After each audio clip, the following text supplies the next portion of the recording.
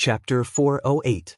After an unknown amount of time, the suffocating silence in the tavern dissipated a little when an oil lamp on the wall began to flicker. "Damn it, Prince." Tampa sighed in pain.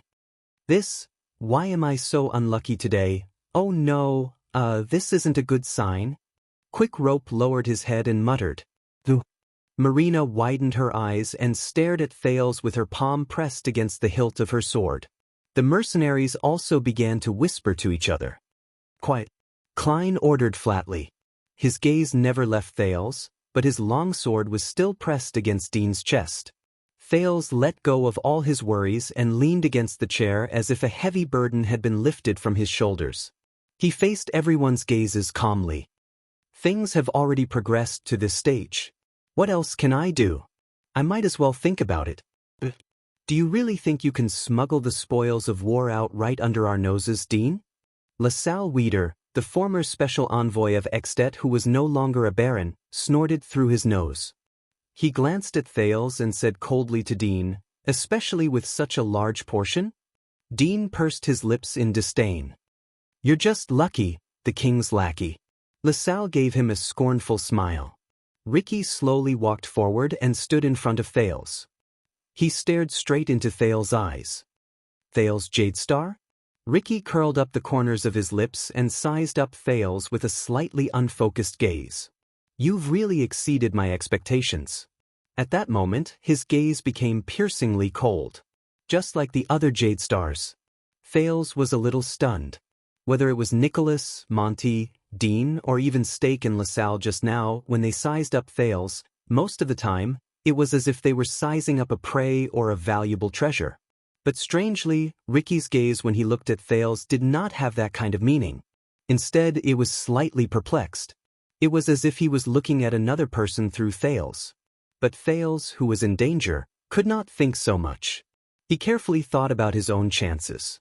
Thales first coughed, then took a deep breath. "The same goes for all of you, disaster swords.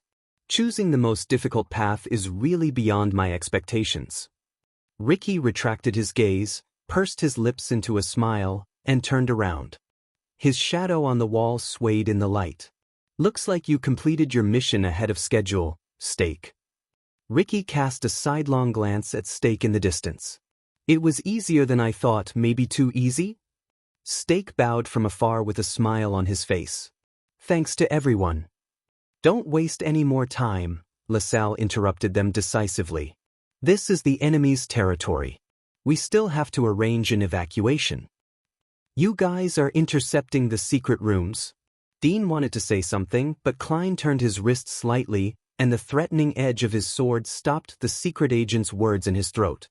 Ricky waved as he walked back. Clay and Masked Man nodded at him. Thales observed their interaction. When he saw Ricky's gesture, he knew that he could no longer remain silent. "I don't understand, Ricky." Thales cleared his throat and said loudly to Ricky's back, "I heard from an attendant that you are a group of swordsmen who are determined to overthrow the Tower of Eradication, right?" Ricky stopped in his tracks. "Of course, you've heard of us." "Disaster Swords," Crassus sneered. "But you don't know." Thales snorted softly. "Is it worth it?" The prince stood up from his chair. The mercenaries beside him subconsciously changed into battle stances until Ricky waved them away. "The prison of bones, is it worth it for you to give up everything and go against all of Constellation? Even to the point where you have to work with these people to kidnap me and turn yourself into Constellation's mortal enemy?" Thales said in a low voice. LaSalle frowned in the distance. "Don't waste your breath on him. This prince is used to inciting," but Ricky raised a hand and silenced the extension's words. The leader of the Disaster Swords turned around again and approached Thales step by step. Compared to the others, who were either murderous or had a sharp, unapproachable presence, the leader of the Disaster Swords had a gentle gaze and a calm demeanor. He was not aggressive, but for some reason, there seemed to be a vortex around him that was slowly accumulating. It slowly built up with each step he took, and wherever he went, Thales could not help but hold his breath. "As I said, you don't know." He bent down and looked straight into Thales' eyes. "You don't know what we want." Thales clenched his teeth and raised his finger. "Listen, No matter what you want, or who you want to save in the prison of bones, I can satisfy you. You just need to give me a small order. The prince took a step forward and said firmly, "Don't forget, I am the Prince of Constellation, the heir to the kingdom. This is your best and safest chance as long as—" But Ricky only smiled mysteriously and shook his head. Masked man behind him said in a low voice, "You can't." His tone was cold. "Unless you are the king." There was a negative emotion in Masked Man's tone that was difficult to get rid of, as if Thales was his enemy. This stunned the prince for a moment. "But I will eventually be the king." Thales snapped out of his daze and tried his best to seize the opportunity.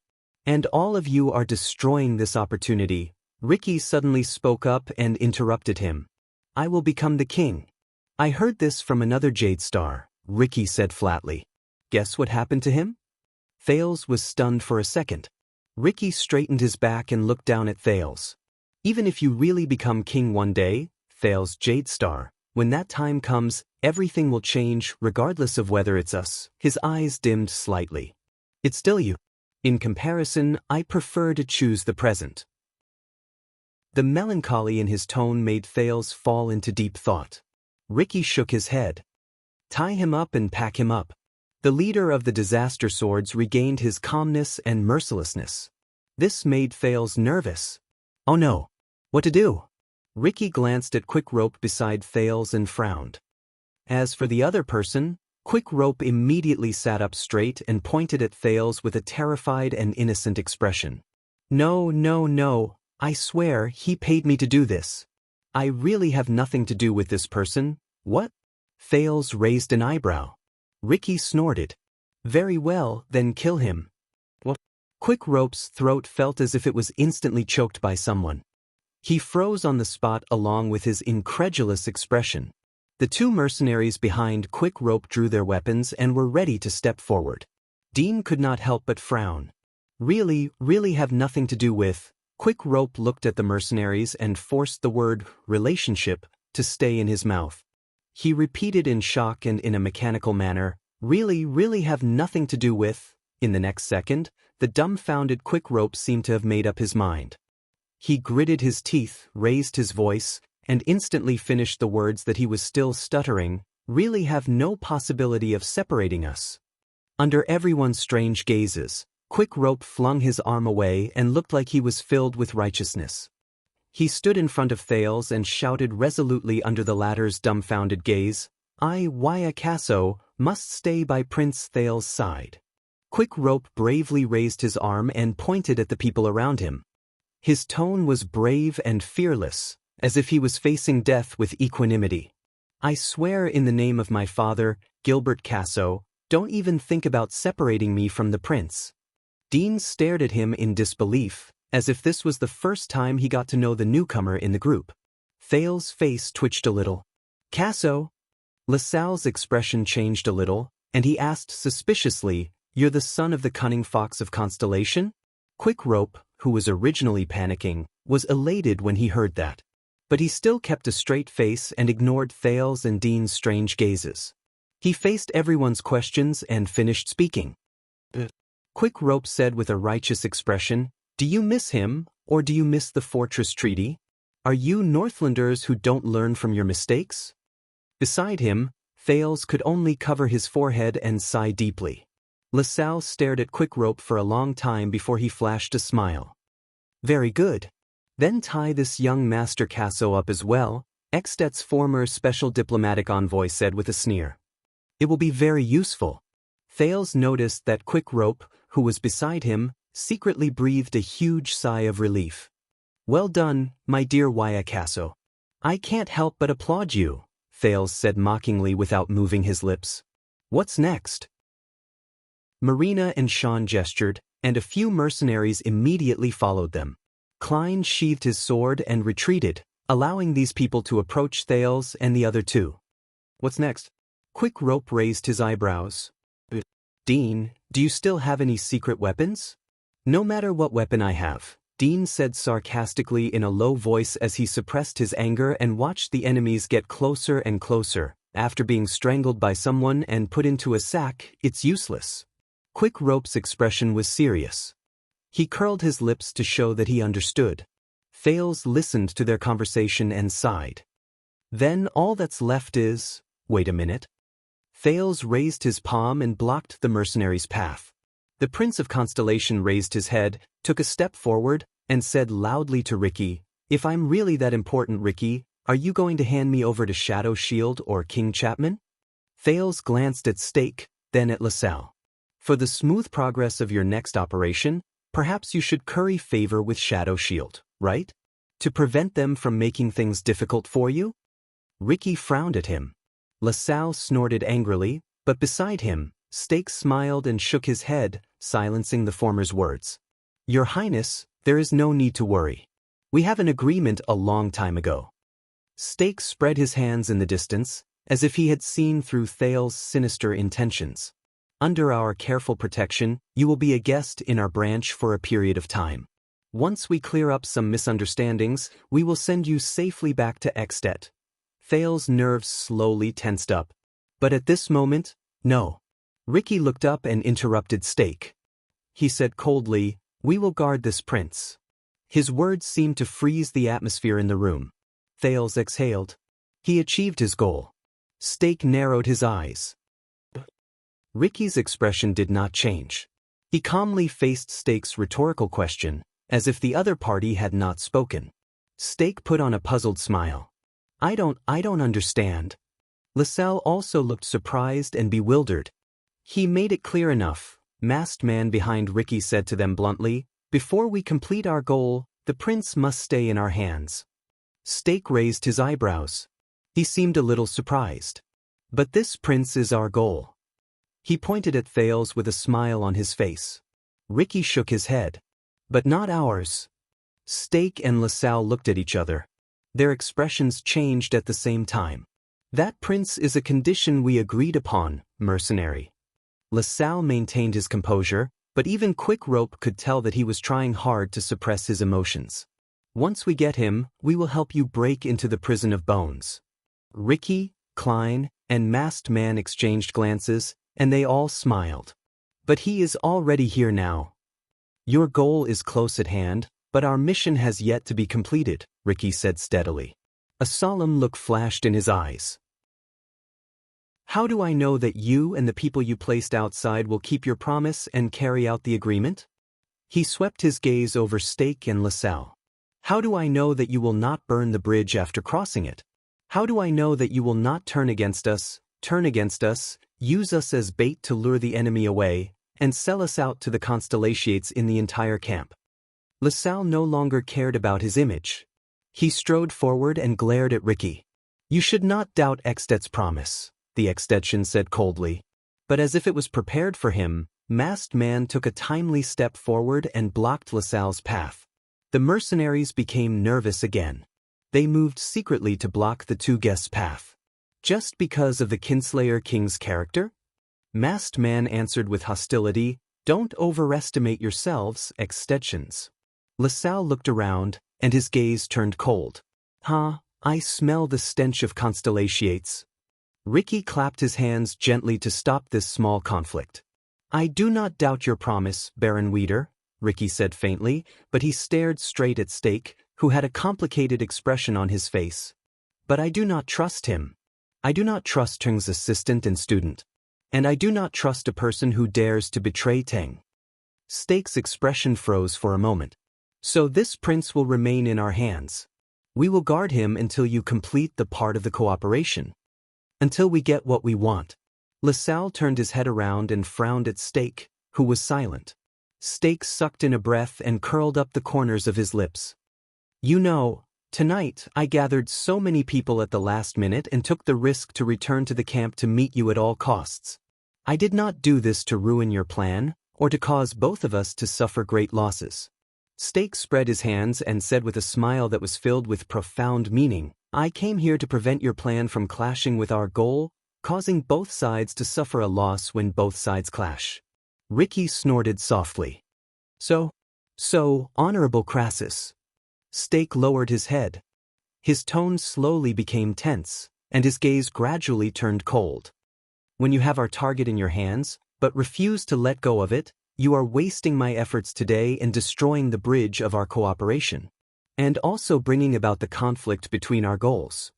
You know, we still have a lot of resources in our hands that can help you, such as the guards in the prison of bones. Ricky's smile slowly disappeared. Threat? Klein sneered and showed his sword hilt. Very well, this is how you should act, Shadow Shield. The atmosphere in the hall became tense again. Really? LaSalle gritted his teeth when he saw that the situation was slowly turning against him. He slapped his thigh indignantly. Oh, please. Thales gritted his teeth and observed the situation. He thought about how he could add fuel to the fire. The alliance between Shadow Shield and Disaster Swords was not that stable. Just as Stake said, they had their own desires and were wary of each other. That was why they temporarily made peace. In fact, the former was calculating and using the latter's power, while the latter was constantly on guard against the former's retaliation. As long as I destroy the foundation of their cooperation, Ricky shook his head. The bridge of our cooperation? On the contrary, Stake. I am strengthening it. Ricky stared at him. Just waiting for your next brick. To ensure that our cooperation will not collapse because one side of the bridge is too heavy. He slapped the table. In the next second, the mercenaries around them, including those by the railings on the second floor, stood up and stared at Stake coldly. Stake furrowed his eyebrows tightly. He put his hand into his robe and clenched a secret signal whistle. He knew that as long as he blew it, the assassins of Shadow Shield would invade the tavern from the weak spots around it. But Stake looked at the mercenaries standing around him, and his expression grew paler. Damn it. The atmosphere became more and more oppressive. The two leaders of Shadow Shield and Disaster Swords exchanged glances countless times. Finally, in the midst of the indescribable tension, Stake exhaled. You always like to have the initiative in your hands, don't you? He put on a friendly smile again and faced Ricky. Ricky snorted softly and did not answer. Stake blinked and waved his hand in a seemingly resigned manner. I understand, Honorable Crassus. If that's the case, he lowered his head and seemed to hesitate for a second. In the next second, under everyone's worried, wary, puzzled, or fearful gazes, Stake raised his head and smiled brightly. I can vouch for you. Ricky narrowed his eyes. Vouch. Stake nodded with a smile and extended his hand to his chest. I guarantee that once my people are lucky enough to invite Prince Thales over, they will not ruin your plans. He brought out a short knife. When they saw Stake's actions, the mercenaries nervously pressed down on their weapons to prevent any sudden attacks. At that moment, Thales' heart sank, even though he thought that there was still a chance to turn things around. An ominous feeling rose in his heart. But Ricky raised his hand gently to restrain his nervous subordinates. What did I say? Klein said coldly with dark light in his hand, they can hide a weapon even in their private rooms. Stake smiled and swung his hand backwards. The blade moved inwards and cut a gap in his robe. Thales frowned slightly. A mezzanine? Perhaps to prevent any misunderstandings, Stake used two fingers to slowly scoop out a neatly folded piece of yellowed paper from the hidden layer of his robe. Under everyone's gazes, he slowly walked forward with a smile on his face. He put the knife back into his robe with one hand, and with the other, he gently handed the paper to Ricky. Ricky watched Stake's actions with a solemn expression. He also took the paper from Stake's hand in an extremely slow manner. What is this? He asked with a frown. Stake smiled. An old letter. It's a letter written to the person you love. It's sincere and moving. Stake's eyes shone with a rare light. It's a pity that it will never reach the recipient's hands. Almost everyone was stunned and dumbfounded. Ricky pursed his lips and shifted his attention to the letter. Be careful, Masked Man reminded him coldly. They are also good at using poison. Ricky nodded. He carefully grabbed a corner of the letter and shook it open. From Thales' angle, he could see that it was a rather old piece of paper made from animal skin. It was obviously not something cheap. As for the content of the letter, since it was too far away, Thales could only see it from the side when he used Hell's senses. There were neat and beautiful black cursive words. Even if he only looked at the general outline of the text, he could still vaguely see the owner's care and seriousness when he wrote it. Letter? Thales was puzzled. Ricky scanned the letter roughly, then immediately raised his head and frowned. Why? Stake seemed to have expected Ricky's reaction. His smile remained, and he bowed as patiently as ever. Look at the signature. Ricky cast a profound glance at Stake. It was clear that he was not very satisfied with Stake's deliberate mystification. But he still looked at the letter. H.N. Ricky's expression changed. He raised his head and waited for Stake's answer. In response to Ricky's question, Stake showed a smug and mysterious smile. That's right, and Jade Star. He repeated each letter. His tone was ethereal, as if he was calling out a distant memory. Stake took a deep breath and said softly, "That's the writer of this letter. Herman Knight Jade Star, the former fourth prince of Constellation." At that moment, only two people managed to react. Thales sucked in a sharp breath, and Masked Man widened his eyes. But a few seconds later, many people's expressions changed. Stake said darkly, "On that night 18 years ago, I obtained this unmailed letter from him." The assassin from Shadow Shield narrowed his eyes, as if he was savoring a delicacy that he had not tasted for a long time. "Just after I sent Prince Herman from the tallest tower in Blade Fang's camp." Chapter 409. At that moment, Thales' breathing stopped. 18 years ago, Herman Knight Jade Star, Blade Fang's camp. Ricky's pupils shrank. "You." He stared at Stake in shock and solemnity, and subconsciously glanced in one direction. "Ghost Prince, it's you." Stake straightened his robe, revealed a perfect smile, and nodded. "It's me."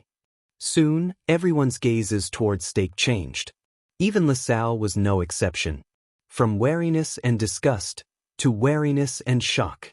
Thales stared at Stake blankly. "Let's put it this way. Look, everyone has a past. And the reason why Teng promoted me to one of his assistants and sent me to be the person in charge of Shadow Shield in Dragon Cloud City," Stake said with a smile. He spread his hands and flashed a strange smile. "There's a reason." He turned to Thales, still smiling. But the prince only felt that this man's smile suddenly became chilling. A long time ago, the Bloody Year was just a label in Thales' mind, a backdrop. Only when he talked to others about it would he occasionally bring up the background of that era in a conversation that had a sense of history and vicissitudes. He was shocked by Gilbert's narration, sentimental in the Jade Star family tomb, and sighed for Willow's fate. He was surprised when he passed by Raymond Pass, angry when he heard King Nuven's story, puzzled when he listened to the Old Crow's discussion, and melancholy when he passed by Ghost Prince Tower. But Thales had never been in close contact with the Bloody Year of that era. It even gave him a misconception. That's all in the past. War, assassinations, conspiracies, death, and bloodshed. All these things that happened from year 660 to year 661 of the calendar of eradication seemed to have happened behind a curtain. They were like history, legends, and stories. It was only at this moment, when Thales looked at Stake, at the true culprit of that year, at the curve of his lips and the fanaticism in his eyes, that he suddenly understood. He had been living under the shadow of that bloody year. Damn it! LaSalle could no longer maintain his noble demeanor. He clenched his fists in front of his chest and stared at his companion in shock. Masked Man's eyes bulged. He stared at Stake with bloodshot eyes and trembled slightly. The mercenaries were in an uproar. But Stake did not care about them. Is this guarantee enough? Stake stared at Ricky and the latter's solemn expression. "Do you still think that I will betray all of you to Blade Fang's camp, doubt my stand against Constellation, or doubt my integrity?" Stake sneered and pointed at the letter in Ricky's hand. "If the above happens, then use it. Send me to the list that Kessel and the Black Prophet missed out on. Send me to the Secret Intelligence Department's endless search and pursuit." The entire tavern fell silent. It felt like a century had passed. Ricky took a deep breath to calm himself down. "Not bad." He nodded with difficulty, as if there was a heavy weight hanging on his neck. "It is indeed a substantial guarantee. Let your people in." Ricky seemed a little touched. He folded the letter again and carefully tucked it into his bosom. His voice was a little gloomy. After we take the prince away, we still have a lot of things to do. Thales felt a chill in his heart. Stake smiled sincerely. He bowed respectfully. It is my pleasure. At that moment, Thales watched in a daze as Ricky waved at his subordinates. He watched Stake take out a whistle in a pleased manner and blow it silently. Under Ricky's orders, Marina and Sean walked towards the three of them with furrowed brows. The prince's shock and fear still lingered in his heart. Herman. The fourth prince. The ghost prince, he suddenly remembered Old Hammer's sigh. He landed face first, but soon, the sin of hell's river surged through his body. With a shudder, the absent-minded Thales immediately snapped out of his daze. No, he raised his head in a daze. Ricky's sternness, Stake's smile, and LaSalle's solemnity were all in his eyes at that moment. Thales panted as he watched the people from Disaster Swords hand over his ownership to Shadow Shield. His heart tensed up. No, it's not over yet. Shadow Shield, I can't go with them. Thales thought and gritted his teeth. He turned his head and observed his surroundings. Then, with a firm expression, Thales whispered to Dean and Quickrope behind him. Cover me. Quickrope, who was also panicking, frowned. What? Dean, on the other hand, looked at Thales' gaze and guessed his intentions. He could not help but say, Are you crazy? Thales clenched his fists. He stared at Stake's satisfied expression from afar. Trust me, Thales said through gritted teeth. Their secret conversation ended there, because Marina had already arrived behind Thales. The prince pushed Dean and Quickrope aside and took the lead to meet Marina and the mercenaries behind her. Put your hands behind your back, your highness, and it won't hurt so much. Marina said coldly to Thales. There was a malicious look in her eyes. But Thales snorted softly and slowly approached Marina. Marina, am I right? I think you must be very angry right now. The prince sighed and said, Your whole family was wronged and died with a crime they should not have committed. Today, your actions will make that crime a reality. Marina trembled slightly. She clenched her fists and took a deep breath. Jadestar? Marina snorted softly and went forward. She stared at Thales at a close distance and said disdainfully, You look no different from a normal person, don't you? Her gaze slowly turned cold. What makes you so important that even if you shed a drop of blood, countless innocent people will die with you? Thales took a step closer and winked playfully. Maybe it's because our blood glows? Marina frowned when she sensed the provocation in his words. Asterisk clang. Asterisk Thales felt a chill in his heart. The swordswoman in red drew the sword in her right hand and slowly raised it from the side of her body to approach the prince's face. Marina sneered, Then let us see your, I'm sorry. Thales put on a stern face and abruptly said. She probably did not expect him to surrender so quickly. Marina was slightly stunned.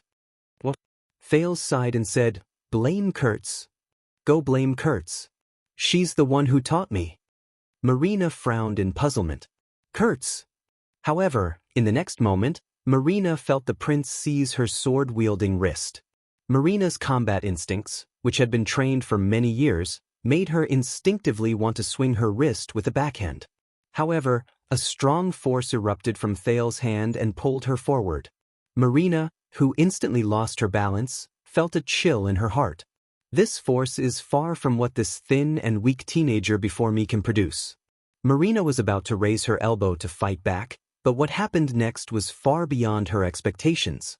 Thales took a step forward as if he was dancing and pulled the swordswoman in red into his arms.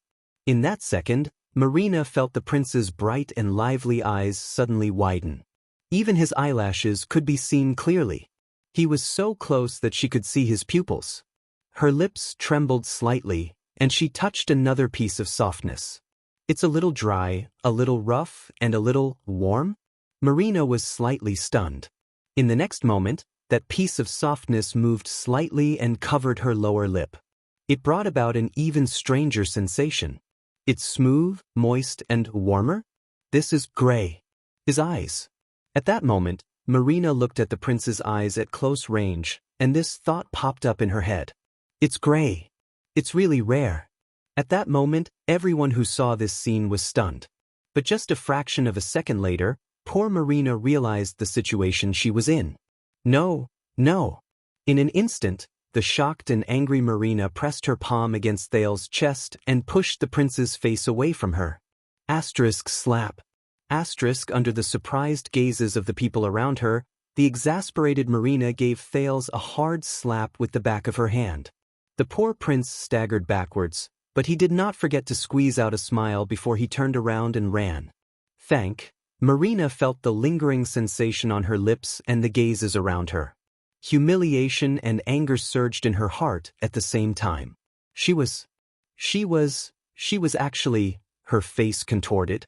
She raised the sword in her right hand and said angrily, "You be asterisk starred, huh?" Marina, who was about to hit him on the back, looked at her empty right hand and was stunned. Where's my sword? Thank you." The prince's words traveled to her along with the sound of the wind as he turned around. At that moment, Xian, who was behind Marina, turned pale with fright. "Be careful." It was only then that Marina snapped out of her daze. At some point in time, one of her twin swords had already appeared in Thale's hands. As the prince charged forward without any distractions, it erupted with an indescribable speed and stabbed towards Ricky at the center of the tavern. Before the mercenaries in the distance could react, Xian and the others, who were the first to witness the situation, drew their swords in shock and anger. However, they were stopped by Dean and Quick Rope, who were already prepared for this. They blocked their way. T. Marina only had time to think about this. On the other side, whoosh. Thales gritted his teeth, raised his long sword horizontally, and moved his feet. He felt the strong sound of the wind brought about by the sin of Hell's River as he charged forward. There was only one person in his eyes. Ricky frowned and raised his head to look at Thales, who suddenly attacked. The sudden turn of events startled everyone, but the battle-hardened warriors reacted extremely quickly. Klein flipped his wrist, and with an even faster speed, dim light pierced towards Thales from the side. Boom. The sin of Hell's River poured down like a river and filled Thales' legs. The power of eradication, which was imitated from the twist of fate, poured out, and as his joints rubbed against each other violently, it pushed Thales' trajectory away. He bypassed Klein's interception. Klein cried out in surprise, but he could only let the tip of his sword slash past the side of Thales' legs. Thales felt the intense pain in his knees and ankles. He roared and broke through the interception that was impossible to break at all costs, and swung his sword at the unarmed Ricky. There were too many of them. Too many. He only had this one chance. He had to seize it. He had to. In front of him, a hint of surprise appeared in Ricky's eyes. Beautiful move.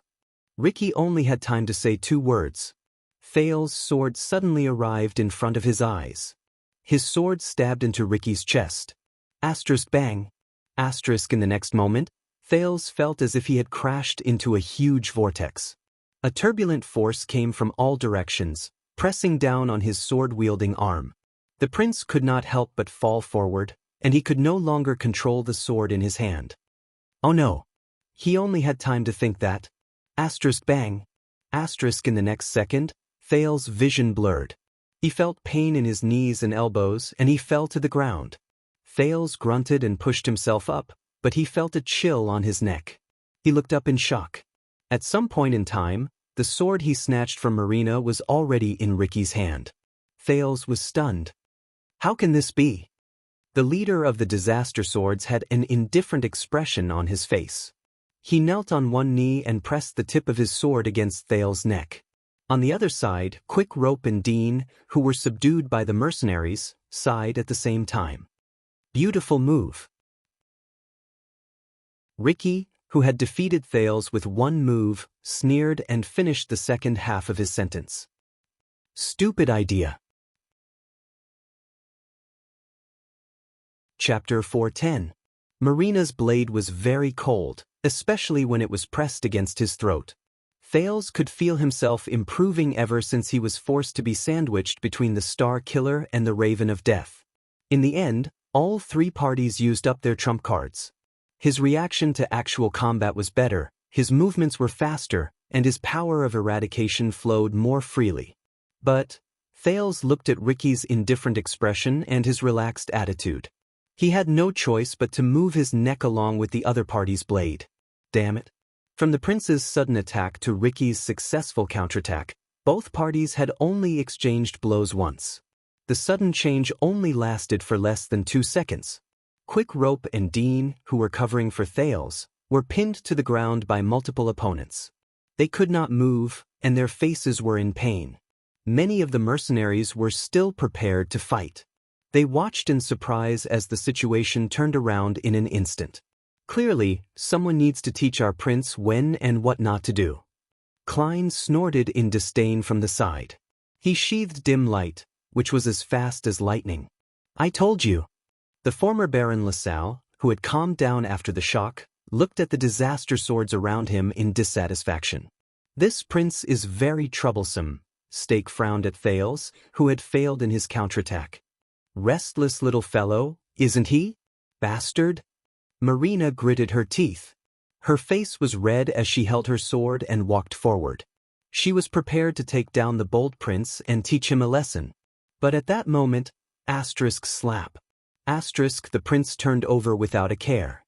He stretched out his right arm and firmly grasped his enemy's sword hand. Ricky's expression changed.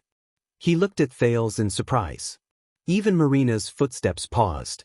Hey, disaster swords. Thales' arm muscles tensed. He pushed the sword away from his throat with all his might. His voice trembled slightly as he wrestled with Ricky. It's not over yet. However, at that moment, the prince felt that Ricky's wrist was like a 1,000-year-old tree that had taken root, or a huge rock that weighed 10,000 pounds. It could not be pushed away, nor could it be shaken. I heard that you're very interested in Black Sword, right? Thales tried his best not to think about the cold sword on his neck. He forced a smile. Unfortunately, I'm also very interested in him. Ricky watched Thales struggle like a cornered beast and frowned. He seemed very dissatisfied. A smart person should know when to give up. Following Ricky's words, a strange power flowed out from his wrist. Thales' expression suddenly changed. At that moment, Ricky's power of eradication flowed into his entire body through Thales' palm. Thales felt as if he had been thrown into a cauldron, covered with a lid, and set on a flame. Scalding hot. It stung. It was heavy. In a trance, his blood emitted an uneasy muffled sound. His skin was slightly irritated, and the bones in his body couldn't move at all. It was as if someone was tightly clamping him down and putting him under great pressure. With Thales' hell senses, the power of eradication in Ricky's body was like countless deep whirlpools that devoured everything in its endless, rolling undercurrents. Once one fell into it, there was no way to escape or leave. What is this? Thales thought in agony. At that moment, Ricky's cold voice slowly traveled into Thales' ears. Such as you. Ricky watched with satisfaction as Thales' face turned from red to white. His breathing froze, and he watched as Thales' eyes lost focus under his terrifying power. Thales trembled slightly, and his grip loosened. Every time. Ricky pursed his lips and thought in a bored and indifferent manner. It's the same every time. When their power of eradication surged into their opponent's body. He shook his head in disdain. But just as Ricky was about to push away the powerless Thales, the prey under his sword suddenly trembled slightly. Thud. Under everyone's gazes, the prince, who was already at the end of his tether, suddenly sucked in a sharp breath, extended his left hand, and grabbed Ricky's collar tightly. Ricky's pupils instantly shrank. Thales gritted his teeth and exerted force in his hand to close the distance between them. Ricky stared at Thales in a daze and asked in slight doubt, You can still move? As a leader, you are indeed very special, Ricky. Thales' breathing became more rapid. Sweat broke out on his forehead, but his face was flushed, and his words were smooth. They are all cold and violent, but you, Ricky shuddered violently. What? Yours is scorching, oppressive, heavy, and blots out the sun. It's like a terrifying whirlpool that you can't escape from. Thales smiled with his forehead drenched in sweat. He felt the power of eradication in his body surge inch by inch, as if it had a mind of its own, expelling and clearing the foreign power that invaded his body. But that ominous energy is still the same. The disaster swords. The power of eradication began to spread in Thales' mind. It was boiling and excited. When he heard Thales' words, Ricky widened his eyes in shock. How did you? Thales gripped Ricky's wrist and collar tightly. He resisted the influence of the power of eradication on him, and suppressed the urge and desire to immediately counterattack. Damn it. Not enough. Not enough. I still don't believe it. As he thought, Thales grunted with his forehead drenched in sweat.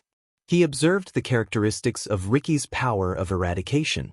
Just like how he imitated the twist of fate not too long ago, he urged the power in his body to change.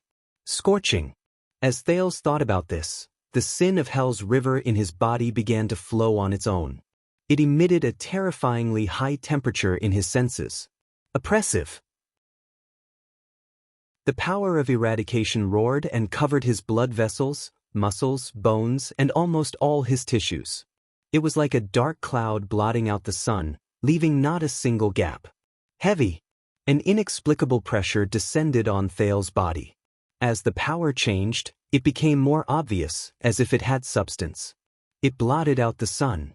Soon, the sin of hell's river spun around a center, as if it wanted to tear him apart, but also as if it wanted to devour everything. At that moment, Thales had the illusion that no matter what kind of attack it was, as long as he was still immersed in the vortex formed by the power of eradication, he could easily withstand it. Thales exhaled in pain. He could vaguely hear his body protesting against the chilling sounds of friction, as if it was a machine that could not bear the weight of a heavy load. No one knew that in less than a second, he had experienced the terrifying ups and downs from the peak of a mountain to a deep valley, and then from the depths of the earth to the clouds. Compared to the twist of fate, which he was almost familiar with, this time, the transformation of the sin of hell's river gave him a greater burden and cost than he imagined. But Thales tried his best to pull himself together and looked at the enemy in front of him. The teenager took a deep breath and tightened his grip on Ricky's wrist. He smiled as if he had been relieved of a burden. Just like this. Soon, the newborn sin of hell's river, which had completed the transformation in his days, poured into Ricky's body. At first, Ricky looked puzzled, but as the unusually familiar power gradually surged into his body, the man's breathing became more rapid. This is scorching, oppressive, heavy, blotting out the sky. Just like, as he looked at Thales' smile and sensed the feeling coming from his body, there were no words that could describe Ricky's current expression. No, he widened his eyes and shook his head subconsciously, as if he could not believe what was happening before his eyes. Impossible. Thales coughed in pain, and the young power of eradication immediately dissipated. His hand left Ricky's collar and fell limply to the ground. The onlookers did not know what was going on. As they listened to the conversation between the two, they were surprised and bewildered. The anxious Sean wanted to walk forward, but Ricky waved him away. "What's wrong, Ricky?" Klein asked tentatively. But the leader of the disaster swords only shook his head slightly and did not answer. He was still immersed in disbelief and surprise. "I know." Thales looked as if he was on the verge of death. His expression was dazed, and he forced himself to stay awake. He gritted his teeth and said, "I know why all of you want Black Sword." Ricky's shock slowly disappeared, but his frown deepened. He began to face the truth before him. "For you?" Crassus of the disaster swords asked in a low voice. But Thales only sucked in a deep breath and shook his head. "Believe me, Ricky, you don't want Black Sword." The prince's face was full of exhaustion. "You want me. I'm the one you really need." The teenager fixed his gaze on the man. "Me." The lights in the tavern were much dimmer than before, making Ricky's expression look incredibly solemn. On the other side, Stake of Shadow Shield coughed to remind the disaster swords. What are they doing? LaSalle urged impatiently. Are they chatting? Masked Man looked at Ricky worriedly. He watched as he suppressed the prince but did not move. Ricky, we should take action, he waved at Sean and Marina. The latter two walked forward cautiously or with gritted teeth. But Ricky suddenly raised his head. Sepa. The leader of the disaster swords had never been so serious before. He looked coldly at his subordinates who were prepared to come forward to capture the prince, and said coldly, all of you. The mercenaries were stunned. But before they could react, Ricky withdrew the sword in his right hand, grabbed Thale's collar with his powerful left hand, lifted him up from the ground, and slammed him on the table beside him. Asterisk bang. Asterisk amid the loud noise, Thales lay on the table in pain and moaned. But before he could react, Ricky turned his sword around, sliced through the air, and stabbed at his head. Asterisk whoosh. Asterisk Thale's mind went blank. Asterisk thud. Asterisk a muffled sound rose. The tip of the sword grazed past Thale's scalp and was embedded deeply into the table. It was only an inch away from Thale's forehead. The prince glanced at the cold glare of the sword through the corner of his eye. His heart pounded, and he stared at Ricky's eyes in shock. Hey, be careful.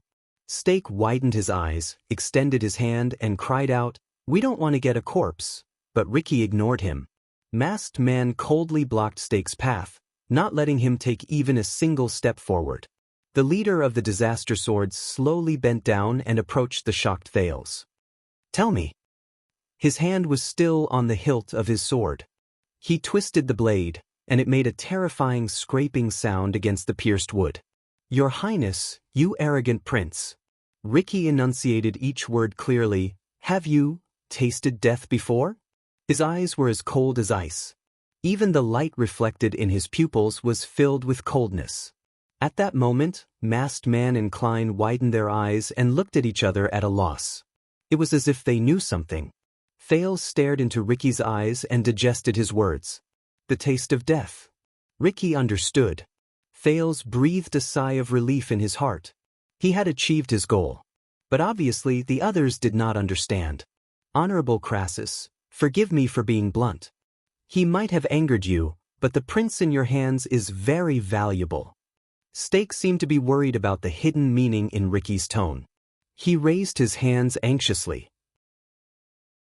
If you are dissatisfied with him, Ricky suddenly turned around. He glared at Thales and shouted fiercely. Shut up. Stake was rendered speechless. The rest of his words were stuck in his mouth. In the next second, Ricky turned around and continued to stare at Thales on the table. He said sternly, Answer me, Prince. His breathing quickened. Have you seen death before? At that moment, Ricky was like a fierce beast with sharp claws and a long beard. He no longer had the indifference he had when they first met. Thales frowned. His thoughts drifted away. Only those who have survived death have the right to use and control it. At the moment it fused with you, you wandered between life and death, and the boundary between life and death became blurred. As he mulled over the past, the prince recovered the energy he had used just now and clenched his fists. And Ricky still held him hostage. He did not relax in the slightest. The whispers in the tavern slowly disappeared. Although the mercenaries were puzzled, they still stayed in their positions and waited for their leader's decision. A few seconds passed. Of course. The prince gritted his teeth. His breathing was chaotic. I have seen it before. More than you can imagine. Ricky's frown slowly disappeared. But you're alive, he said slowly. His anger and shock slowly disappeared. It was not a question. Yes. Thales repeated his words. His smile was forced. Although I can't remember clearly, but... Thales took a deep breath and did not look at the blade of the sword that stopped next to his forehead. Yes, I'm back. I'm back every time. He raised his trembling right hand and pointed at his chest. Together with it, Ricky's frown disappeared completely. He no longer twisted the blade on the table. How did you know? His tone was cautious. About, Ricky's gaze followed Thales' finger. He said the next word solemnly and sternly, it. Thales exhaled laboriously. Don't forget I am a jade star. The prince smiled weakly. We know everything. Ricky's expression froze. He narrowed his eyes. Jade Star? Horus Jade Star? Ricky took a deep breath. His tone became downcast along with his head. Is it him? Who learned all of this from the Tower of Eradication? Thales was slightly stunned. What? Whether it's him or not? Thales gulped. He was determined to get through the crisis before him first. But you want me? He stared straight at the slightly confused Ricky. You want me more than anything else. Because I represent the miracle and opportunity that all of you have been dreaming of. Thales repeated their words in a low voice. The end of the old era and the beginning of the new era. As Thales spoke, the confusion on Ricky's face slowly faded. He looked up. Yes. Ricky looked at the prince in front of him, sighed, and said in relief, I want you. There was a profound meaning in his words. In the next second, Ricky exerted force with his right hand, pulled the blade out from the table, and turned to the others. Thales was left alone, lying on the table, panting in shock. Take him down. Be polite. Ricky brandished his sword and tossed it back to Marina, who was staring at Thales unblinkingly and indignantly. Sean nodded and walked forward. Get ready. At that moment, it was as if Ricky had become the calm and indifferent leader from before. We will begin the next step. Klein and Masked Man looked at each other. They glanced at Thales uneasily and nodded in unison. The mercenaries started to move. Stake coughed to remind them of his existence. Since we have subdued this mischievous prince, let us take him away, at least to a safe place. But Ricky suddenly raised his head and interrupted him. The prince must stay in our hands as a pledge.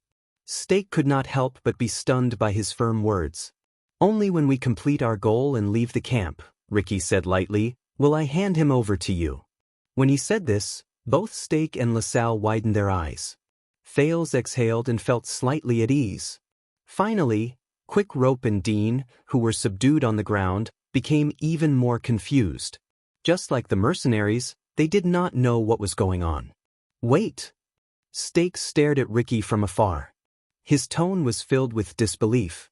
I gave you such a huge guarantee, but you still insist on maintaining the status quo? He pointed at Thales, who was violently dragged down from the table by Sean. But Ricky only snorted softly. You didn't give me anything, Stake. Shadow Shield has always been Constellation's enemy, the leader of the Disaster Swords said coldly. Even if that letter is exposed, it will only push your name forward on the Secret Intelligence Department's enemy list. Stake's expression turned cold. The veins on his hand could be vaguely seen. So, the letter I gave you is equivalent to throwing away my money? Stake's tone slowly tightened along with his expression. This is not the way to do business. He put his hands in his robe and slowly paced forward. Masked Man consciously stood in front of him. The mercenaries sensed the barely discernible tension. They did not need to be reminded to be prepared for battle. They stood in formation and were wary of the enemies hiding outside the eaves. We, mercenaries, have our own way of doing business. Ricky said nonchalantly, accept it or screw it up. It's your choice. Stake's gaze became extremely cold. Screw it up. The guest of Shadow Shield gritted his teeth. His words were cold. Everyone. When LaSalle saw that the situation was about to reach a stalemate again, he quickly said, this camp is filled with Constellation's army. If we drag each other down, no one will be able to walk out of here safely, and we won't be able to achieve our goal. Ricky smiled in response. We did what we promised you. The prince is here. I think you don't mind us temporarily detaining the goods, Ricky said loudly, but intentionally or not, he glanced at a few corners at the top of the tavern. Until you pay the rest of the money? Stake stiffened. He knew that the places Ricky looked at just now were the places where the assassins of Shadow Shield had been hiding outside the tavern for a long time and were ready to attack at any moment. But Stake clenched his fists in indignation. You don't think I'm blind, do you? Stake gritted his teeth and said, just now, you and the prince whispered in each other's ears for a long time. Sean had just roughly tied Thales up. He noticed that Sean was carrying Thales' luggage on his back. When he heard this, he was stunned. Stake glared at Ricky, who looked calm and composed. You weren't really tempted by the prince's words and reached some kind of deal with him, right? Such as, some kind of deal between you and Constellation, such as the prison of bones? Ricky stopped what he was doing. LaSalle stopped talking as well. He stared at the others with deep distrust in his eyes. Masked Man frowned. Then it'll be very ugly, Stake said coldly. Do you think that Shadow Shield would come all the way here just to let you take away our target so easily? Ricky took a deep breath, turned around, and met Masked Man's gaze. He laughed. Ah! Masked Man laughed as well. It was as if he had heard the funniest joke in the world. I can understand. You gave us that letter, so you were very indignant. You felt as if you were being taken advantage of. Ricky laughed very happily. He waved his hand. Are you still worried that we will judge the situation and turn around to collude with Constellation? Make all of you fall short of success? Stake's expression became more and more unpleasant. Ricky walked forward, moved past Masked Man, and arrived in front of Stake. But what I want to say is, Stake, just like you, we were destined to be enemies with Constellation a long time ago. Stake was slightly stunned. Ricky stared at him and said faintly, as a reward for your letter, and as a reward for your sincerity, with a calm expression, he crooked his finger behind him. Samuel? While Stake, LaSalle, Thales, and the others were puzzled, Masked Man snorted coldly and walked forward. He stretched out his hand and pulled down his mask without hesitation. The lights flickered, and the Masked Man's face was indistinct. It was a face that had been through the vicissitudes of life. The man looked to be in his 40s or 50s. His cheekbones were high, and his sideburns were faintly visible. Stake scrutinized him with a puzzled expression, as if he did not know what to do for a moment. You are... Masked Man shook his head in disdain. But LaSalle's expression changed beside Stake. That is... The former Baron of Extet stared at the man and shuddered slightly. Many mercenaries, including Quick Rope, looked at each other in confusion. They were extremely puzzled. Thales tried his best to stretch his neck, but he could only see Masked Man's side profile. Damn it, who is that guy? But Thales was immediately stunned. Side profile. Yes, he could only see Masked Man's side profile. But that was enough. There was an obvious and ferocious brand on one side of the man's face, from his chin to his cheekbone. His skin and flesh were turned inside out, and blood was everywhere. It was like... Thales stared at the brand on the man's face in a daze.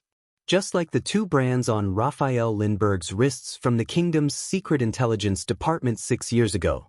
They were the Arund families, but the prince was shocked again. He recognized it. The imprints on the Masked Man's face had a regular pattern and a shape. That is, Thales could not believe his eyes.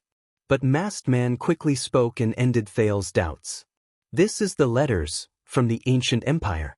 It represents the Jade Star royal family. It was branded a long time ago, he said coldly as he gently touched the ugly and terrifying brand on his face. Stake shuddered violently. Masked Man said coldly, the person who is branded with this brand is a sinner who was personally ordered by the Supreme King of Constellation to be punished. He will bear the shame and sin that will never be forgiven, and he will never be able to redeem himself. Stake took a step back with a surprised expression. Ricky crossed his arms and sneered slightly. Klein looked as if he had known about this for a long time and was not surprised. Marina listened to Masked Man's confession with a complicated expression. Thales stared at the man named Samuel in a daze. He could not describe the feelings in his heart. Stake remembered something and asked with uncertainty, "You said your name is Samuel?" Samuel, who was no longer masked, snorted softly. "As you said, everyone has a past." Samuel turned around and faced the people in the tavern. After the war 18 years ago, aside from all of you assassins who deserve to die, there was also a group of people in Eternal Star City who were sentenced to prison by the newly crowned King Kessel. Samuel slowly walked forward. His tone was cold. All of them were skilled, experienced, and powerful warriors who were born into nobility. They once made a glorious oath to protect the noblest descendants of the kingdom. Samuel turned his head abruptly and looked at Thales, causing the latter to be shocked. Under the illumination of the light, the brand on his face became even more obvious and terrifying. His gaze was very strange. He was clearly staring at Thales, but it was as if he was looking into the distance through a layer of water curtain. Samuel spoke slowly, but because of that failure and humiliation that the world knew about, they were wronged under the wrath of the new king. They were charged with grave crimes, and from then on, they could only waste their lives in the miserable underground. They could never be free, and they could never see the light of day. Samuel raised his head. His tone was one of pride and pain. I am Colin Samuel from Eternal Star City. I am the youngest son of Viscount Luca Samuel. He said in pain. I was once the vice flag bearer of the Royal Guards of Constellation. I was the personal guard of the late King Adi II. I was the glorious Emperor's Praetorian Guard. He stared at Thales with a complicated gaze. I was also a member of the Royal Guards who guarded Renaissance Palace during the Bloody Year. Thales stared back at him in a daze. His emotions were in a mess. Royal Guards? Isn't that? Samuel gritted his teeth and clenched his fists. In the almost suffocating atmosphere, he said angrily, after the unfair trial, he was also the only one among the 46 royal guards who refused to plead guilty and were sentenced to life imprisonment in the prison of Bones. He was the only one who managed to escape. They are felons who have no place in the whole of Constellation. Stake did not speak anymore. He only looked at Samuel with a profound gaze. The tavern was silent. Then Ricky spoke again. Compared to your letter, which was more of a gimmick than a practical one, this is our guarantee, Stake. It is impossible for us to work with Constellation. So the prince will stay in our hands and even act with us, Ricky said coldly. His safety, and whether he can be handed over to you smoothly, all depends on the success of our next operation. And here I am, thanking both of you for your generous help in advance. Ricky's words were filled with hints. Stake and LaSalle frowned. Ricky snorted softly, turned his head around and ignored them. The leader of the Disaster Swords swept his gaze over the solemn mercenaries. His gaze swept past Thales' face, whose emotions were complicated. Let's go. Chapter 411. The west slanting moon shone faintly on an alley. Thales leaned against the wall in the alley and watched the blood whistle mercenaries, or rather, the Disaster Swords, skillfully lurking in the alley. They were silent but highly vigilant. He felt anxious. Damn it. After they left the tavern, they did spread out, but they were even more vigilant. I can't find a chance like this. From planning to taking action, the Disaster Swords could be said to be swift and decisive. The Prince of Constellation, Quick Rope, and the others were escorted out of the tavern in a few minutes. They approached the prison of Bones in an efficient and low-key manner. The efficiency of Shadow Shield, Disaster Swords, and LaSalle working together was not to be underestimated. Aside from them deliberately moving in groups to hide their tracks, they did not alert a single person along the way from my home to this place. Even the patrols they were supposed to run into had disappeared from their sights. But at that moment, what Thales was most worried about was not this. He was worried about one of the people guarding him, a certain swordswoman with an angry expression on her face. 8 or 9 years ago, when I returned to my hometown, there was also a local rascal who wanted to molest me. Marina rubbed her lips gently with one hand and pressed the hilt of her sword with the other. She leaned close to Thales' ear and whispered. Her words contained hatred that could not be ignored. Do you want to know what happened to him? No, not at all. But in the face of Marina, who was gnashing her teeth, Thales could only return an awkward smile filled with guilt and helplessness. Hey, I'm very sorry about what happened just now, but you're too good. That was the only way I could. Before he could finish speaking, a cold glare flashed in Marina's eyes. It made Thales, who was already in the wrong, freeze. His flattery did not work at all. God take pity on him. Be it in this life or his previous life, which had blurry memories, he had never done something like sexual harassment, which he despised and despised. However, just now, Thales lowered his head sorrowfully and avoided Marina's fierce gaze. his reputation in 2 lives was destroyed in 1 night. Marina snorted coldly and gently pulled out her sword.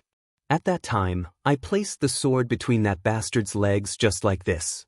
As goosebumps rose all over Thale's body, Marina lowered her weapon with a cold expression. Then, with a twist of my wrist. Fortunately, when Thales felt a chill at his crotch and was about to cry for help, a steady and gentle voice stopped him. Marina, I asked you to keep an eye on him, not to find a chance to kill him. Ricky's figure appeared at the entrance of the heavily guarded alley. He nodded slightly at his subordinates in the alley, his expression solemn. Restrain yourself. Marina frowned, but she still put away her sword under Thale's hopeful gaze. Of course. She put away the unwillingness on her face and said lightly. However, Marina's next sentence made Thales feel bitter in his heart again. We should gag his mouth and remove one of his arms or one of his legs. If he's in the middle of our operation, but Ricky shook his head. Our esteemed guest is not a stupid person. Crassus of the Disaster Swords narrowed his eyes and stared at the prince, who was forcing himself to remain calm. He knows when to negotiate and when to resist. He also knows who is his greatest support at this moment. Thale's heart instantly became heavy. He knew that the people from Shadow Shield were secretly hiding in the periphery.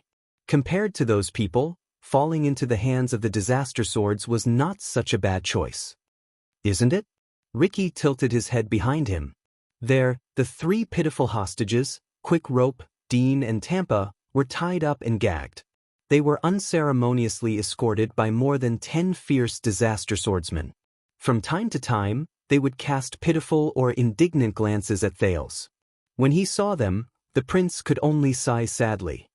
Of course. Compared to them, Thales was very lucky to only have his weapons and luggage taken away. He glanced at the crossbow of time on Marina's back and the JC dagger tied to her waist. He could not help but gulp. This action made Marina's gaze even more disgusted. Under Ricky's signal, the mercenaries, including Marina, obediently moved a little further away. Ricky stood in front of the prince. His gaze was burning, and it made Thales feel uneasy.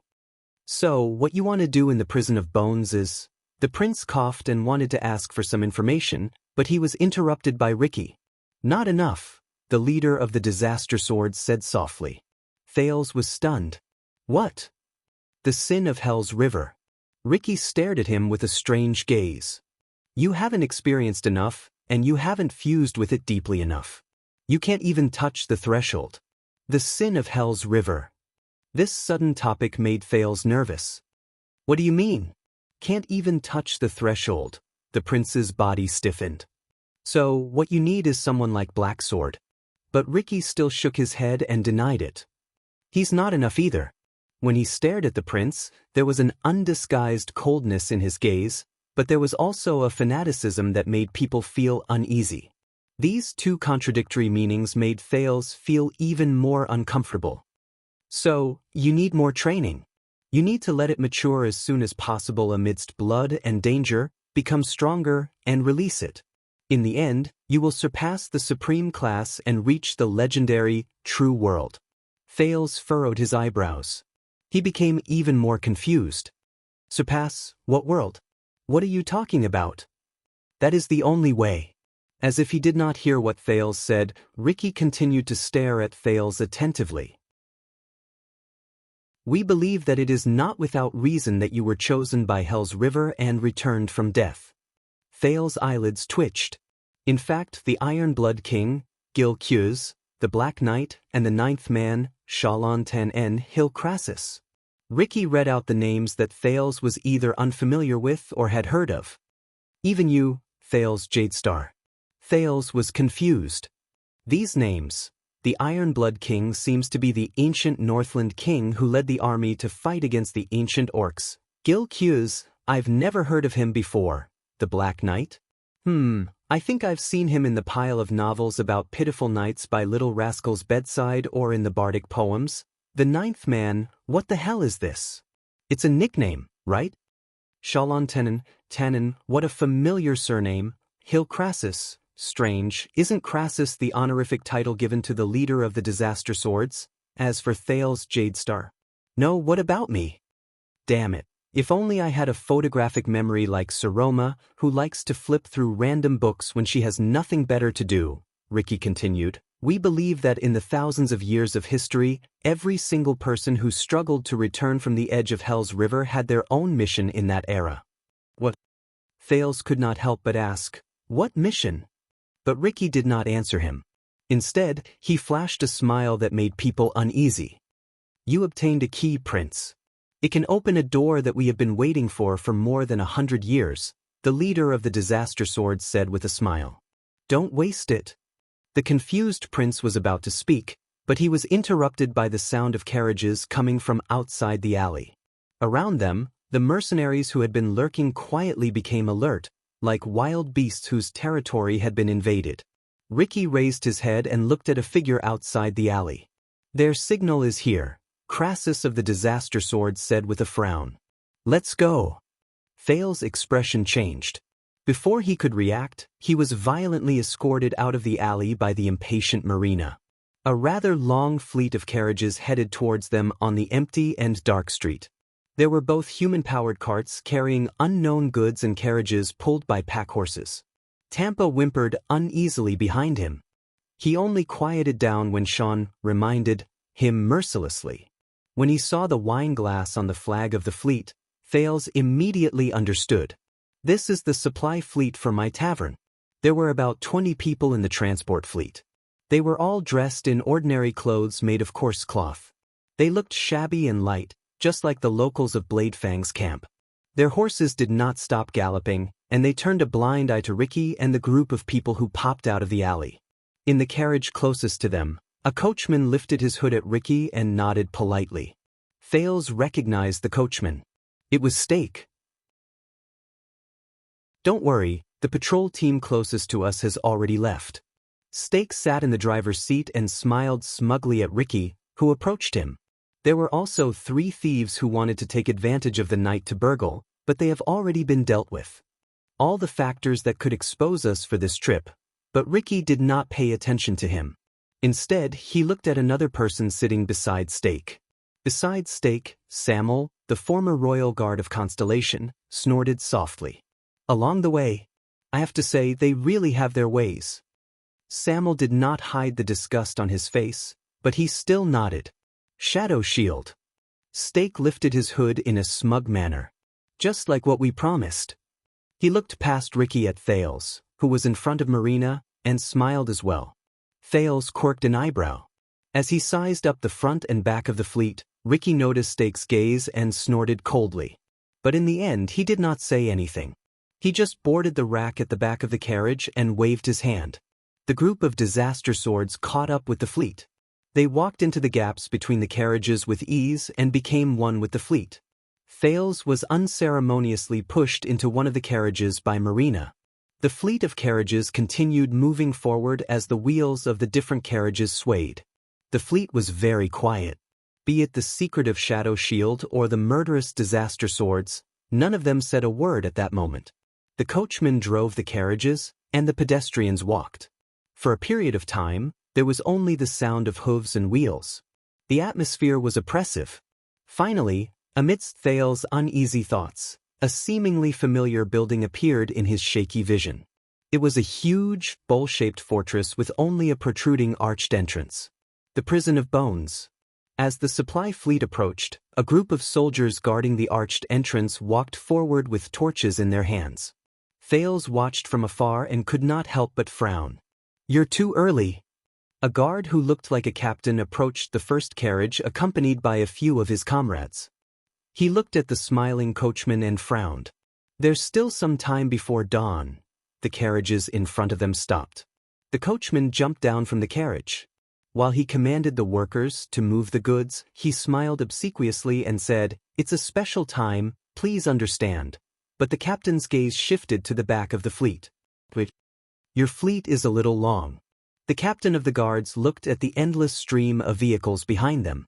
Suspicion appeared on his face. Why are some of them carrying weapons? But the coachman did not panic.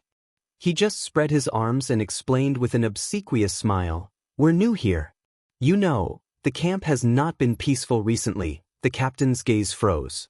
He took a step back and subconsciously placed his hand on his waist. The 7 or 8 guards behind the captain also became alert. Thales clenched his fists as he watched from the side. He saw that the captain's armor had the emblem of the Stardust unit. Asterisk whoosh. Asterisk, not peaceful my foot. The captain of the guards, who noticed that something was off, drew his weapon without hesitation and said warily, "We don't need so many people to transport supplies." The expressions of the guards behind him changed. The coachman's face turned pale. He quickly waved his hand and explained, "No, no, no, that's because we're from Hell's River." The captain, who had a weapon in his hand, froze for a moment when he heard this. What from Hell's River? In the next second, a guard behind the captain suddenly took a step forward and hugged him from behind. Asterisk. Asterisk. The ferryman of Hell's River. The trader behind the captain faintly finished the coachman's words. The captain's mouth was covered tightly. He twitched and widened his eyes in disbelief as he stared at the blood-stained blade that had been thrown out of his chest. Thales held his breath, but his mouth was covered by Marina, who was beside him. Before the rest of the guards could react to the sudden change, the coachman's body moved violently. He moved past the captain, who died with his eyes wide open, and arrived in front of the second guard. Under the latter's shocked gaze, he stabbed a dagger into his throat and nailed his screams between his chattering teeth. At the same time, 6 or 7 mysterious figures appeared from the darkness. A panic-stricken guard pulled out his weapon. He was just about to shout when a fellow behind him pressed down on his chin and skillfully slit his windpipe. In despair, he looked at his comrade beside him for help, but found that the latter's neck was strangled by an assassin who had appeared at some point in time. He stared back at him with a pained expression, and his hands clawed at his neck in vain. Another guard instinctively wanted to ask for help from the arched door, but before he could turn around, there was a terrifying cracking sound, and his head was twisted by an assassin. There was even an assassin who took out a crossbow and accurately shot through the back of the neck of a guard who had turned around to run away. His footsteps and his screams were cut off along with his spinal cord. In the eyes of the terrified Thales, these mysterious figures who had suddenly appeared either stabbed, strangled, or strangled 9 guards. They quietly and shockingly efficiently ended the lives of 9 guards. Everything happened in the blink of an eye. Thales almost forgot to breathe. This is Shadow Shield? The mercenaries who came with the caravan widened their eyes and watched the scene under the moonlight in shock. By the time the equally surprised Marina let go of Thales, who was breathing rapidly, the assassins in front of them had already carefully supported the guards who were no longer moving. They skillfully caught the torches and weapons they dropped, dragged the corpses to a dark corner, and disappeared from everyone's sight. Soon, the area in front of the prison of bones became empty. The last trace of the Constellatiate soldiers also disappeared from the street. Only the barely discernible bloodstains on the ground told of what had just happened. Ricky's eyebrows were furrowed tighter than ever. William's subordinates are indeed vigilant. Stake clicked his tongue as he watched the scene in front of him. He did not care at all. They're very different from those recruits. If it weren't for the fact that we were well prepared and you were alone. Ricky nodded slightly and got off the carriage. He did not bat an eyelid. He knew in his heart that this was Stake's demonstration to him. It was all for the goods they seized. Damn it. Klein, the Northlander swordsman, had walked to Ricky's side at some point in time. His expression was unpleasant as he commented on the silent and bloody massacre. I've killed quite a lot of people, but this is too. He looked at the bloodstains on the street and could not continue speaking. But Thales understood what he meant. Ricky patted Klein's shoulder and made a gesture. The mercenaries, who had been stunned by the scene just now, snapped out of their daze. The disguised caravan continued forward. They stepped through the arched door and entered the deep tunnel leading to the prison of bones. Thales was among them. His expression was solemn. As you can see, the guards on the ground outside the prison of bones have been quietly dealt with. We've arranged for people to take over their sentry posts.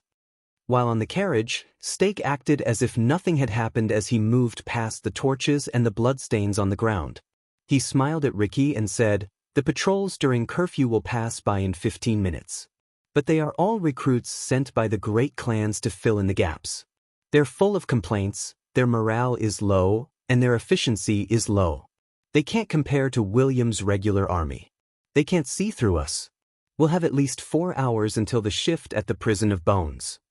Thales felt a chill in his heart as he listened to their conversation. Ricky nodded. Is there anything else I should know? Stake said with a smile, even if there's an emergency on the way, the patrols in charge of the 2 areas nearby belong to Brave Soul's Fort and New Offering Land. The 2 clans they belong to have a grudge against each other. We can try to delay them from coming over to inspect the area and leave enough time for us to evacuate. The former envoy of Extet, LaSalle Weeder, appeared in the group. He frowned. As far as I know, Running Horse Frank is still in the camp. He's a ruthless character. The Stardust unit he commands is the elite regular army under Williams. Their reactions are fast, their combat abilities are astonishing, and they know the camp like the back of their hand. Stake nodded with a smile. That's right. But right now, there are many nobles in Bladefang's camp who are nobler than the Bumpkin Frank. Don't expect a group of counts and viscounts to listen to his orders. It'll be good enough if they don't drag him down. Stake smiled slyly and said, and with some of our efforts, the recruits and regular army, the local nobles and the royal family, and the Bladefang's camp, which is not under full command, will take much longer than usual for them to realize the problem, gather their forces, and rush over to provide reinforcements. LaSalle understood and nodded in approval. The Constellations gathered their forces and marched westward on a large scale.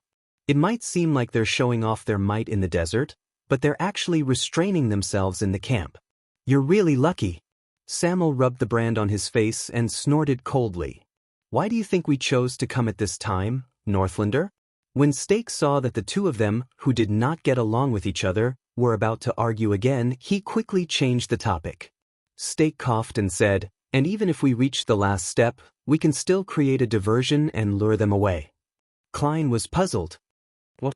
Stake smiled smugly. This is what the Ting family said. It means to distract their attention.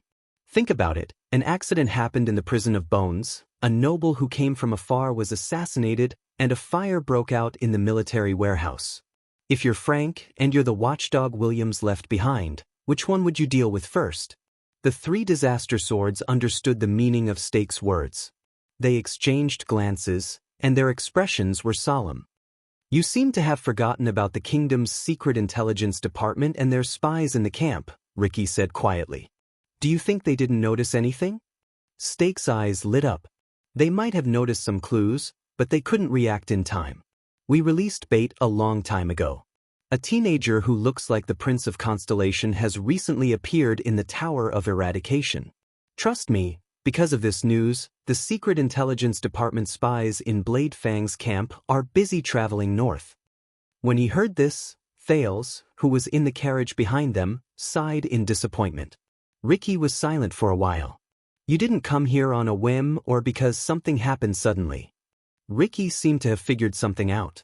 He raised his vigilant gaze. You planned this a long time ago. Stake smiled in an indifferent manner. Maybe you're better at fighting head-on, but when it comes to this, Stake glanced at his surroundings. We're the professionals. Samuel snorted angrily. Just like 18 years ago? Stake smiled. He wisely did not continue the conversation. They finally finished walking through the tunnel, which was neither too long nor too short, and entered the main building of the Prison of Bones. A wooden door that was as tall as 3 or 4 people appeared in front of them. Behind the door, the prisoners' noisy shouts could be vaguely heard. Klein walked forward and knocked on the door. My tavern, delivering supplies, he said coldly. A small window was opened on the wooden door, revealing a man's face. He looked at the caravan in puzzlement. Supplies? You're early, and shouldn't you be accompanied by the guards? These were his last words. In the next second, the long sword at Klein's waist shot out like a bolt of lightning, straight into the face of the guard behind the window. Panicked shouts came from behind the door. Intruders! Obviously, The guards behind the door were aware of the situation outside. An anxious voice rose. "Quick, sound the alarm." His voice came to an abrupt halt, along with the other panicked shouts. A few seconds later, in the sudden and chilling silence, the sound of a few heavy objects falling on the ground came from behind the door.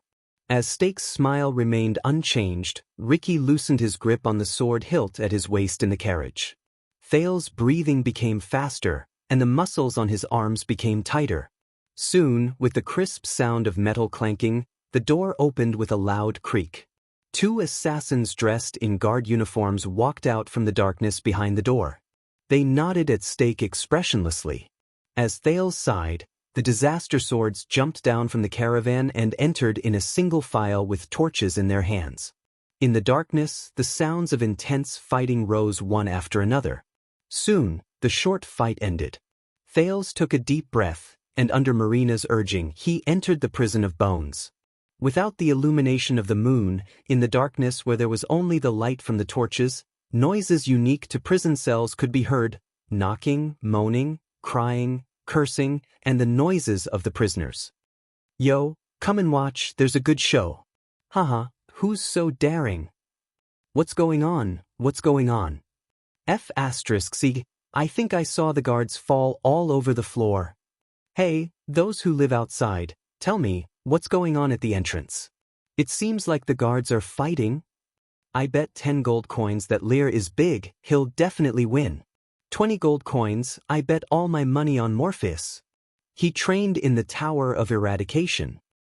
"You two smugglers, you don't have any gold coins." Thales moved his gaze away from the dead guard on the floor and sized up the place before him. Even though the prison of bones looked like a rough, circular coliseum from the outside, the layout of the buildings inside was rather complicated. Clearly, they had only entered one of the floors.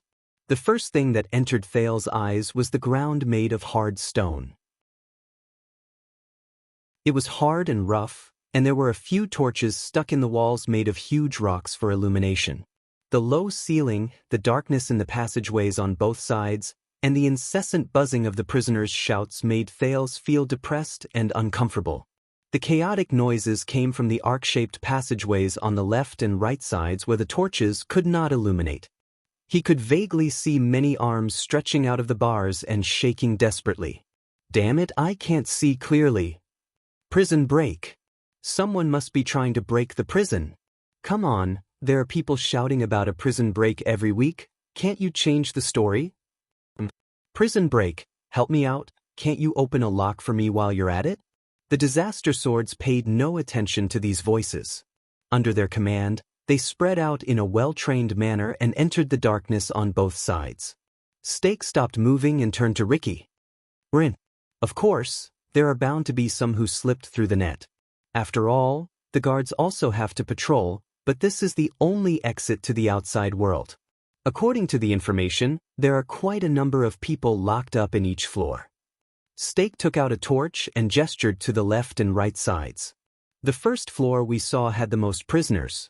If we go up one floor," but Ricky raised his hand gently and interrupted him. "That's our problem." Steak was not annoyed even though he was rebuffed. Instead, his smile faded, and he still bowed in a friendly manner. A few minutes passed. The sounds of fighting came from the darkness, along with the fanatical shouts of the prisoners. After a while, as the sounds of fighting grew louder and louder, many disaster swords returned from the passageway on the right, one after another. The sharp-eyed Thales noticed that there were many newcomers in ragged clothes among them. They seemed to be prisoners of the prison of bones. Among them, a strong-built prisoner came to Ricky, and with a calm expression, he took the weapon and clothes shone through to him. "Looks like you're quite used to prison food." Klein sneered. "Joseph, Extet, and Lenzo, Alumbia, Constellation. The places are different, but the prison cells all look the same." The prisoner named Joseph changed his clothes, looked around, and chuckled. "Other than the fact that they locked me up with a disgusting male prostitute in women's clothing, there's no big deal. That was fast. I thought you guys would make a big ruckus." "Fortunately, we received some unexpected help," Ricky answered with a smile. Steak winked in a friendly manner. LaSalle observed the prisoners who were released from the prison and frowned. You broke the prison because you wanted to let these people go? LaSalle did not seem to think much of it. Honestly, as long as we use some money, Ricky chuckled and shook his head. This is your first time in the prison of bones, right, Baron LaSalle? LaSalle was slightly startled. He narrowed his eyes and looked at Stake, who was beside him. The latter only smiled in resignation. In fact, the prison of bones has two parts. Ricky patted Joseph, who had just escaped from prison. He turned around and said to LaSalle, Baron, what you saw was only one of them, the so-called white prison. And the place we are going to... He looked at Joseph. Tell me you found it. Joseph shrugged. He put away the weapon he had just obtained, took a torch, and walked into the darkness. Of course. Chapter 412. In the dim environment, the disaster swords followed behind Joseph. They walked forward, and the echoes of their footsteps could be heard faintly. But Stake moved through the crowd and came before Ricky. Wait! Stake looked at Thales, who was held hostage by Marina's side, in puzzlement. Are you going to take him down? You know that we can wait for you here, right? Thales frowned. He noticed that quite a number of mercenaries had surrounded them. Ricky turned his head and glanced at Stake. You did very well. You saved us a lot of trouble, Stake. He pressed down on Stake's shoulder. But I also know that the reason why you are so cooperative and spared no effort is because of the hostage in our hands. Stake's expression stiffened. That might not be the case in a different situation. Now, you can choose to go down with us or stay here and wait for me. Ricky ignored Stake, who had an unpleasant expression on his face. He waved his hand and continued forward. Sama walked past Stake and snorted in disdain. Thales, who was watching from the side, hoped that Stake would be firmer. But unfortunately, Stake still did not say anything. He only made a gesture and followed Ricky with a few assassins from Shadow Shield who were dressed inconspicuously. Just like that, Thales was escorted by a group of disaster swords and continued forward. As they went further and further away, the disaster swords spread out further. Quite a number of prisoners noticed this group of intruders. From time to time, patrolling guards ran into the invading disaster swords. Unfortunately, they were often outnumbered and died in battle after a fierce fight. The prison of bones gradually became restless. The chaos was beyond Thales' imagination. Young guard over there. Yes, it's you. Let me tell you, I've made a lot of money selling weapons over the past few years. Most of the money is what they didn't manage to find. As long as you let me out, I promise I'll give you. Hey, you're not guards? Damn it. What are you doing now? Wow, there's really someone trying to break out of the prison. Ah, this is great. Last time, the people who sneaked in to break out of the prison didn't even last 5 minutes before they were surrounded by the freaks. Williams chopped them up like firewood. This time, you have to work harder. You must last for 10 minutes. Let me out. I am a devout Dark Knight Temple priest. They can't lock me up here just because of my artistic works. With this group. Hey, my good friend, let's make a deal. I've been locked up here for 4 years and I'm going crazy. I'm not begging you to let me out. I'll be satisfied as long as you can transfer me to the female prison. Okay? Murder, la la la. That's awesome. F***ck your father? Damn it, there are so many people soliciting customers on the street. Why did you lock me in? Women's clothing? What's wrong with cross-dressing? I like soliciting customers in cross-dressing. So what? If you don't believe me, feel my breasts? F***c brat, come back. What does a prison break have to do with you? Believe it or not, I will beat you up again.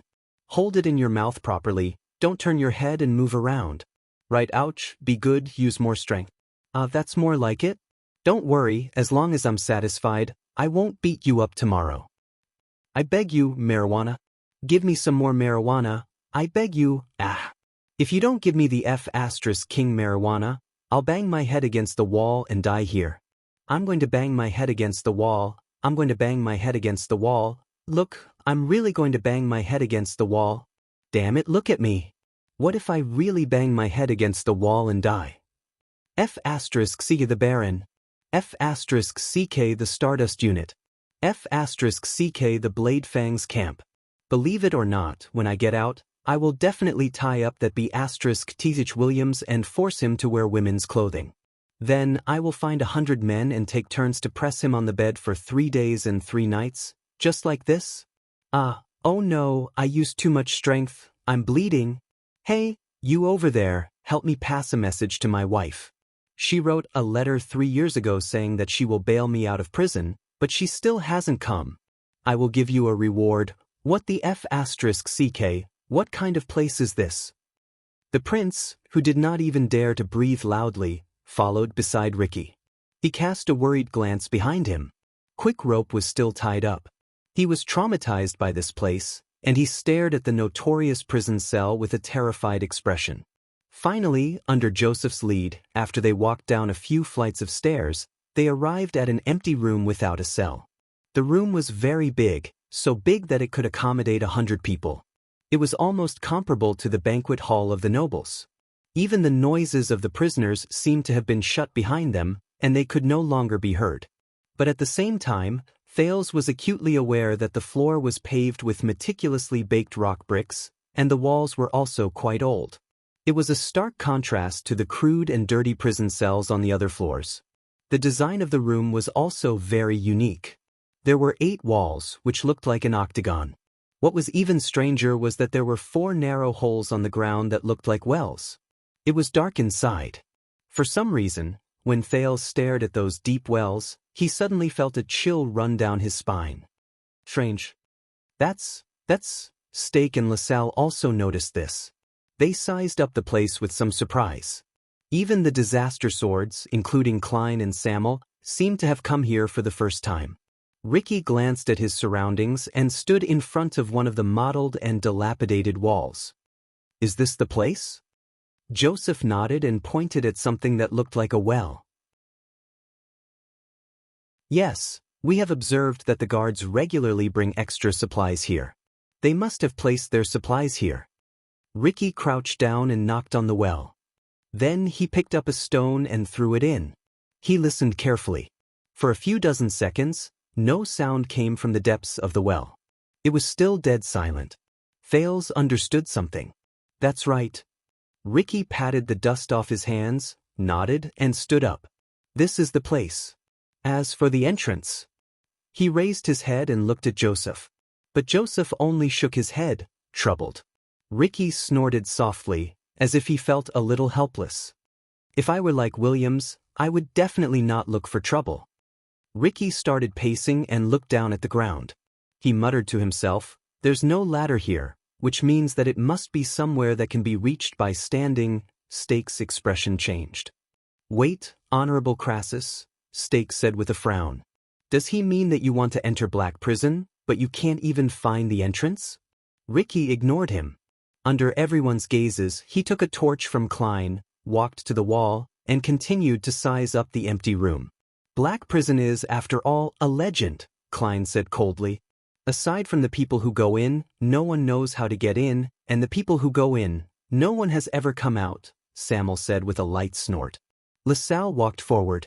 You know that our time is limited, and we don't have time to play treasure hunting games, right? LaSalle said in dissatisfaction. Once the camp realizes, shut up, Samuel interrupted him. The brand on his face looked even more ferocious under the firelight. Northlanders. But LaSalle did not restrain himself. He seemed to be angered by the former Stardust unit. You know what kind of risk we are taking, at this moment? Ricky suddenly spoke, and it attracted everyone's attention. Thales looked curiously at the leader of the disaster swords. The latter raised his torch, faced a wall, extended his left hand, and gently patted off the dust and cobwebs on it. The people in the past probably didn't think about hiding, Ricky said with a smile. As for the Constellations, they probably didn't expect that someone would be able to sneak in here. Everyone looked at the wall in surprise and bewilderment. As the dust fell, a strange and incomplete pattern appeared on the mottled wall. Under Ricky's wiping, the first thing that appeared was a triangle. One of its corners pointed to the left, and the corresponding side was concave toward the center of the triangle. Soon, Ricky wiped out a circle on the right side of the triangle. At the center of the circle was a circular hole that was concave into the wall. Ricky smiled.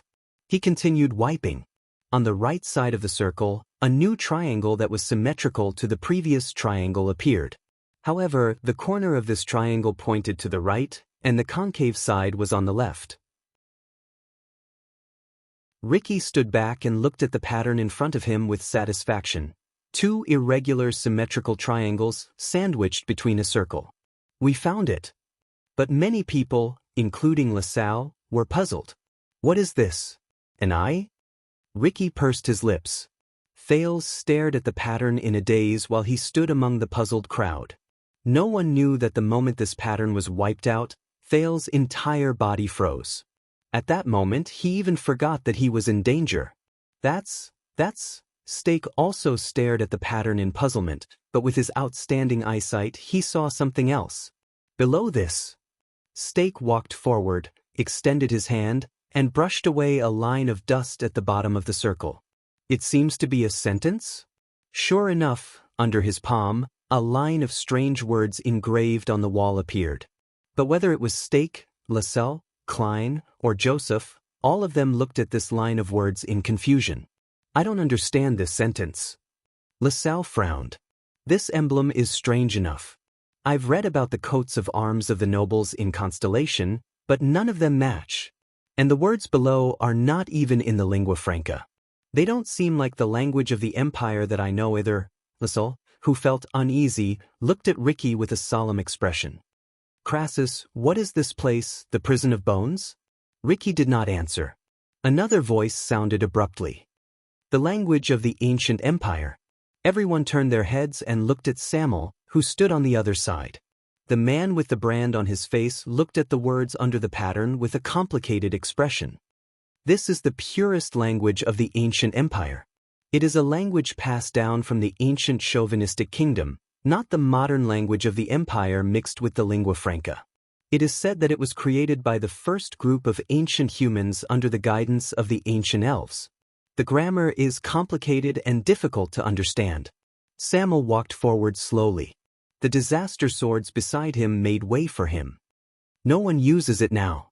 Even among the nobles of Constellation, there are few who know it. LaSalle and Stake turned their heads in surprise and looked at the unfamiliar words again. Samuel extended his hand with a dazed expression, as if he was reminiscing about something. Aside from the elves of all races, only a few archaeologists and historians in Dragon Kiss Academy understand it. I don't know these words, but I remember the root of the word. He touched one of the words with his finger. When I was young, my father asked the old scholar to introduce me to some of the words so that I could enter Renaissance Palace and be selected as the royal guards. Samuel's expression became gloomy. The root of the word is probably in total or all. Everyone listened quietly to the words of the former flag bearer of the royal guards. Except for one person. Omniscient. A teenager's voice rose faintly in the crowd. Stake turned his head in surprise. Together with the unhappy LaSalle, they looked at the person who surprised them the most. Klein and Joseph cast their leader a questioning look, but Ricky also raised his eyebrows. Even Quickrope, who was tied up, widened his eyes. Omniscient or omniscient? Thales sighed and walked past Marina, who was staring at him with a frown. He walked forward slowly and stared at the words in a daze. This is the meaning of the word. At that moment, Samuel looked at Thales with an incredibly complicated gaze. A second later, Samuel sighed, lowered his head and said, "Of course, as a descendant of the imperial family, the Jadestar royal family must learn the ancient language of the empire." Thales shook his head. "I didn't learn it very well. Except for the first few months, I basically learned it by myself." The Prince of Constellation looked at the words with a solemn expression. "But if I only look at the words, I think the meaning of this sentence is probably," Thales said softly, "towards omniscience." Everyone quieted down and mulled over the meaning of this sentence. Towards omniscience. Thales slowly raised his head in the quiet environment and stared at the pattern that resembled an eye. He felt as if he was staring into another person's eyes. This made him very uneasy. But Thales did not expect that the thing he had searched for in books for many years would be here. Prison of Bones. This is very well if that's the case, Ricky said with a smile, interrupting everyone's thoughts. Then let us towards omniscience. As he spoke, he took out a long, angular, dark green stone from his bosom. What is this? Stake narrowed his eyes and sized up the stone that was only the length of a palm and as thick as 2 fingers. He seemed to feel that something was off. And this time, Ricky did not intend to hide it. To open Black Prison, we need a key that can open locks. Ricky stared at the thing in his hand. His gaze was complicated. And the only key in the camp hung on the Baron of Bladefang's camp all year round. Ricky gently raised the long dark green strip in his hand. Until we discovered the second key outside the camp. LaSalle asked in puzzlement, Key? Ricky did not speak anymore. He turned around without hesitation and pressed the in his hand into the small circle at the center of the, which resembled a pupil. Asterisk thud. Asterisk a muffled sound rose. Thales was startled. Under everyone's nervous gazes, the pupil, together with the E in the middle, suddenly protruded into a cylinder. The two. Ricky smiled. Bolus eye. He faced everyone. Black Prison must be underground. Perhaps you want to move back a little and leave an empty space? In the empty room, everyone quickly moved back until they were against the wall behind them.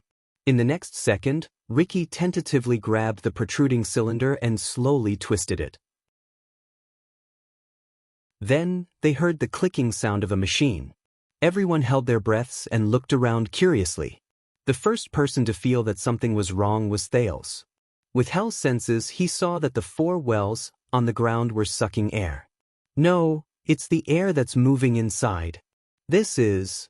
While Thales was still in shock and bewilderment, a barely discernible sound came from underground. Asterisk rumble. Asterisk it trembled slightly. Everyone was shocked. They stared at the floor tiles in the room. Asterisk rumble. Asterisk but they were wrong. It was not the ground that changed. It was the wall. Asterisk rumbled. Asterisk, no. Samuel turned around and shouted angrily, the wall. The wall is moving back. Thales subconsciously took a step forward and looked behind him anxiously like the others. Asterisk rumble. Asterisk, as expected. It's the wall. The 8 walls were moving back at the same time. It looked as if the ground was expanding. Asterisk rumble. Asterisk under everyone's dumbfounded expressions, the walls in the room were moving back at the same time. Gaps were exposed between different walls, and they kept growing. Fortunately, the unusual movement only lasted for about 10 seconds before it quieted down. The walls were no longer moving back. Thales looked at the walls moving back inexplicably in shock. He looked at the hollow gaps that were several meters long on the ground where they moved. Looking down from above, it looked as if the octagonal room had suddenly been pulled outwards. And the part that was pulled apart, Thales saw it. Those were not gaps, but layers of spiral stone stairs. With the center of the room as the center, they went downwards. He did not know where they led. When he thought of this, Thales subconsciously glanced at the sentence under the picture again. My God! LaSalle stared at the spiral stairs that suddenly appeared under his feet, dumbfounded. I might have heard that Constellation and Steel City are on good terms, and that their forging skills are excellent, but this is still... Stake stared at the sudden change in disbelief. He warily sized up the room that had become much larger. What is this place? Ricky smiled. Do you know why the Prison of Bones only has such a small number of guards to maintain basic operations, even though it is a prison for serious criminals? Ricky switched to another torch and said faintly, that's because the real guards of this prison are not living people. They are the dead from hundreds and thousands of years ago. He took the lead, stepped into the gap, and walked down the spiral stone stairs. The Prison of Bones is not just a prison cell. It does not only lock up criminals. As he moved forward, Ricky's voice came from underground. What it really locks up is the past. He strode down the spiral stairs that led to an unknown place. The disaster swords behind him followed. LaSalle was stunned. The dead. The former Baron of Extet immediately frowned and turned to Stake. Lock up the past. What does he mean? But the assassin of Shadow's shield had a solemn expression. In my long career, I have seen many strange things. Stake stared at the strange room and exhaled. But the most unsettling one was the legend that the knowledgeable Tung told me one night. LaSalle was stunned. Ting? Legend? Stake nodded and became more uneasy. Legend has it that before the Battle of Eradication, even before the Age of the Empire, such people existed in the world. They despised taboos and authority, but they were knowledgeable, skilled, and unbelievable. Stake gritted his teeth and looked up at the strange emblem on the wall. They were once the most dazzling existences in the world, until the merciless course of history turned them all into dust. Only their words were heard, and not a single piece of paper was left. LaSalle's eyebrows rose and fell. The most dazzling existences? Are you talking about? Stake shook his head. He saw that Thales was also being escorted down the stairs, so he quickly followed. Thales followed behind Samuel and walked nervously down the stairs. It was obvious that no one had been here for a long time, because with every step he took, he would stir up a lot of dust. The prince, who was not tall, had to cover his mouth and nose to prevent himself from coughing. This place gave him a very bad feeling. In the darkness, even Hell's senses could not help him. Only the torches illuminated the stone stairs under his feet. Deeper and deeper. Lower and lower. Darker and darker. After walking down an unknown number of stairs, Thales finally stepped on the ground, and he relaxed. The first floor. Ricky's voice traveled into his ears. We're here. The Prince of Constellation took a deep breath. With uncontrollable curiosity, excitement, and an inexplicable sense of uneasiness and fear, he raised his head and looked around. The disaster swords raised their torches and looked around in surprise. This was still an octagonal room that could accommodate dozens of people. But unlike the room on the ground floor, the dark bricks here were exquisitely crafted, and no one knew what material they were made of. There was a thick pillar in the center of the room, and beside the pillar was a circle of curved stone tables. But Ricky did not pay attention to the stone pillar. Instead, he turned to the 8 walls. As he followed his torch, Thales noticed that the 8 walls here were not walls. Instead, it was a fence made up of thin metal pillars from top to bottom, and every single one of them was covered in a layer of gray dust. It's like, Thales looked at these fences, and through them, he could vaguely see the space behind them. It's like, Thales thought anxiously, it's like a prison cell. Ricky held his torch and approached one of the metal fences, illuminating the scene behind the railing. Thales shuddered and took a step back. Bones. More accurately, they're skeletons. Human skeletons. Ricky held his torch and spun around, illuminating the 8 wide prison cells. The ground behind each prison cell was covered with a thick layer of dried human skeletons. There were ribs, arms, legs, skulls, and many of the skeletons were covered with faded clothes that were also covered in dust. No one knew how long it had been. Samuel stood in front of Thales. He looked at the ancient skeletons, and his emotions surged. He subconsciously clenched his fists. It seems that there are no longer any living people in the first level. Ricky shook his head in resignation. Unfortunately, we still have to go down. LaSalle and Stake followed closely behind him, and they arrived at the prison cell of the first level. This is... LaSalle saw his surroundings clearly, and his eyes widened. This is the prison of bones? Stake frowned. He did not seem to be able to say a word. Ricky snorted softly and waved his torch at his companions, who were equally surprised. Of course. Welcome to Black Prison, the true master of the prison of bones. Ricky walked to the pillar in the middle of the room, raised his torch, and illuminated the pattern on the pillar. It was another bite. It was the same emblem as the room on the ground. There was also a sentence in the language of the ancient empire under the eye.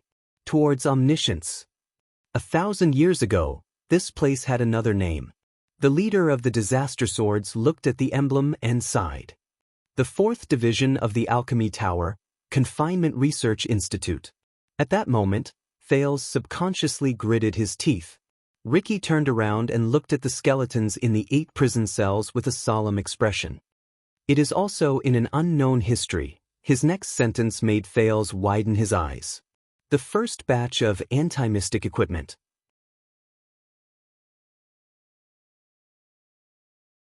Chapter 413. Alchemy Tower. The prince muttered the name silently. Staring at the ancient and mysterious building in front of him, looking at the dilapidated but vaguely distinguishable I emblem on the stone pillar, feeling the ever-present gloomy coldness, Thales was in a daze. It was as if he had returned to that icy and snowy night 6 years ago. In the murderous military camp of the Archduke of Black Sand region, that neurotic big-nosed doctor drew those 3 unfamiliar patterns by the bonfire. The 3 great magic towers. Thales stared blankly at the emblem representing the alchemy tower and sighed softly. Memories of the past slowly surged into his mind. Since the night of Dragon's Blood 6 years ago, the former Brotherhood's unscrupulous doctor, Ramon, died tragically in the hands of the blood mystic. When he thought of this, Thales could not help but recall the carefree expression of the seamstress, Kurtz Ramon, when she mentioned her long-lost father. Thales lost an important channel to investigate the legendary magic and wizards. Asda might be another source of information, but whether it was his long-term uncertain whereabouts or his reservations when he taught, they could not satisfy the knowledgeable prince. Over the past 6 years, Thales could only spend as much time as possible in Raikru's library. With Saroma's help, he searched for the long-lost taboos from books. At the same time, he had to do everything he could to avoid Nicholas, Leespan, and the others spying and surveillance to avoid attracting trouble. According to what Ramon said when he was alive, since magic and calamities were taboos that the world tried its best to forget for centuries, it was better for news such as the Prince of Constellation is obsessed with mysterious knowledge, and Prince Thales is obsessed with the legend of calamities to not appear on the tables of the major intelligence agencies. Alchemy Tower? Just as Thales was immersed in his own memories in a daze, LaSalle could not help but ask, "Alchemy? What is that? What does it have to do with the alchemy ball?" No one paid attention to him. Of course, it might be because no one knew the answer. Samuel kicked a pile of gravel under his feet and frowned. "You're saying that this is the legendary alchemy tower? The source of those alchemy balls, anti-mystic equipment, and various gadgets from the Secret Intelligence Department?" Ricky shook his head. "Of course it's not the headquarters." Ricky raised his torch and looked around. Looking at the barren floor, he seemed to sigh. Legend has it that there are more than 100 magic towers in the headquarters of the Alchemy Tower. They occupy a vast area and are incomparably magnificent. How can this simple and crude underground building compare? More than 100 towers. Thales looked around, deep in thought. Simple. Samuel snorted softly. He used the torch to illuminate the stone stairs behind them and looked at the bottomless path ahead. "You call this simple?" Ricky smiled strangely and didn't reply. He turned around and walked down the spiral staircase. "Let's go to the next floor." The mercenaries who were still in shock came back to their senses. It's true. When he passed by Stake, Thales noticed that the assassin from Shadow Shield could not hide his surprise as he sized up his surroundings. He gently stroked the stone pillar that had been sealed for a long time and mumbled to himself. "Wizards, magic, those legends and stories." Stake lowered his head and looked at Ricky. "So it's all true." Stake's eyes moved. "Maybe we can find more valuable things. Alchemy balls, anti-mystic equipment, even." Stop daydreaming. Samuel walked past him and interrupted him. "I don't know how long ago, but Constellation turned this place into the Black Prison of the Prison of Bones, dedicated to detaining their felons," the former flag-bearer of the Royal Guard said coldly. "Whether it's reconstruction or demolition, do you think the kingdom's secret intelligence department will leave anything valuable for someone like you?" Stake fell silent. The group of people continued to move down. In the face of the unfamiliar unknown, the group's whispers rose quietly in the darkness. "I remember now, wizard." LaSalle's voice came from behind the narrow passage. "It was mentioned in some random books, but I always thought, do you think that's just nonsense?" Steak chuckled and answered. LaSalle stopped talking. Thales listened to their conversation, but his mind was elsewhere. Even though he was a hostage, the prince did not come up empty-handed after 6 years of searching. However, magic and wizards left Thales with more and more questions. Obviously, all the books that existed before the Battle of Eradication would more or less mention magic and wizards. For example, the biography of Knight Joseph Needham from the Age of Kings mentioned that the wise wizard Laven blocked the path of 6 knights and prevented them from robbing the execution field. He gave them advice in a barn. The Martyrs of Northland mentioned that, in the face of a grim situation, the wizard's consultants suggested that they retreat, but King Anzac sternly refused. He decided to lead his troops to stay at the 6th outpost and use the terrain to stop the main force of the Ashbone clan. The Union of Kings mentioned that the temple guards, the priests of the bright god, and the wizards' representatives tried their best to mediate so that the irascible King Nalji and the arrogant King Peren, who had feuded with each other for generations, could sit in the seats furthest away from each other. The long bardic poem mentioned that even the wizards in the court were helpless when faced with the princess' illness. In fact, in the heroic biographies and bardic poems from the Age of Kings, regardless of whether it was fighting against the orcs or the elves, wizards were often seen as wise men in the background of battles against other races. Many of them were even important strategists by the nobles' side. However, during the Age of the Empire, the records about wizards and magic began to decrease, and their image became more mysterious, evil, and terrifying. Many books related to religion mentioned some faithless people, but they were usually described in a negative light. The Travels of Saint Lothona from the ancient Empire era mentioned that Saint Lothona was treated horribly in the land of wizards. His eyes lost their light, and his limbs trembled, making it difficult for him to walk. Even though these faithless people betrayed the bright god's teachings and mocked his faith, the determined Lothona remained as pious as ever. The extermination of bandits in the Northland province mentioned an illegal expedition.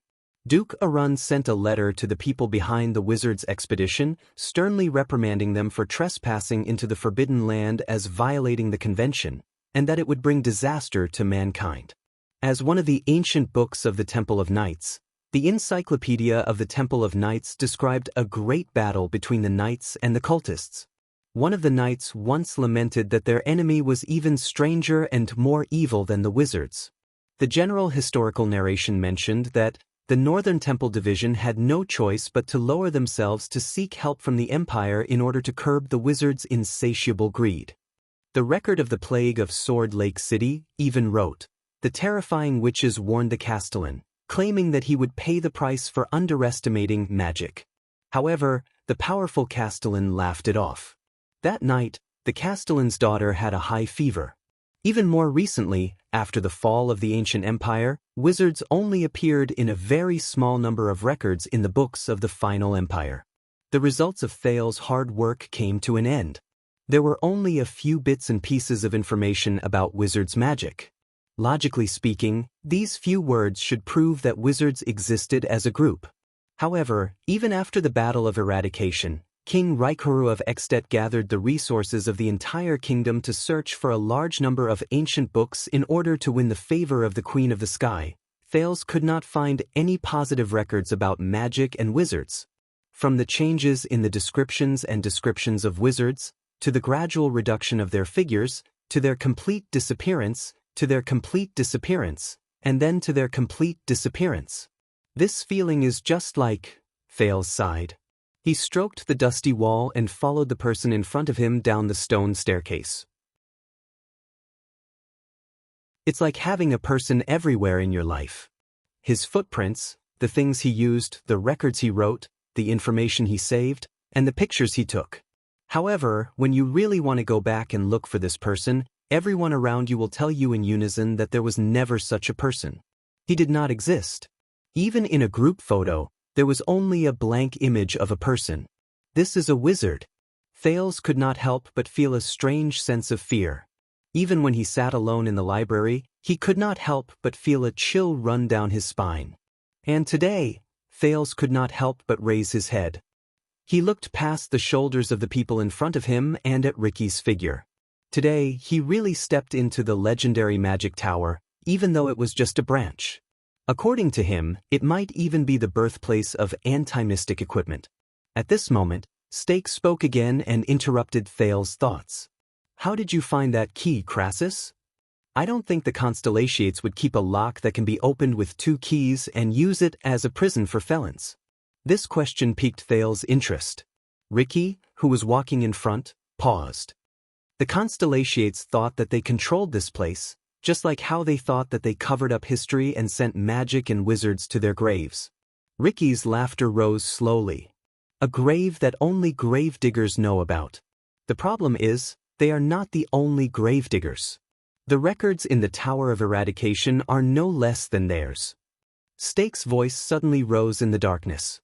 So, you used to be a member of the Tower of Eradication?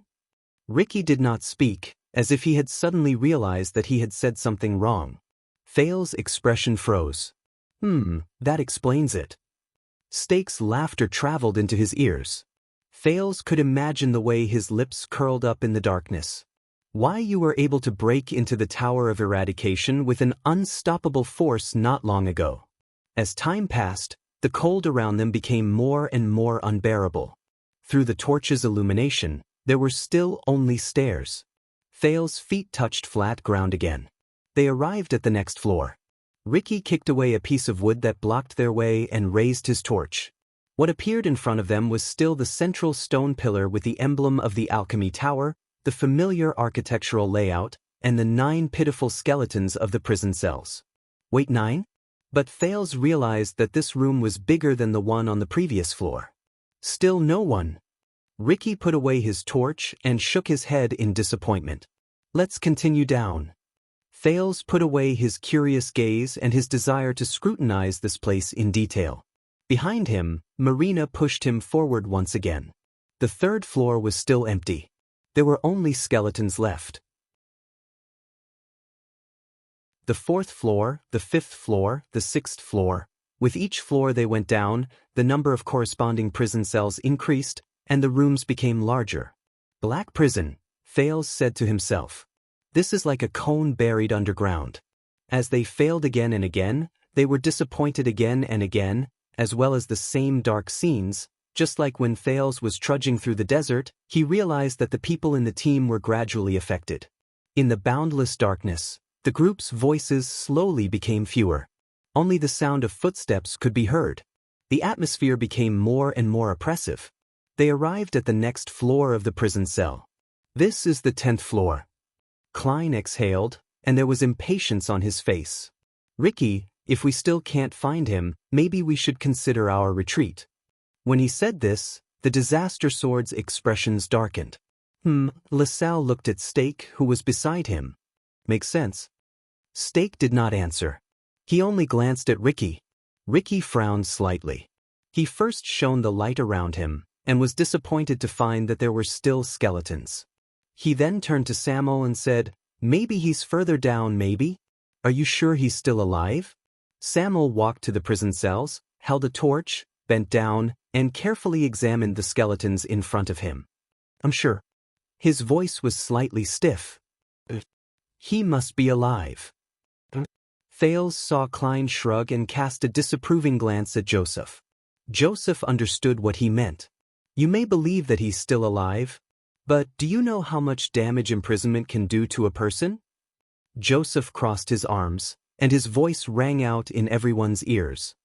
Especially in the black prison, you can only pass your days in solitude, muddle-headed, and die miserably. From the moment you are locked up to the moment you die, you will be cut off from all contact with the outside world. No one will be able to hear your cries. Believe me, I've been in a lot of prison cells. Few people can last that long. Samuel paused for a moment and stood up. But after a few seconds, the former royal guard only shook his head firmly. If it's him, he will definitely be able to get through it, no matter what kind of damage he suffers. Thales' heart skipped a beat. Joseph smiled. Do you know what is the most terrifying punishment for a person? It's not death, injury, or torture. Joseph sighed softly.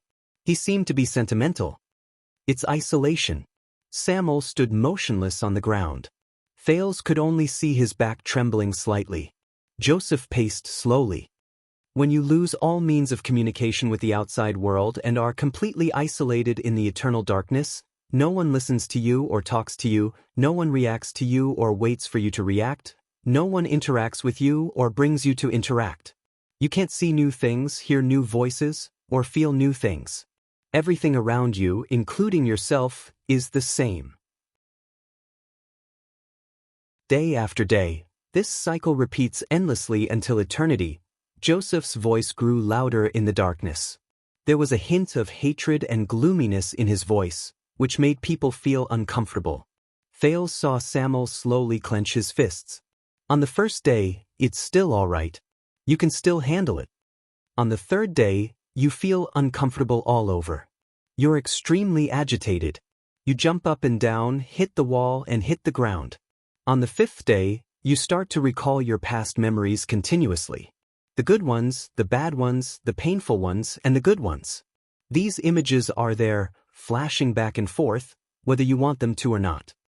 A week later, you start to talk to yourself. You have a dull expression on your face, and you act on your own like a lunatic.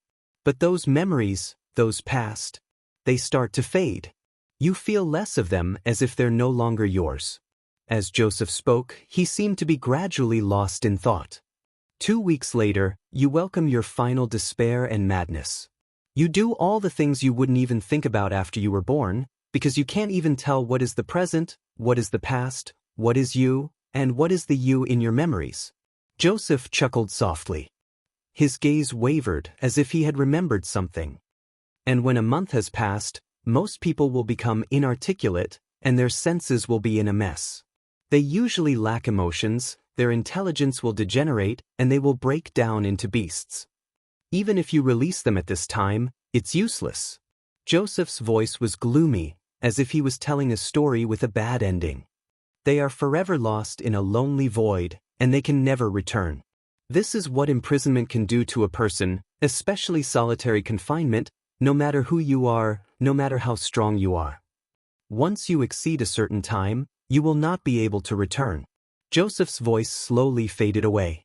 The atmosphere among the group also reached its peak. Samuel was silent for a long time. Ricky did not rush him. He just watched quietly. A few seconds later, Samuel took a deep breath. He must still be there. Samuel turned around abruptly. He is the most valiant warrior, the noblest knight, and the noblest role model. He taught me how to fight, how to persevere, he can definitely do it. Samuel's knuckles cracked, and his eyes burst into flames. Moreover, only he knows what it is. Only he. Ricky nodded slowly and did not speak. Josh shrugged at Clay and made an expression that said, "I can't do anything about it." The prince frowned. Who is the person they are looking for? What does that person know? He was not the only one who had this question. Who are you looking for? LaSalle heard their conversation and asked in displeasure, "You know, we are in a hurry." Is that so? Samuel pointed at the stairs and snorted coldly. If you want to go first, no one will stop you. LaSalle was speechless for a moment. Ricky looked at the group and sighed. Let's continue. And so, they began the cycle of moving downwards. Darkness. Serene. Underground. Past. Mysterious. A few words flashed in Thales' mind, one after another. Step by step, floor by floor. Finally, after passing through an unknown number of empty cells, they arrived at a room with more than 10 cells on the first floor. No, this room was so big that it could already be called a hall. Ricky stood still in the hall. What's wrong? Klein walked forward in disgust. He raised his torch and shone it around. It also illuminated many cells and a land of skeletons. It's still the same. There's nothing but dead people. But Thales noticed something different. Among the dozen or so cells separated by metal bars, there was one cell that was particularly strange. It was completely black. He could not see the bars, the skeletons, or anything behind it. There was only darkness. It's like a black curtain has been drawn over the outside of it. Soon, the others noticed this as well. Ricky narrowed his eyes. The other cells only have bars. He walked forward slowly and stepped on the rubble. He raised his torch and slowly approached the room covered by the curtain. But this, be careful. Samuel approached from the other side. He frowned and said, "You don't know how many things the constellations inherited from the alchemy tower." Ricky nodded. He stood in front of the strange cell, extended his torch, and carefully knocked on the thick curtain. Asterisk bang. Asterisk a dull and heavy sound echoed in the narrow black prison. Everyone subconsciously pressed down on their weapons, vigilant of any possible accidents. But a few seconds passed. Nothing happened. The cell was still silent. Everyone breathed a sigh of relief. It's made of iron. It rises or falls from the crack in the ground outside the bars. Ricky squatted down and carefully observed the point of contact between the iron curtain and the ground.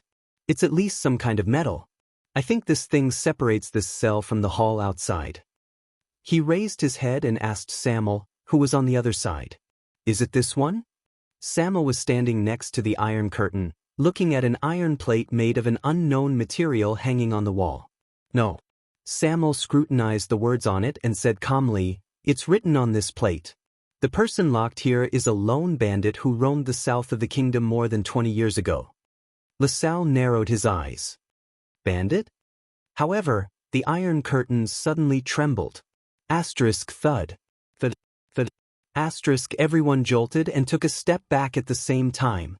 In the incomparably oppressive darkness, a frightening, dull sound suddenly came. Asterisk thud. Thud. Thud. Asterisk, calm down. Ricky instantly drew his sword and watched the iron curtain, which trembled continuously along with the dull sound. Klein's face turned pale. This is... The fearful group looked at each other. At this moment, asterisk ugh, asterisk a faint, miserable cry seemed to come from a place dozens of meters away.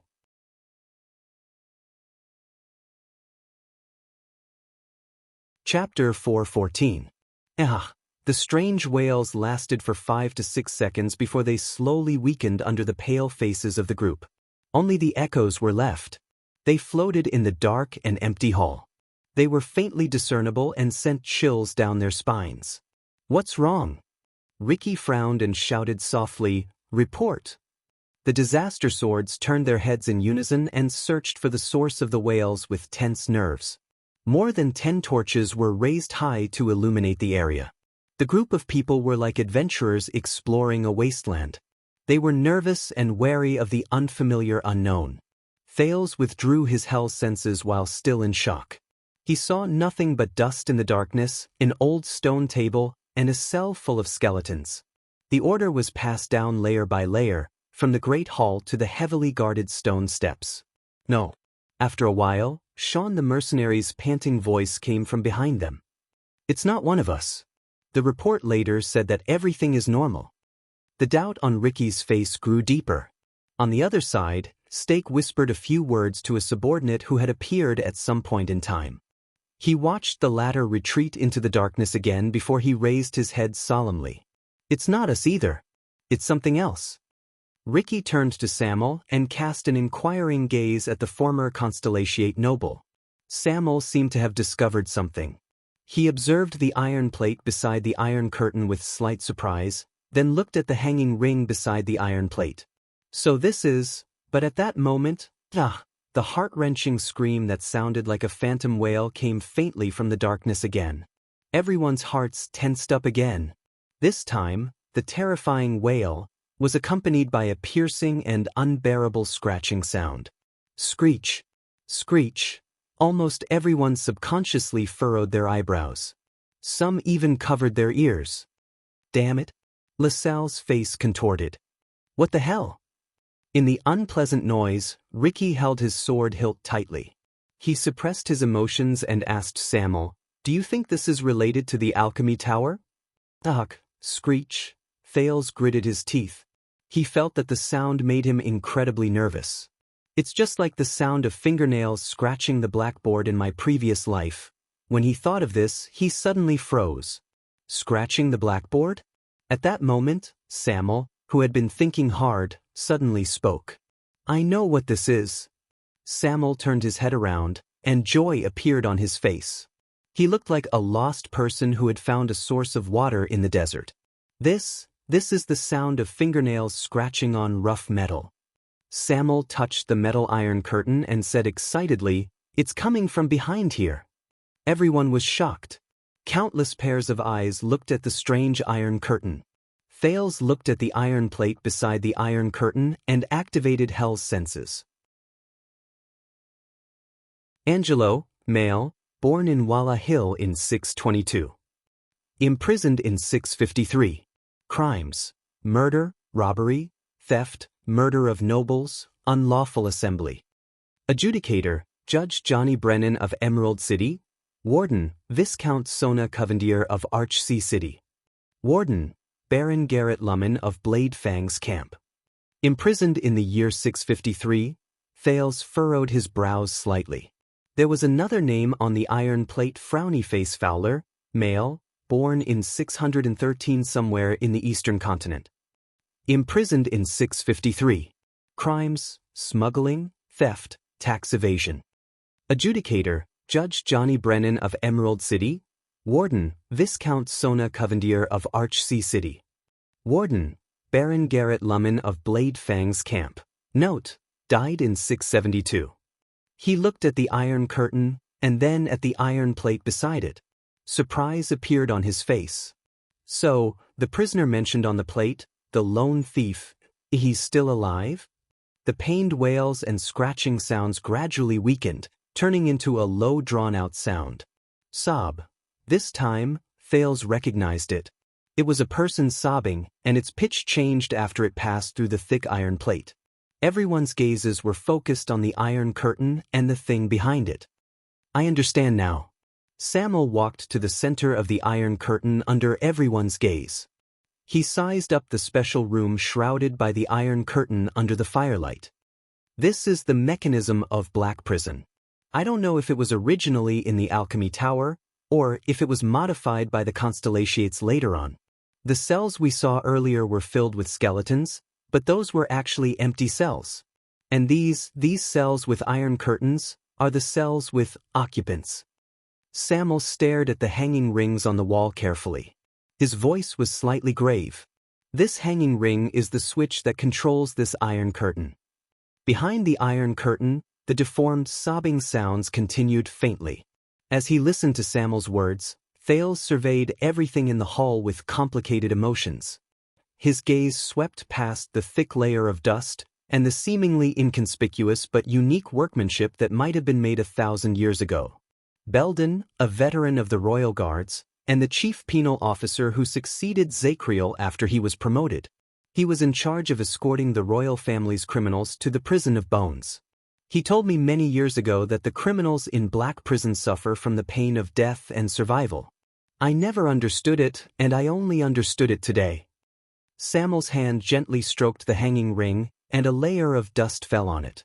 His voice was ethereal. "When the living prisoners are locked inside, the iron curtain rises, isolating them from the light and the hall. The supplies that are dropped from the holes on the ground will only fall behind the iron curtain, into the prisons where there are still living people." He looked around at the other empty cells in disbelief.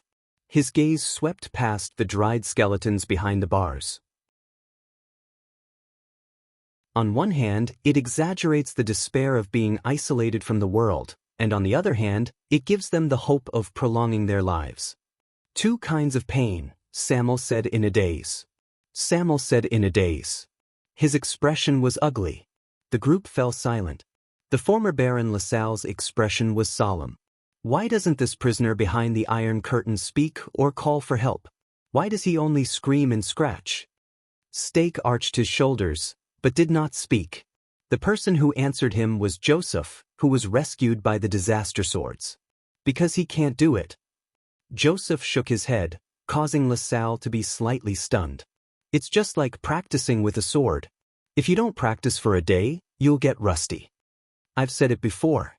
When you stay in a lonely prison that is isolated from the world and has no one else for too long, so long that it exceeds your expectations, The disaster swordsman, who had just been released from the prison of bones, looked at everyone.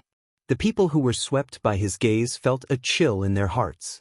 Believe me, what you lose is not just time and freedom. Thales stared at the prison behind the iron curtain. He felt that the air here had become much colder. What the hell? Klein stared at the iron curtain with a burning gaze, paying attention to the movements behind it. The prison of bones. Does this place want people to die or live? No one answered. There was only the faint sound of sobbing. Does it want people to die or live? Thales stared at the heavy iron curtain with a heavy heart. A few seconds later, Stake sighed. Or neither. Ricky twitched the corner of his lips and interrupted the depressing conversation. I think we're on the right path. He turned around. Let's move forward. The disaster swords moved along with him. Are we just going to leave and ignore the prisoner behind us? LaSalle stared at the heavy iron curtain with a frown. Stake shook his head and smiled disdainfully. Why should we care? With indescribable emotions in their hearts, everyone turned around. Thales cast one last glance at the heavy iron curtain. His heart was heavy. The light from the fire left the hall in the darkness. Only the iron curtain behind them was left, along with the increasingly painful and desolate sobs. Their journey continued, but it was clear that the discovery just now made the disaster swords, who already had a target in mind, feel a lot more excited. Soon they walked down step by step. The halls they passed became bigger, and the number of prison cells in each hall increased. From 9, 10, to a dozen, then 20. What made Thales uneasy was that more than one of these prison cells was shrouded by an iron curtain. In other words, we found the way. Samuel looked at another iron curtain in front of him with a frown. He looked at the sign on it and said, "The real black prison is all below the 10th level. The real black prison is all below the 10th level." Klein nodded and ignored the crazy slapping sounds behind the black curtain. Looks like that's the case. Ricky straightened his back from the other iron sign with the prisoner's profile written on it. Tucker Peng, male, born in Zodra in the year 630. Imprisoned in year 661. Crime, robbery, rebellion. Adjudicator, Supreme King Kessel Jadestar. Warden, Honorary Baron, Claus Chatham. Warden, Baron of Blade Fang's Camp, Roman Williams. Thales looked at these iron signs with a depressed heart. Aside from the lone bandit at the beginning, they walked down the levels. Along the way, they saw cells where real living people were imprisoned everywhere. Without exception, these cells were all shrouded by heavy iron curtains. Some were filled with cries of pain, and some could barely make out one or two human cries for help. There was only dead silence. According to the vague iron signs and Samuel's words, in these cells, there were female dukes who murdered their husbands and children, great pirates who plundered merchant ships without permission, frustrated nobles who rebelled on their own, and blood avengers who killed 34 people in one night. But Ricky did not care about these prisoners. He just continued walking. And the further down they went, the more serious and terrifying the crimes of the serious criminals became. They became more complicated, difficult to understand, and treacherous. Thales walked through layer after layer, past cell after cell, and layer after layer of iron curtains. Among the prisoners, he saw the heroes of the forest who plundered military resources and saved the people during the War of the Bloody Year. He also saw the generals who killed incompetent superiors in the war, led their troops to kill the enemy, and won in the end. There were even great nobles who were generous, kind, noble, and had a high reputation who helped the suffering without asking for anything. Why did you lock him up? The Northland swordsman Klein stood in the cell where the noble and his subordinates were imprisoned. He frowned as he looked at the iron curtains and iron signs. According to what you said, he is generous, kind, charitable, and has an outstanding reputation. Is this also wrong? Of course it is wrong, LaSalle said coldly as he stood by the side. Because his ancestor was enfeoffed by a prince, and he is a close relative of the royal family who inherited the Jadestar bloodline. In the eyes of the current king, this is called ambitious and scheming. Did I tell you that from Empress Dowager Iron Spike to Sumer I, from Erica to the Red King, There is no lack of bloody power struggles in the history of Constellation? A thought appeared in Thale's mind. He glanced at Quick Rope from the corner of his eye. Beside him, Samuel paused for a moment. He snorted softly and continued forward. Along the way, they passed by countless prisons with iron curtains. They met embezzlers who had made great contributions to the kingdom, but also made great mistakes. Temple priests who preached the theory of the unity of the gods and the theory of mortal destiny. Historians who insisted on going back to the era of the Red King and reopening old taboos. And this person. I remember him. This is a scholar who was thrown in after he wrote a few books. Stake looked at a cell and smiled. He seems to have been locked up with a noble who started a private war, and he seems to have been locked up for 30 years. When he heard this, Thales could not help but speak. Scholar? Samuel walked up from behind and said coldly, because he wrote a book. He insisted that civil rights are higher than royal power, and that the teachings of the people are higher than the teachings of the gods. Thales was momentarily stunned. He was immediately speechless. Your grandfather did not take his life. He only threw him in here. He is considered very merciful, Your Highness. Samuel's gaze made Thales feel rather uneasy. The stories of these people are incredibly complicated, mysterious, and legendary. It is enough to make bards write about them for 3 days and 3 nights without rest while they are in ecstasy. There was a strange look in Samuel's eyes as he stared at the iron-curtained prisons in front of him. There was an underlying meaning in his words. Most of the time, the kingdom cannot determine their life and death based on the existing laws and crimes alone. Thales frowned quietly. So, you mean the prison of bones is? But Samuel only interrupted him and said quietly, now, they are sealed behind these iron curtains, waiting for time to kill them. Samuel continued to stare at Thales. His eyes were fierce and full of indescribable emotions.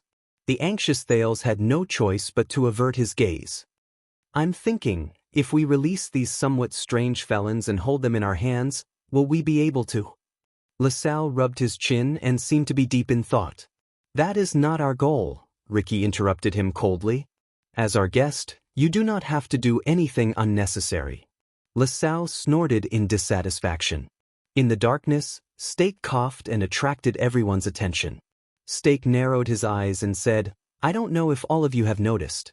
The empty cells on the top few floors are filled with dried-up skeletons.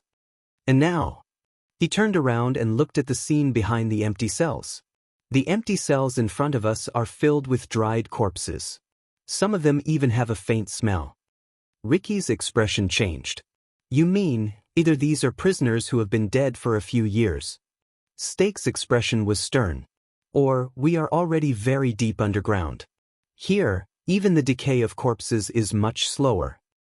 Very deep underground. Thales' heart sank to the bottom. Stake slowly revealed his intentions. Honorable Crassus, if we continue to search aimlessly, are you sure we can return to the surface and safely evacuate within the time limit? Ricky's expression did not change. He raised the torch. How long have we been walking? Klein answered quietly by the side, more than half an hour. We went down 18 floors. Ricky did not speak and looked at Samuel. Samuel shook his head. The determination in his eyes remained. It should be soon. We must find him to have an answer. Ricky was silent for a while, then nodded solemnly. So the group turned around again to search for an unknown target. Stake smiled helplessly. He found that his reminder did not work. This place is too big. They won't be able to find us. LaSalle snorted coldly and followed them. Yes, it's too big. But what surprised me the most is that even though the air is a little stuffy and the smell is a little unpleasant, Stake said to LaSalle, who was beside him, but I don't find it difficult to breathe. Look at this building. It's the Confinement Research Institute, right? Stake looked around and sighed at LaSalle, who was gradually becoming impatient. The people at that time, the so-called wizards, they must have been very powerful. Thales thought of something. He saw Ricky and Samuel discussing something while walking in front of him. Thales walked to Stake's side as if nothing had happened. He sighed with sincerity. I think so too. Such a large building is buried deep underground. The preservation, layout, and ventilation are all done meticulously. Stake glanced at Thales in surprise. This was the first time the prince took the initiative to speak to him. Thales smiled and said, "My father told me about the prison of bones. According to him, wizards are really amazing existences. They can surprise you at all times." Surprise. Sure enough, in the next second, Thales saw Stake's expression change.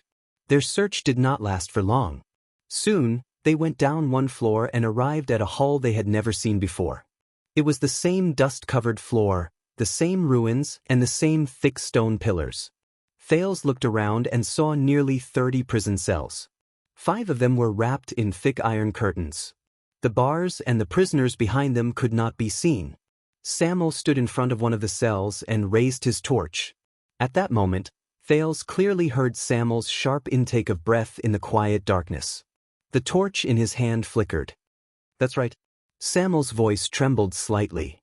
"This is our target." The group, who had been mentally exhausted, instantly became alert. Ricky even walked forward quickly and looked at the iron plates with a serious expression. Thales used Hell's senses and tried to see the iron plate clearly. Quill Barney Jr., male, born in Eternal Star City in year 631. Imprisoned in year 661. Crime, colluding with the enemy. Adjudicator, Supreme King Kessel Jadestar. Warden, City Master of the Ruins, Guardian Duke of Western Desert, Cyril Fakenhas. Warden, City Master of Splendid Port City, Guardian Duke of Eastern Sea, Bob Cullen. Warden, City Master of Jade City, Guardian Duke of South Coast, Leinster Covendier. Warden, City Master of Cold Castle, Guardian Duke of Northern Territory, Valerunt. Warden, Suzerain of Brave Souls Fort, appointed Count Louis Bosdorf. Warden, Suzerain of Wing Fort, appointed Count Devon Chroma. Warden, Chief of Intelligence, Honorary Lord Morat Hansen. Warden, Honorary Lord Araka Murch. Warden, Honorary Lord Roman Williams. Warden, Sonia Cecere. Quill Barney Jr., who is this? When he saw the iron plate, the time he was imprisoned, and the unusual names of the adjudicator and the warden on it, Thales became even more puzzled. There are so many wardens with prominent identities or extraordinary skills, and his crime is colluding with the enemy? Wow! Stake's voice rose from the side. He seemed to have understood something. "This is that Barney Jr." Samuel took a deep breath. He knocked on one of the iron curtains and tried to pull the hanging ring next to the prison cell, but found that it did not budge. He was slightly disappointed. He turned around in front of the last iron plate. "Is there a way to open the iron curtains?" 5 prison cells, all of them. Ricky smiled. He took out the long again and walked to the stone pillar in the center of the hall. The dust was blown away, and the emblem of the alchemy tower was revealed under the firelight. Just like before, Ricky put the key into the round hole in the center. When it protruded, he nodded at Samuel. Samuel took a deep breath and gestured to the others. The 5 of them walked together to the 5 prison cells, pressed their hands on the dusty hanging rings, and pulled hard. Asterisk clack. Asterisk 5 unpleasant mechanical sounds rang out. In the next second, asterisk rumble. Asterisk as the sound of friction rose, the torches in the hall swayed in unison. A lot of dust suddenly fell from where the 5 iron curtains and the ceiling met. Asterisk rumble. Asterisk the sound of friction rose. Soon, Thales noticed that a gap appeared between the iron curtains and the ceiling. Metal bars could be seen in the gap. It also revealed the darkness behind it. "It's descending," Thales thought. "The iron curtains are descending." He could not help but clench his fists. Asterisk rumble. Asterisk gradually, the iron curtains descended more and more, and they let out unpleasant sounds of friction. The light from the fire shone on the metal bars that were exposed after the iron curtains descended. Compared to the empty prison cells, these bars were obviously not affected by the dust. They reflected a smooth metallic luster. Asterisk rumble. Asterisk but the light from the fire only illuminated a small part of the prison cell. It was still dark behind the bars. An unpleasant smell came from behind the iron curtains. But the group did not care. They focused their attention and stared at the 5 prison cells under the iron curtains with great anticipation. Asterisk rumble. Asterisk finally, the iron curtains descended lower and lower. In the end, they completely sank into the ground and could hardly be seen. Asterisk thud. Asterisk as a muffled sound rose, Thales knew that the iron curtains had been completely opened.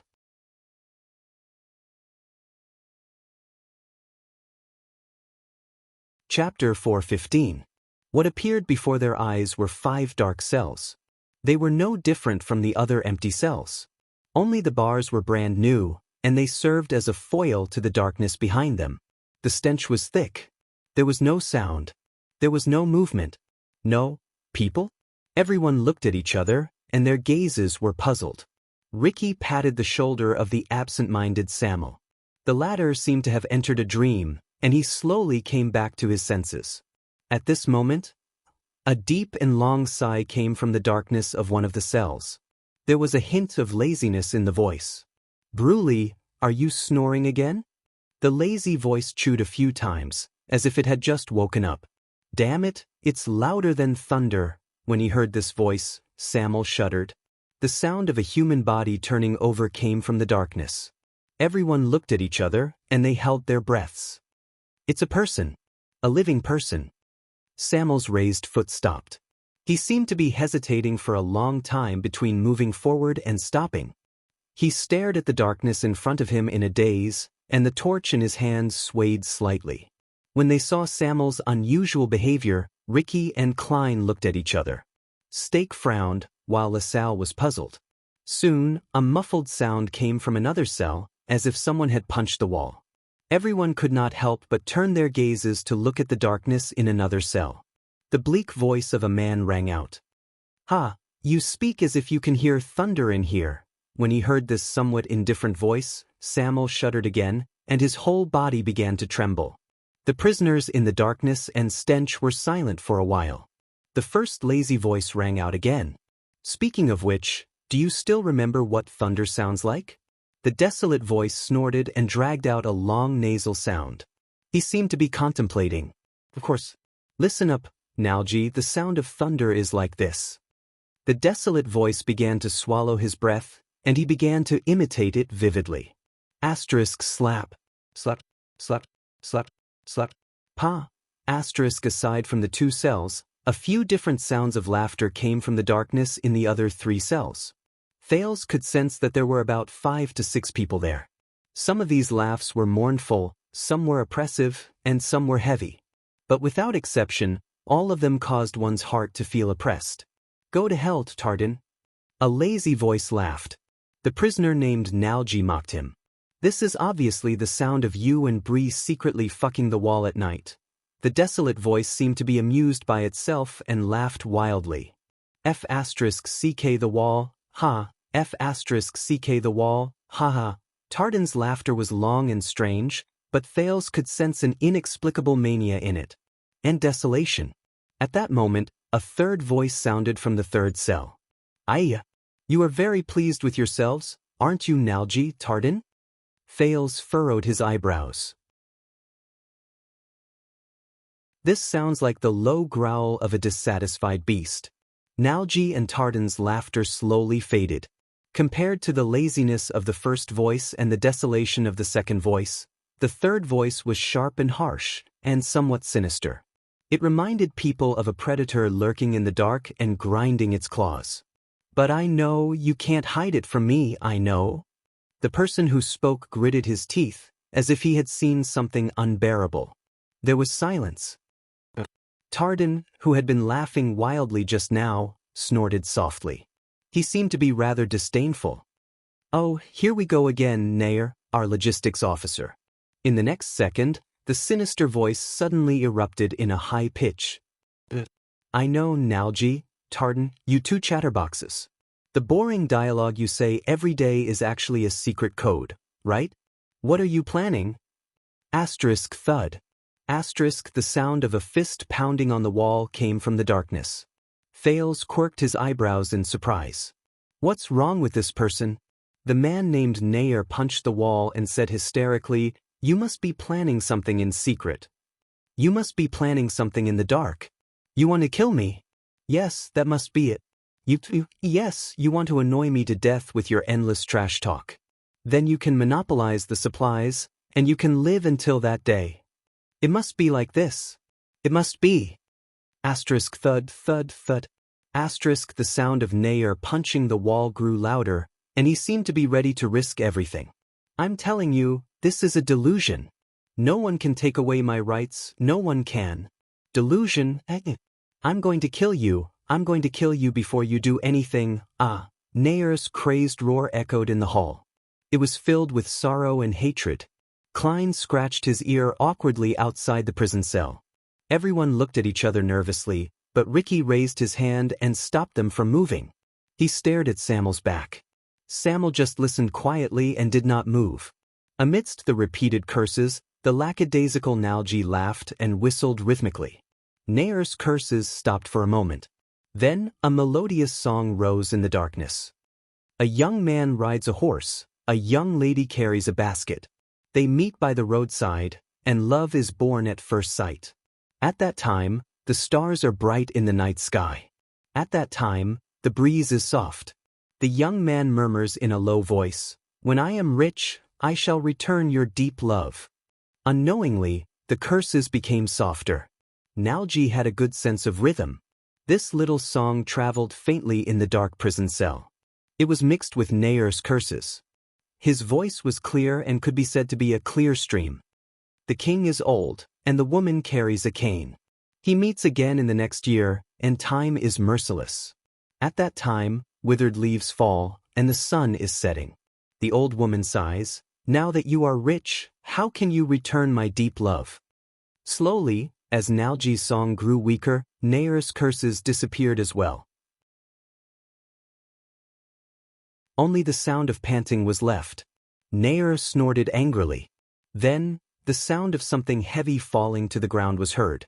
The darkness in the 5 prison cells returned to silence once more. But Samuel still did not move. He stared at the darkness in front of him quietly. Only the light on his hand trembled slightly. Soon, another timid voice rang out in the air, trembling.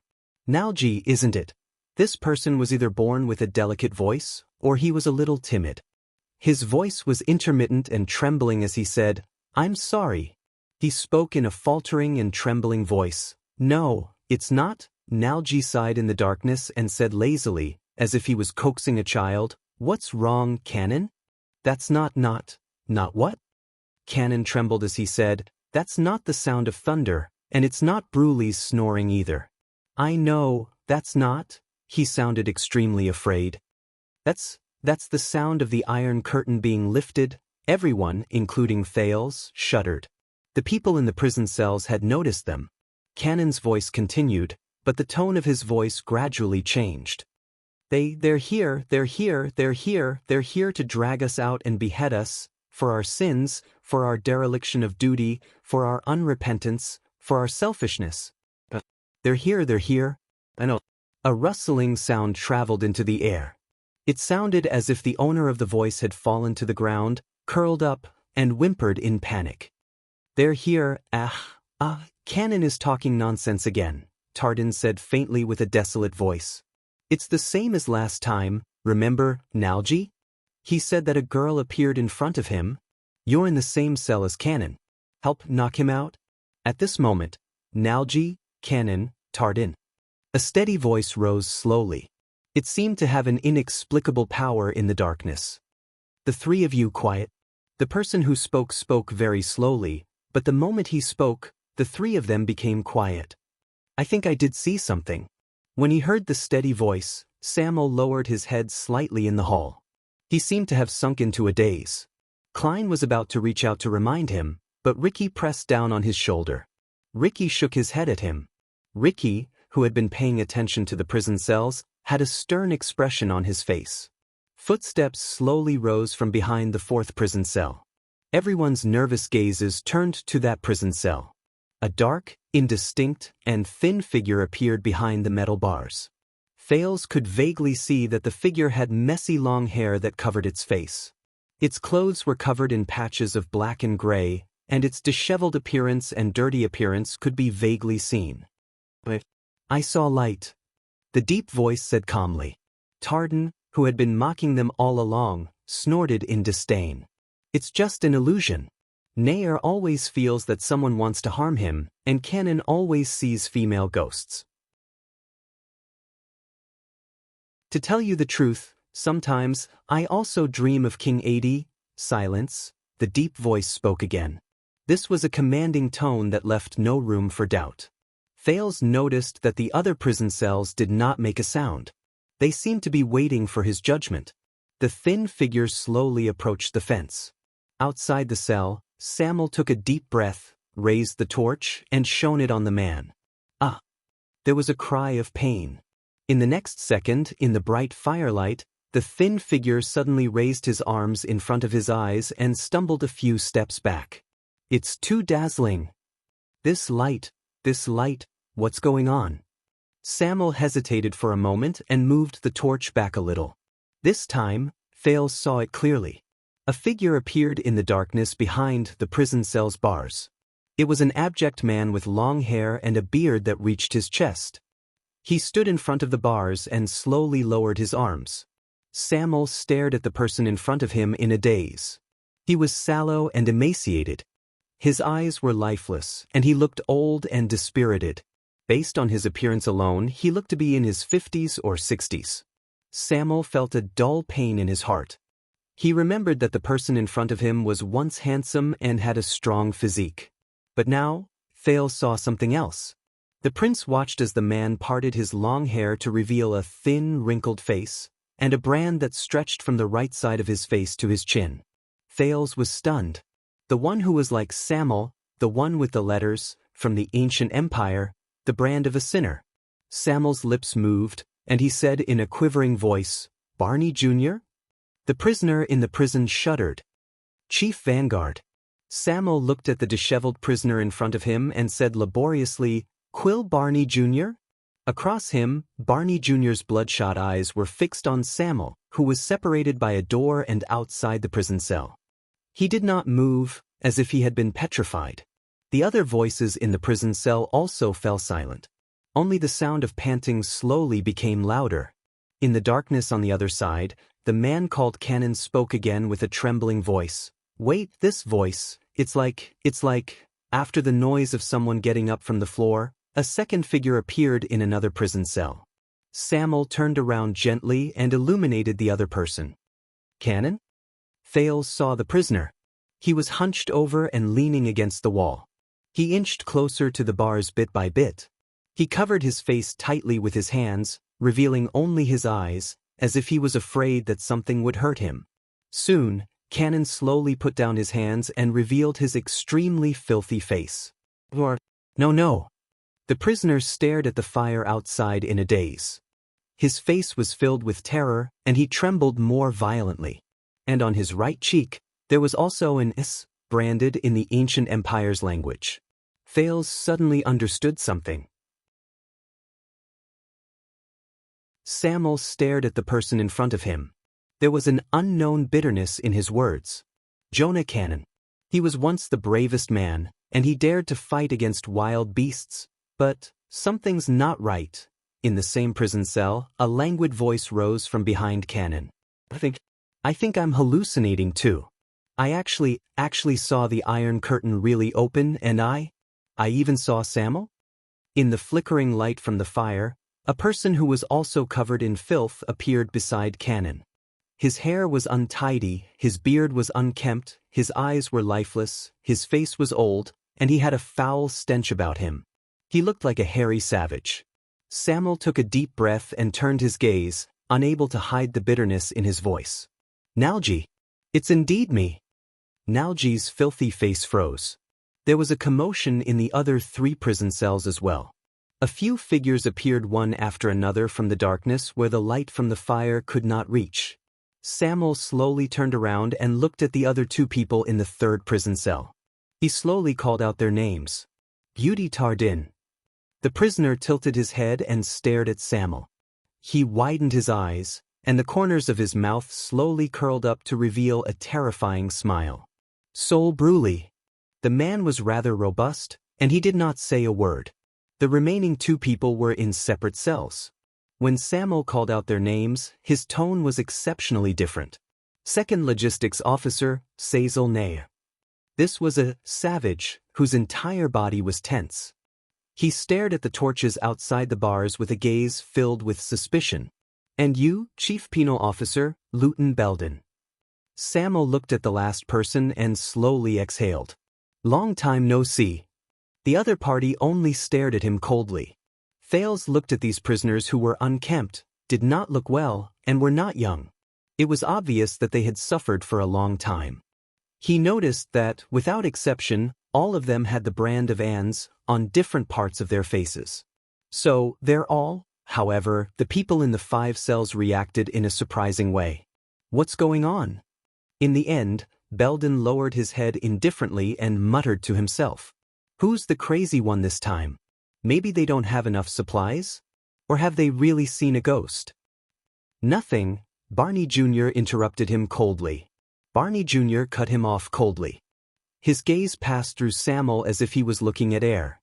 It's impossible for him to be real. Disgust appeared on his filthy face. He turned around. Everyone, go back to sleep. Everything will be fine when you wake up. It's just another illusion.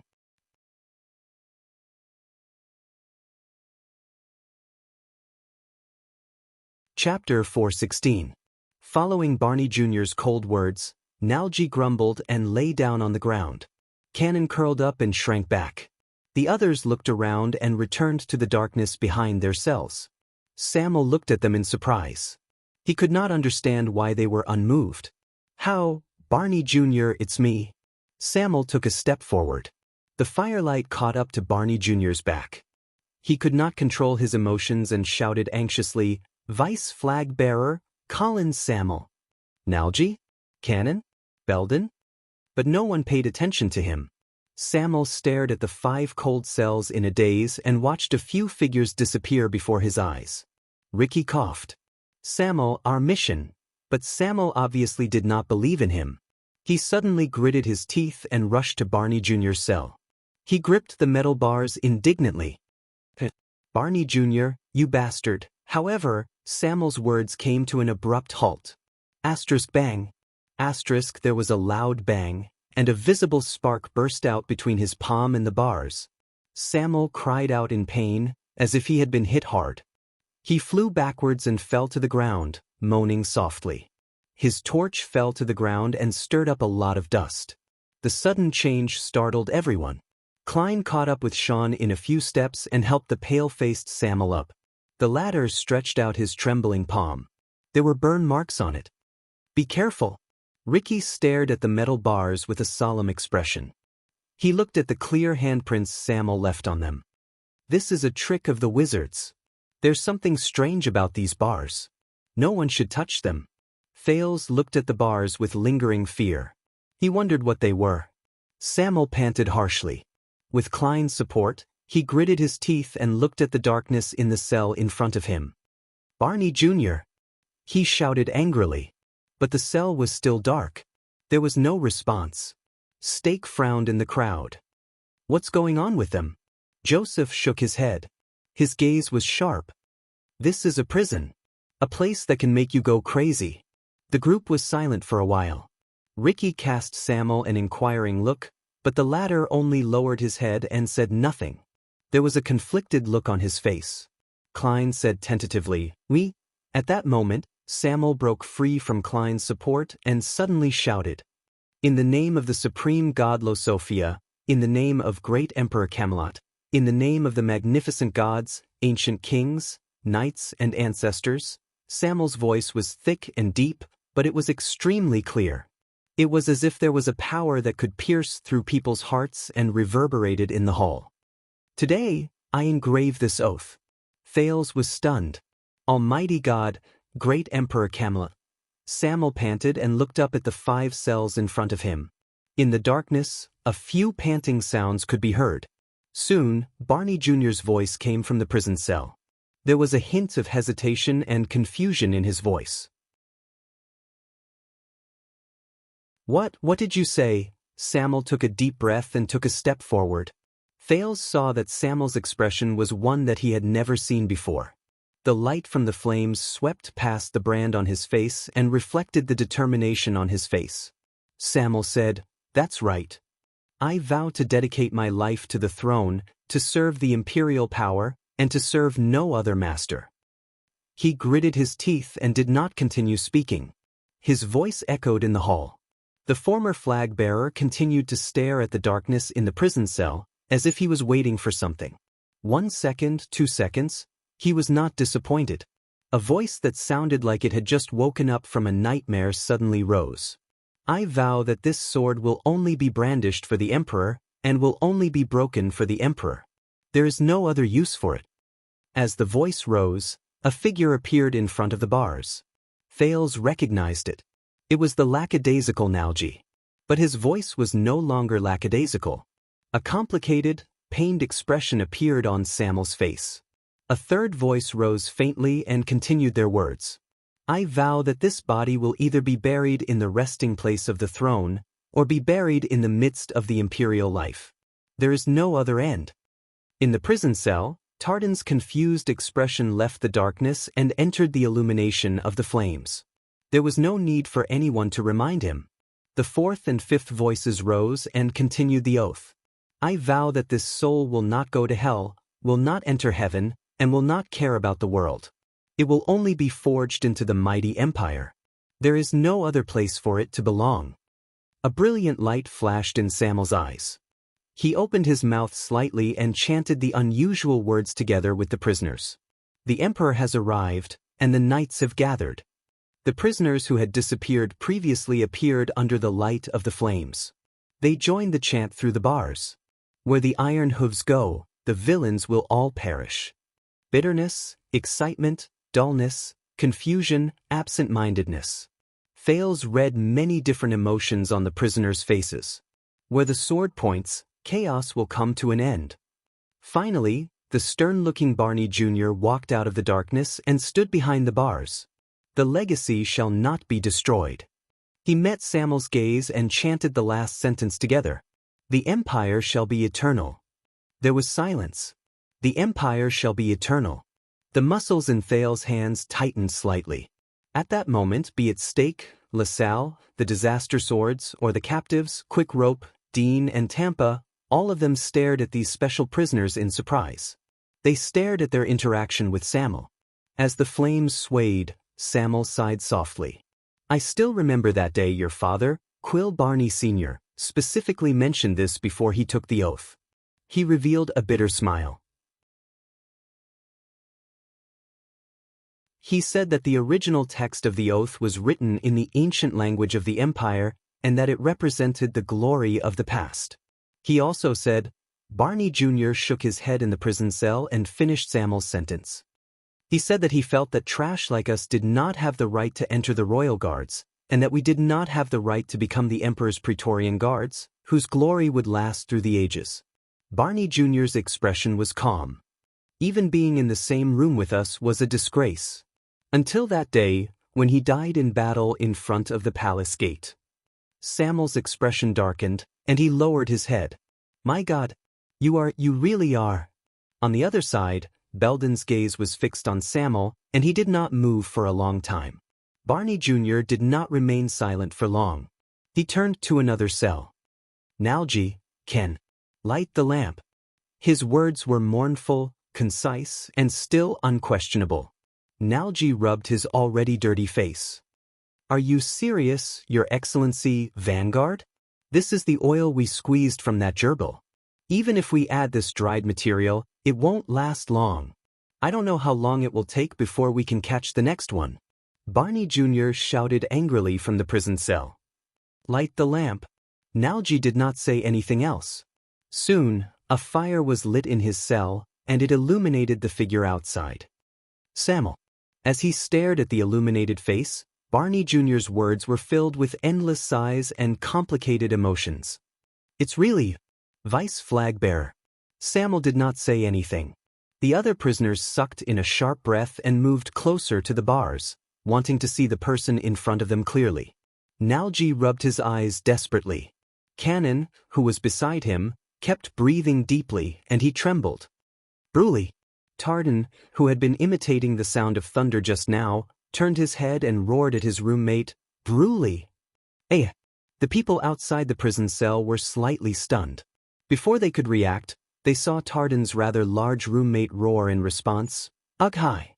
Immediately after, he pounced on Tardan like a giant bear. Asterisk thud. Asterisk a muffled sound rose. Thales widened his eyes and watched as the prisoner named Bruli roared and threw a punch, hitting Tardan right in the face. The force was astonishing and it was merciless. What are they doing? Tardan crashed into the wall behind him and groaned in pain.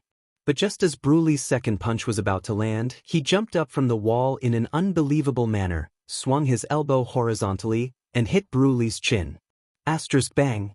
Asterisk Bruli shook his head and took a step back. He cried out in pain.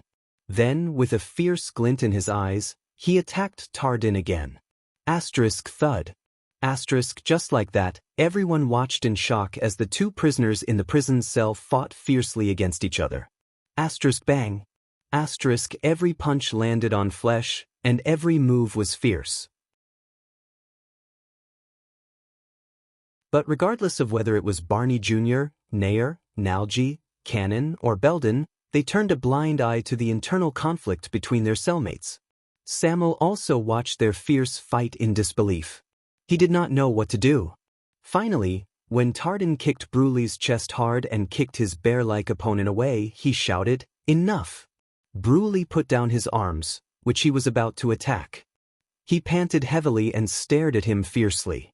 Soon, Tardan, who had a bloody nose, a swollen face, and blood at the corner of his mouth, got up and spat out a mouthful of blood. Damn it, it hurts. He looked at Samuel, twitched the corners of his mouth, and said incoherently, I'm sorry. This is the one and only Baron technique Samuel was stunned. Tardan rubbed his red and swollen chin. He and Bruli supported each other and stared at Samuel without blinking. He laughed strangely and said, I'm sure that the person inside is real, and it's not just our imagination. After a while, Samuel, who seemed to have figured something out, lowered his head wordlessly. I'm real, Tardan, he said sadly. I'm standing right here. It's not an illusion. It's not. Thales sensed a lot of emotions from his words. On the other side, Nair stared at Samuel. What's wrong, Samuel? They still captured you? Am I right? What are they plotting? Who do they want to kill this time? Samuel shook his head. Cannon trembled slightly. He hid behind Nalji and said in a nervous manner, What? Are they going to be beheaded? Or hanged? Are we in there too? Samuel stared at them with an indescribable gaze. He still shook his head. You've lost a lot of weight, and you've aged a lot. Nalji sneered in the prison. Of course, at least you don't need a stone knife to shave. Something's not right. Belden, whose long hair hung over his face and beard reached his chest, crossed his arms. He asked warily and maliciously, Why are you here, you coward? Who are those people outside? Samuel was silent. He let them size him up and listened to their strange questions. Until Barney Jr. asked. Now, Samuel. Barney Jr. sucked in a deep breath and asked an unexpected but thought-provoking question. What year is it now? Once he said this, the prisoners in the prison became quiet. They stared at Samuel quietly. After a long while, Samuel exhaled. Calendar of Eradication, Year 679. Barney Jr. was slightly stunned. Then, his face turned pale and he took a few steps back. The prisoners were also stunned. My mind is not clear. Help me do some math. Nalji nudged Cannon. He anxiously turned his head around and looked around. He grabbed his hair and said in distress, 679,679. So, 679 minus 677. No, 650? No, 660. When did we get here? Cannon did not answer him. He just curled up and sat down. Fear was written all over his face. How? 18 years. Barney Jr. looked around in a daze. He laughed for some reason. It's been 18 years. Samuel did not speak. 18 years. With an indescribable feeling, he quietly watched this special reunion after a long time. Canon said that it's been about 30 years. Nalji said that it's been 5 years at most. Barney Jr. was immersed in his own world. His face was in pain, and the brand on his face trembled slightly. But I don't believe either of them. He'd been counting the number of times the supplies were delivered. I counted myself. I thought it was only 7 or 8 years. He sat down. His expression twitched, and he laughed loudly. Ha ha. His laughter was bitter, hoarse, and unpleasant to the ears. Soon, Nalji and Tardin also joined in the laughter. The other prisoners were either dazed or dazed. They did not say a single word. Samuel closed his eyes. He only opened them after a long time. All of you are here. Where are the others? He asked with great difficulty. The laughter in the hall stopped. Barney Jr. raised his head. His gaze was cold. Didn't all of you bring torches? He spread his hands and said coldly, "See for yourselves." Samuel's eyebrows twitched. He walked forward quickly. He did not care about the dazzling light that made the prisoners cover their eyes in pain and retreat. He illuminated every cell through the bars. A few seconds later, Samuel's body swayed a few times. He took a few steps back weakly. How could this be? He mumbled. The prisoners were silent. In the cell, Cannon covered his face and slid down against the wall. He sobbed in pain.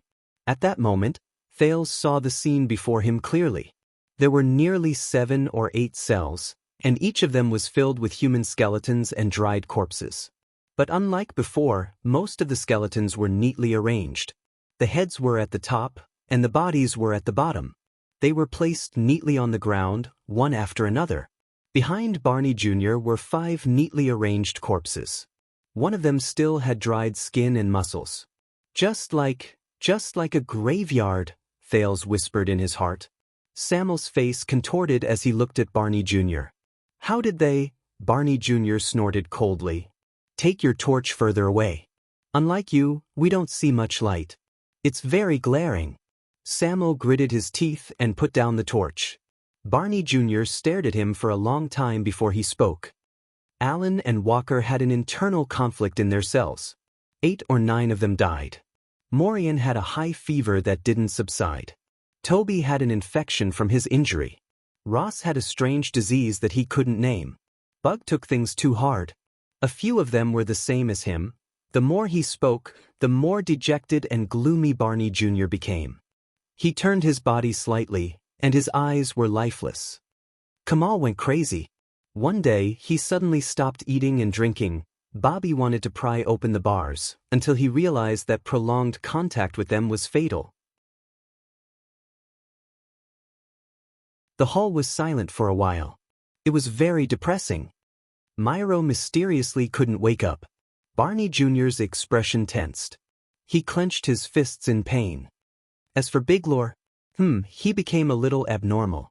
Before he killed the third person, the people in their cell had to do something, so he took a deep breath and forced his emotions back into his body. Gold and Skeleton left together. They were the last 2 people in the same cell. They agreed to cut each other's wrists. One day, Rogo suddenly screamed like a madman. He cried and laughed for a day and a night. Then he went silent. Samuel listened quietly.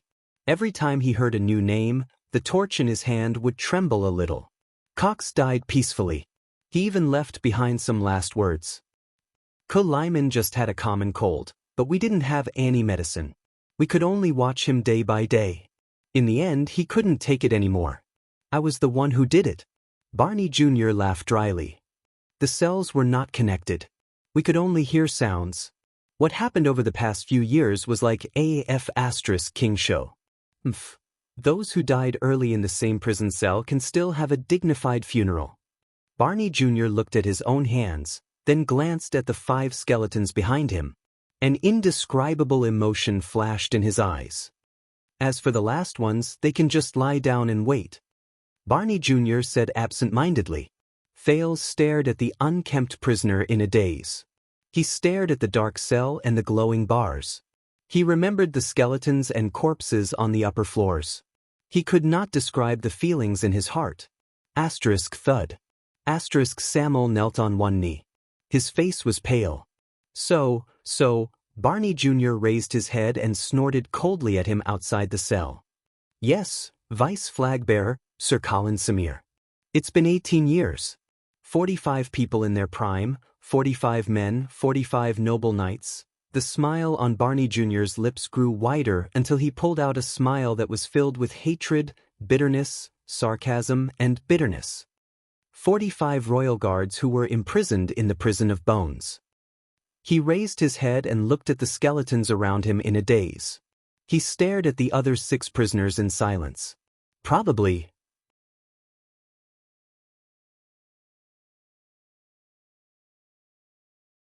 Chapter 417. In the dark hall, Samuel listened to Barney Jr.'s words in a daze.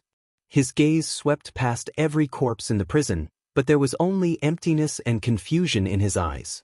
He looked like a prodigal son who had left home for many years and returned to his home, where he no longer had anything. 7. He mumbled. For some reason, as he listened to their conversation, Thales also felt empty in his heart, and he felt incredibly uncomfortable. In the crowd, Steak coughed softly. He quickly walked to Ricky's side and pointed above his head. My people can't control the people above for too long.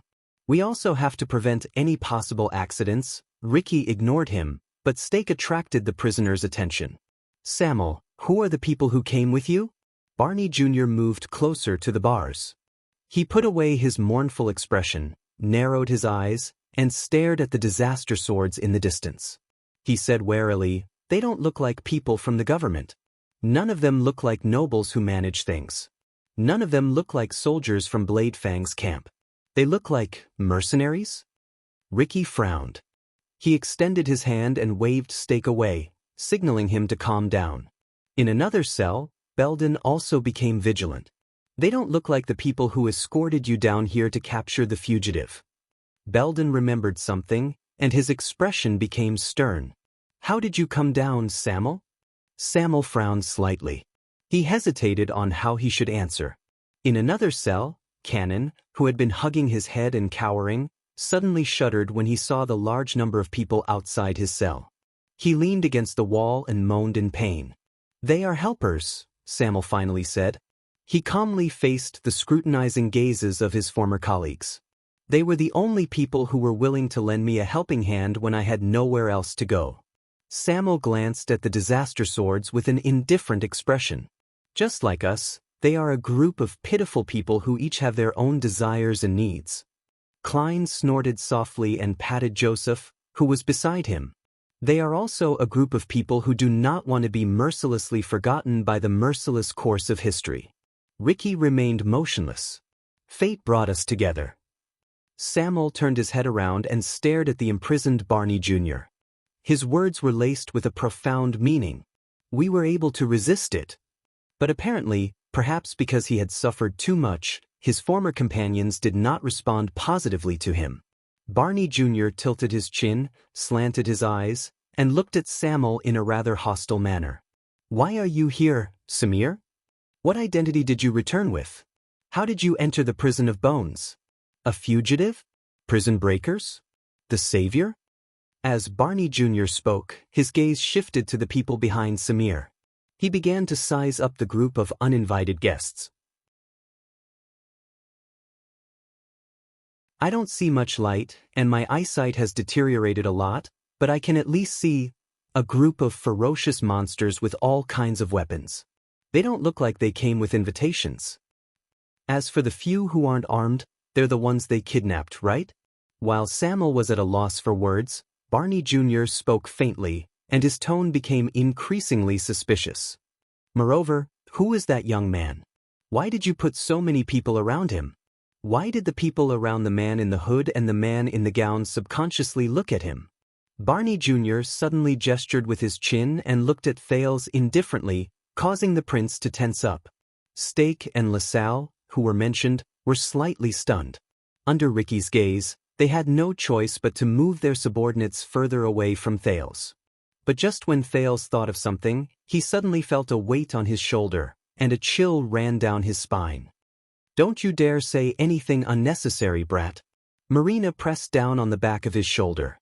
The blade of her sword rubbed against Thales' pants. She said coldly, "You won't have anything down there." Thales only felt a chill invade his spine. He did not dare speak again. "No, it doesn't look like protection." Belden also stared at Thales from the other side of the cell. His frown deepened. "I can tell. That young man is also someone who was kidnapped." Ricky's expression turned solemn. The remnants of the royal guards had exceeded his expectations. They had clearly struggled in captivity for so many years, but when they saw the light again, they immediately saw the crux of the situation. Samuel's expression was a little unpleasant. He moved his gaze away from Thales. "Barney Jr., Belden, as expected of the vanguard and penal officer. Your observational skills are still astonishing."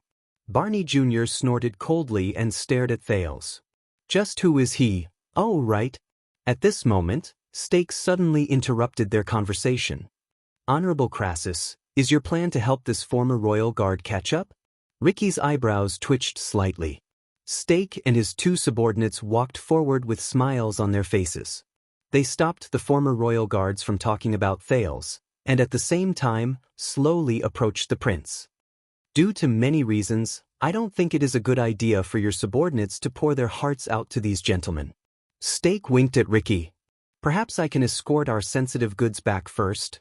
Thales stared at Stake's outstretched hand. He was on guard. Then, a long sword that was hollow blocked Stake's path at lightning speed. "Touch him, Stake." Klein grabbed his dark light sword and stopped Stake from approaching Thales. His tone was hostile. "Don't even think about keeping that hand of yours." Stake's smile froze. LaSalle coughed awkwardly. He had no choice but to mediate the situation. "Everyone, I think Stake's suggestion is that it's time for us to speed up our progress." The Northlander silently pushed Stake back and gestured for the two assassins beside Stake to put away the weapons they had brought out at some point in time. He reminded them solemnly, "Accidents can happen at any time. Don't forget our situation."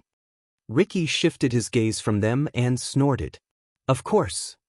Samuel, the leader of the disaster swords, said softly, "Focus on the mission." Samuel nodded.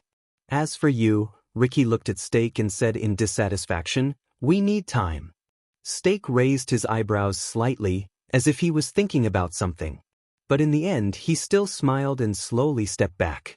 "Very well, of course. Then I will wait for you outside. Anyway, I am very concerned about the situation above. I need to confirm it." Stake raised his hands and took 2 steps back. Then he walked out of the hall with his subordinates while the disaster swords glared at him with hostility. LaSalle gave Ricky an apologetic smile. "They can be impatient sometimes." The mercenaries who had surrounded Shadow Shield unknowingly let go of their sword hilts and put away their murderous gazes. On the other side of the hall, the prisoners and Samuel watched the small conflict in silence. Samuel inhaled, as if he was adjusting his emotions. "Barney Jr., I am very happy to see." But Barney Jr. rolled his eyes. "Who is that?" The prisoner in the cell stared at Stake's back from a distance. "That hooded man? He doesn't give me a good feeling. And that man with the nose so high." In another cell, Nair stared straight at LaSalle and gritted his teeth. "That damn Northland accent. It's definitely not from Coldcastle, but from further north, from Ekstedt." LaSalle instantly froze. As he looked at his 2 doubtful colleagues, Samuel sighed. "That's not important." But a panicked shout suddenly broke the oppressive atmosphere. "No!" Everyone tensed up. Their first reaction was to grip their weapons, and then they snapped out of their daze. The person in the cell was shouting, "No, no, no! Barney Jr." Barney Jr. frowned and turned his head. In another cell, Cannon, who had previously reminded the prisoners that the iron curtains had been lifted, was still hugging his head and curling up on the ground. He could not stop trembling. As he twitched, he shouted in pain, "Barney Jr., I can hear it, just like how I see it in my dreams every day." His roommate, Nalji, who had been acting lazily just now, quickly walked forward in a very experienced manner. He put his arm around Cannon's shoulder and comforted him in a low voice. "It's okay, Cannon, it's all over, it's all over. Everything is fine, everything will be fine. Those terrifying things in the past don't exist anymore. We're fine, that's all." As Nalji spoke, he became absent-minded as well. He stared at the ground with a dazed expression, but Cannon still struggled desperately. His eyes were shut tight and he shouted madly, "Their footsteps, they pressed down on the soles of their feet, and they tiptoed like cats. Those footsteps, those voices, those people who only appear in the dark. Just like those people. Those people." Samuel looked at Cannon's outburst with a dejected expression. Barney Jr. furrowed his eyebrows tightly. "They're here, Barney Jr., they're here," Cannon shouted in pain. His dirty hair flew everywhere. "They're coming to kill them. Just like in the past." Cannon's pained cries lasted for nearly a minute. Then, just like how Nalji comforted Nair earlier, he hummed a tune softly. Cannon finally quieted down. Samuel exhaled quietly. He stared at Cannon, whose eyes were wide open, and his chest was heaving in shock. He said in a pained tone, "When did he become like this?" Barney Jr. shook his head in a mocking manner, but his eyes were filled with doubt. "I don't know. I felt like he was already like this when he woke up one day, but that's not important. Cannon's symptoms are considered mild." Samuel was silent for a while. "Listen, Barney Jr., you shouldn't be here." Samuel gritted his teeth. His gaze was firm. "You are all respectable warriors, valiant fighters, fearless warriors, and sharp knives. You shouldn't stay here and die of depression." Barney Jr. slowly raised his eyes, causing Samuel, who had been slightly agitated, to instantly freeze. "Come with me, join us, and I can give you back your freedom. Perhaps you will even have enough power." But Samuel still insisted on making his suggestion. He looked at the others with hope. "To make up for our past mistakes. To even change this F***ed-up world." Samuel's tone was forceful. "What do you think?" Once he said this, the prisoners were silent for a moment. Barney Jr. stared at Samuel faintly. Tardin and Bruley frowned. Nalji was still comforting the trembling Cannon. Belden and Nair did not react. "Freedom, freedom?" Tardin shook his head, making him look like a clown in a circus. He raised his hands in a dramatic manner and waved them in the air. His lips curled up in an exaggerated arc as he laughed loudly. "Everyone, he said that he will give us freedom." Ha! His laugh was very exaggerated, and even a little fake. Samuel stared at his former colleagues in confusion. "What's wrong?" No one answered him. Only Barney Jr. shook his head and exhaled slightly. "You know, Samuel, that year each of us insisted that we were innocent." Barney Jr. lowered his head and said in a cautious tone, "We refused to admit our guilt, so we were sent here." Samuel's breathing changed slightly. "Unfair treatment and judgment." He nodded, and an indignant expression appeared on his face. "This is what they forced on us that day." But Barney Jr. suddenly raised his head. "No, listen to me, Samuel. We are at fault. We failed in our duty. His Majesty and the Crown Prince died under our watch. But we did not collude with the enemy. We are not traitors. The royal guards did not betray the late king. I have always believed that we are innocent in this regard." Barney Jr. stuck close to the bars, almost touching the dangerous magic creation. But he still widened his eyes and stared at Samuel outside the prison cell in a rather neurotic manner. "Everyone, including me, believed in this. So we gritted our teeth, and no matter how much we were tortured, we refused to give in. So we were unyielding. We shouldered the blame and slander, but we still walked into the prison with our backs straight, just like tough men. Because we did not do it, we did not do it. Innocent is innocent." Samuel stared back at him in a daze.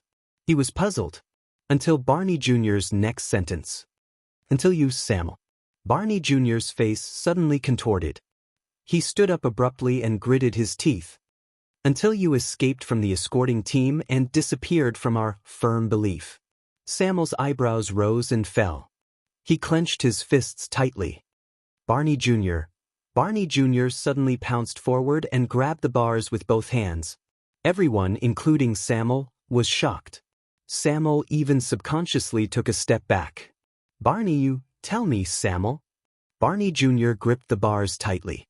His fingers trembled nonstop, as if he was enduring great pain, but he still glared at Samuel with resentment. Why did you run away that year? Abandon all your comrades and brothers? Asterisk slap. Asterisk, there was a flash of light from the bars. Barney Jr. cried out in pain and fell to the ground. But he did not care. He only raised his smoking hands and stared coldly at Samuel. Why did you use cowardly actions to deepen the brand of our crimes? To prove our crimes? Samuel stared at Barney Jr.'s actions in disbelief. He turned to look at the other prisoners, but found that they were all looking at him with unfamiliar expressions. To prove our crimes, Samuel stared at the countless skeletons and closed his eyes in pain. He stuttered. He wanted to say something but stopped himself. In his hesitation, he said through gritted teeth, I'm sorry. Barney Jr., Samuel trembled and lowered his head. 18 years ago, I could bear all the consequences of that tragedy, be it demotion, punishment, torture, exile, or even death. But this... Samuel opened his eyes abruptly. He raised his torch and illuminated his surroundings. Skeletons, prison cells, and ashes. To stink, rot, and be forgotten in a bottomless dungeon? Then, to remain here forever, without even a splash of water? To bury our humiliation and stigma deep underground forever, never to be remedied? Samuel's expression became more and more twisted, like a drowning man struggling in the water. After a long while, he gritted out his next words through his twitching teeth. No. I refuse, he said firmly. He stared straight at Barney Jr. His eyes were full of pain and resentment. Just like what you said, we didn't do it. We shouldn't have to bear such torture. This is the reason. Unexpectedly, Barney Jr. smiled. He smiled very happily. Is that so? You just said, I refuse, and ran away without any hesitation. But now, you even came back to break the prison. So, where is your pride, dignity, and honor as a royal guard? Barney Jr. raised his hand and shook his shoulders. He said sarcastically, where is the passion you once poured into the oath of the ancient Praetorian guards? Samuel was silent for a moment again. After a long while, he slowly opened his mouth. I stopped being a royal guard a long time ago. This time, Samuel's voice was low, and his tone was dejected, as if he was talking about a humiliation. After our dignity and honor were trampled to nothing by the high and mighty new king and nobles on that day, Roland said with a sigh. Samuel clenched his fists and his arm muscles tensed. Kessel, before he ascended the throne, he was just a playboy. He can't push the entire royal guards into the abyss with just a hasty trial. He can't use the so-called collaboration with the enemy to turn everyone who was once loyal to him into a traitor. He also has no right to deprive us of the right to wash away our grievances with our own hands. When Thales heard the familiar name, his heart became gloomy. Samuel's breathing quickened. He did not. Samuel raised his head and looked at his unrecognizable, sallow, and emaciated colleagues. Indignation appeared on his face. He had no right to turn us, all of you, into what you are now. The disaster swords looked at each other at a loss. Klein was about to interrupt him, but he was stopped by Ricky again. The silence in the cell lasted for a long time. Then, Barney Jr. chuckled. Like this. Barney Jr. stood up and took a few steps back with a broken smile. He spread his arms as if he was showing off his home. You know nothing. With a chilling smile, he slowly said, nonsense. Samuel was stunned. What? Barney Jr. snorted coldly. You have no idea what kind of life we have been living here. Barney Jr. took a step forward and said with hatred, you haven't endured the boundless silence and darkness. You haven't heard everybody's desperate wails and cries. You haven't seen your companions die in the sunless cells. You haven't eaten the stinky cockroaches that crawled out of the dead bodies. You haven't tasted the food that stinks of feces.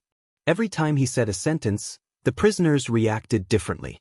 They gritted their teeth, clenched their fists, twitched, or pounded the wall in pain.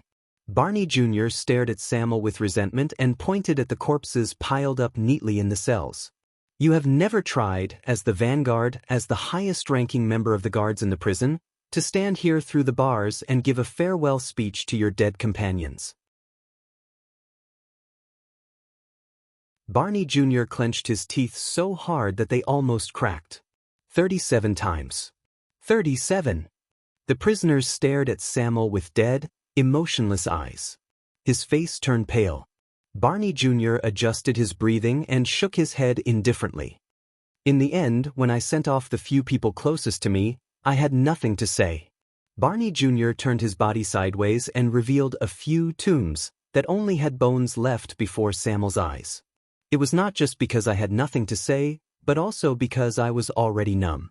Their voices and smiles in the past gradually faded and faded away under the sunlight.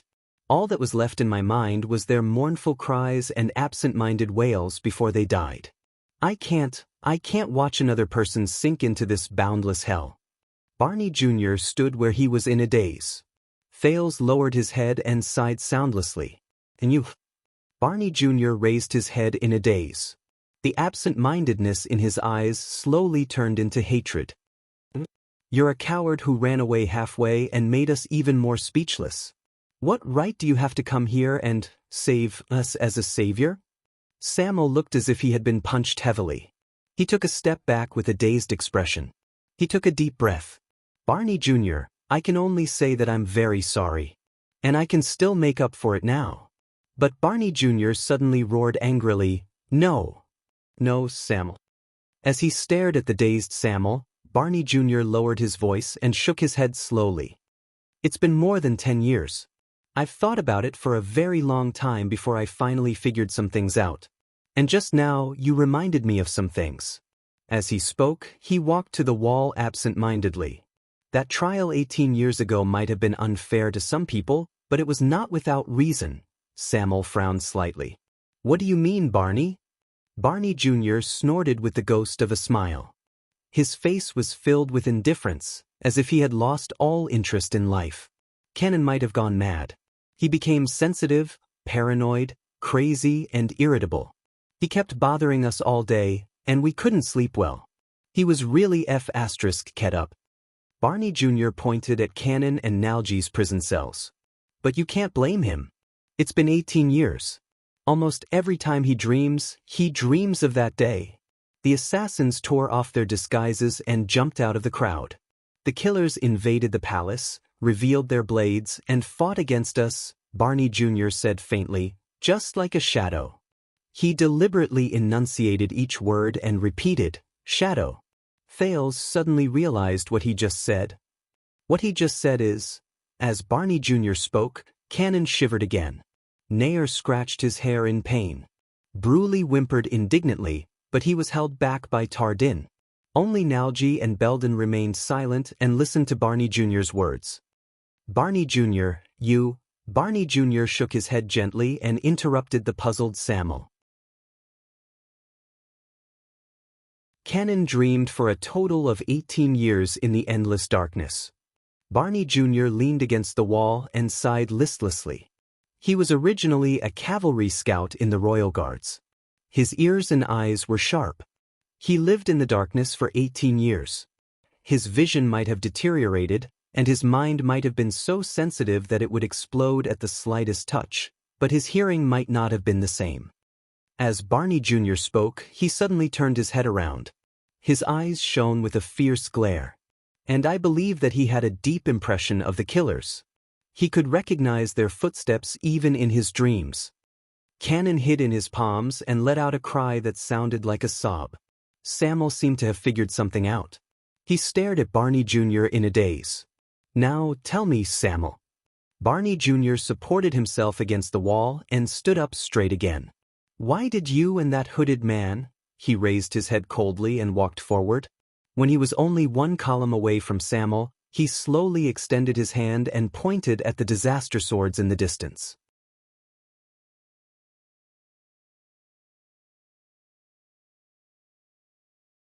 Chapter 418. When Barney Jr. said this, Samuel looked surprised. He subconsciously took a step back. When he saw his reaction, Barney Jr. snorted coldly. The disaster swords were all stunned. Hood. Klein stared in surprise at Cannon, who was curled up on the floor. He then looked in the direction where the hooded stake had left. Is there really someone in this world who can identify someone through their footsteps that are barely audible? Ricky also stared at Cannon in surprise. He thought about it for a moment and nodded slowly. I think, if you care about something enough, to the extent that you can pour 18 years of effort into it, he shook his head and sighed. Then, there's probably nothing that can't be done. On the other side of the hall, most of the prisoners stood up and approached the bars coldly. Is this true, Samuel? Belden stared at Samuel calmly, then at the disaster swords. His gaze was stern. Are you a member of Shadow Shield now? Nair, who was next to him, mocked him. Wow, this is a good sign, Your Excellency. At least you don't have to feel guilty. Samuel looked at them, then at the other. His breathing was irregular, but in the end he turned to Barney Jr., who had the scariest expression. He raised his hand and explained, Listen, me and them, those assassins, this is just a temporary cooperation. I also hate that cockroach, but now, in order to come here, but Barney Jr. interrupted him. You don't understand, Samuel. Barney Jr. sneered. I'm not talking about how you're doing now. Who the hell cares? Samuel was instantly stunned. Barney Jr. exhaled and looked down at his palms. I'm talking about Lord Charlton. That blood chant is very good. In fact, he's very good. He's too good. When he heard this name, a thought appeared in Thales' mind. Lord Charlton, blood chant? Thales, breathing slowly, slowed down. Another name appeared before his eyes. A thin gray figure who jumped down from the cliff of the sky. Baronet Charlton. Flying locust blade. Samuel was obviously a little surprised. Charlton? Lord Charlton? But Barney Jr. ignored him and continued on his own. But he was far from being strong enough to charge into Renaissance Palace alone, assassinate His Majesty at will, and then leave. At least 18 years ago, when we intercepted him and fought him for a short time, he was not that strong. Thales was shocked. He came to a realization. Barney Jr. was talking about the shocking and bloody scene in Renaissance Palace during the Bloody Year. The death of 82. Samuel frowned. What are you talking about, Barney? Barney Jr. laughed absent-mindedly. He then put down his palm and said to himself, After the incident, all of us in the Royal Guards, regardless of whether we were free or in prison, were guessing the possible enemies. Shadow Shield, the Assassin's Flower, the Secret Room, the Northlanders, the rebel army in the southwest, the forces of the desert, perhaps the Camions or other people who hated Constellation, and even the great nobles in the country who were at odds with His Majesty before the war. But the only thing we were unwilling to admit was that we were unwilling to admit. His words gradually came to a halt.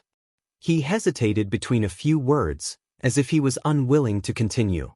Thales' breathing quickened subconsciously. Possible enemies.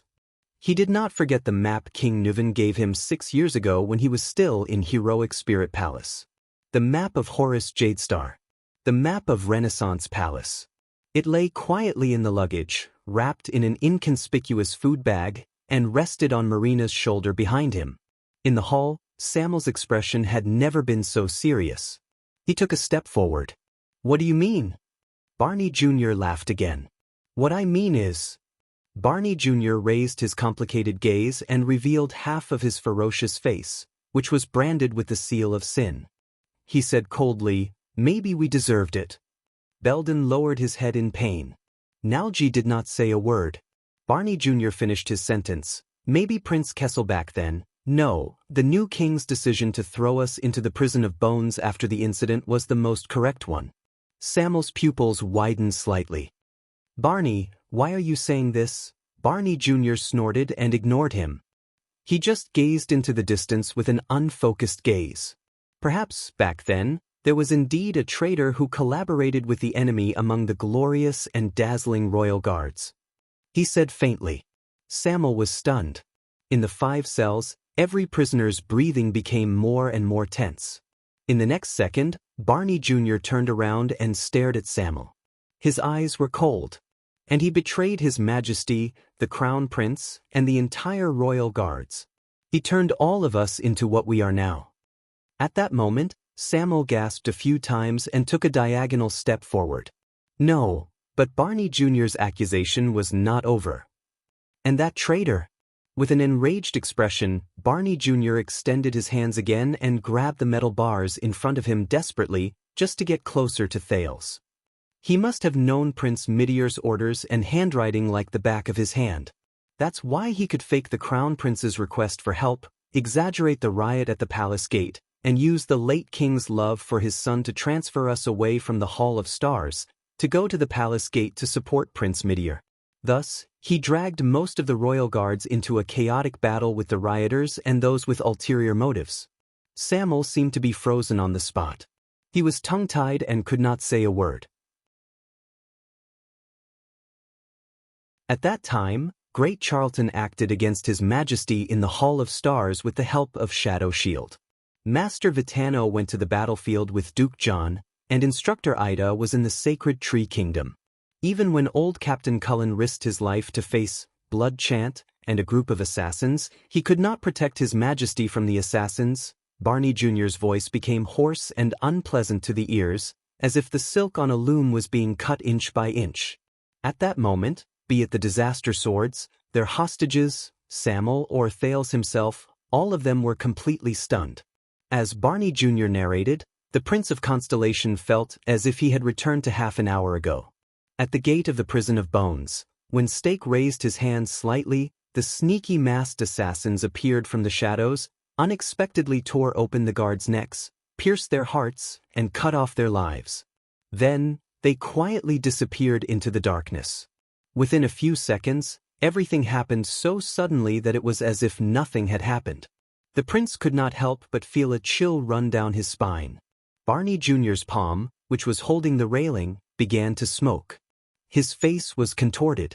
It was obvious that he was in great pain, but he still endured the pain. When the riot at the palace gate gradually subsided, the news of the Hall of Stars being invaded also came.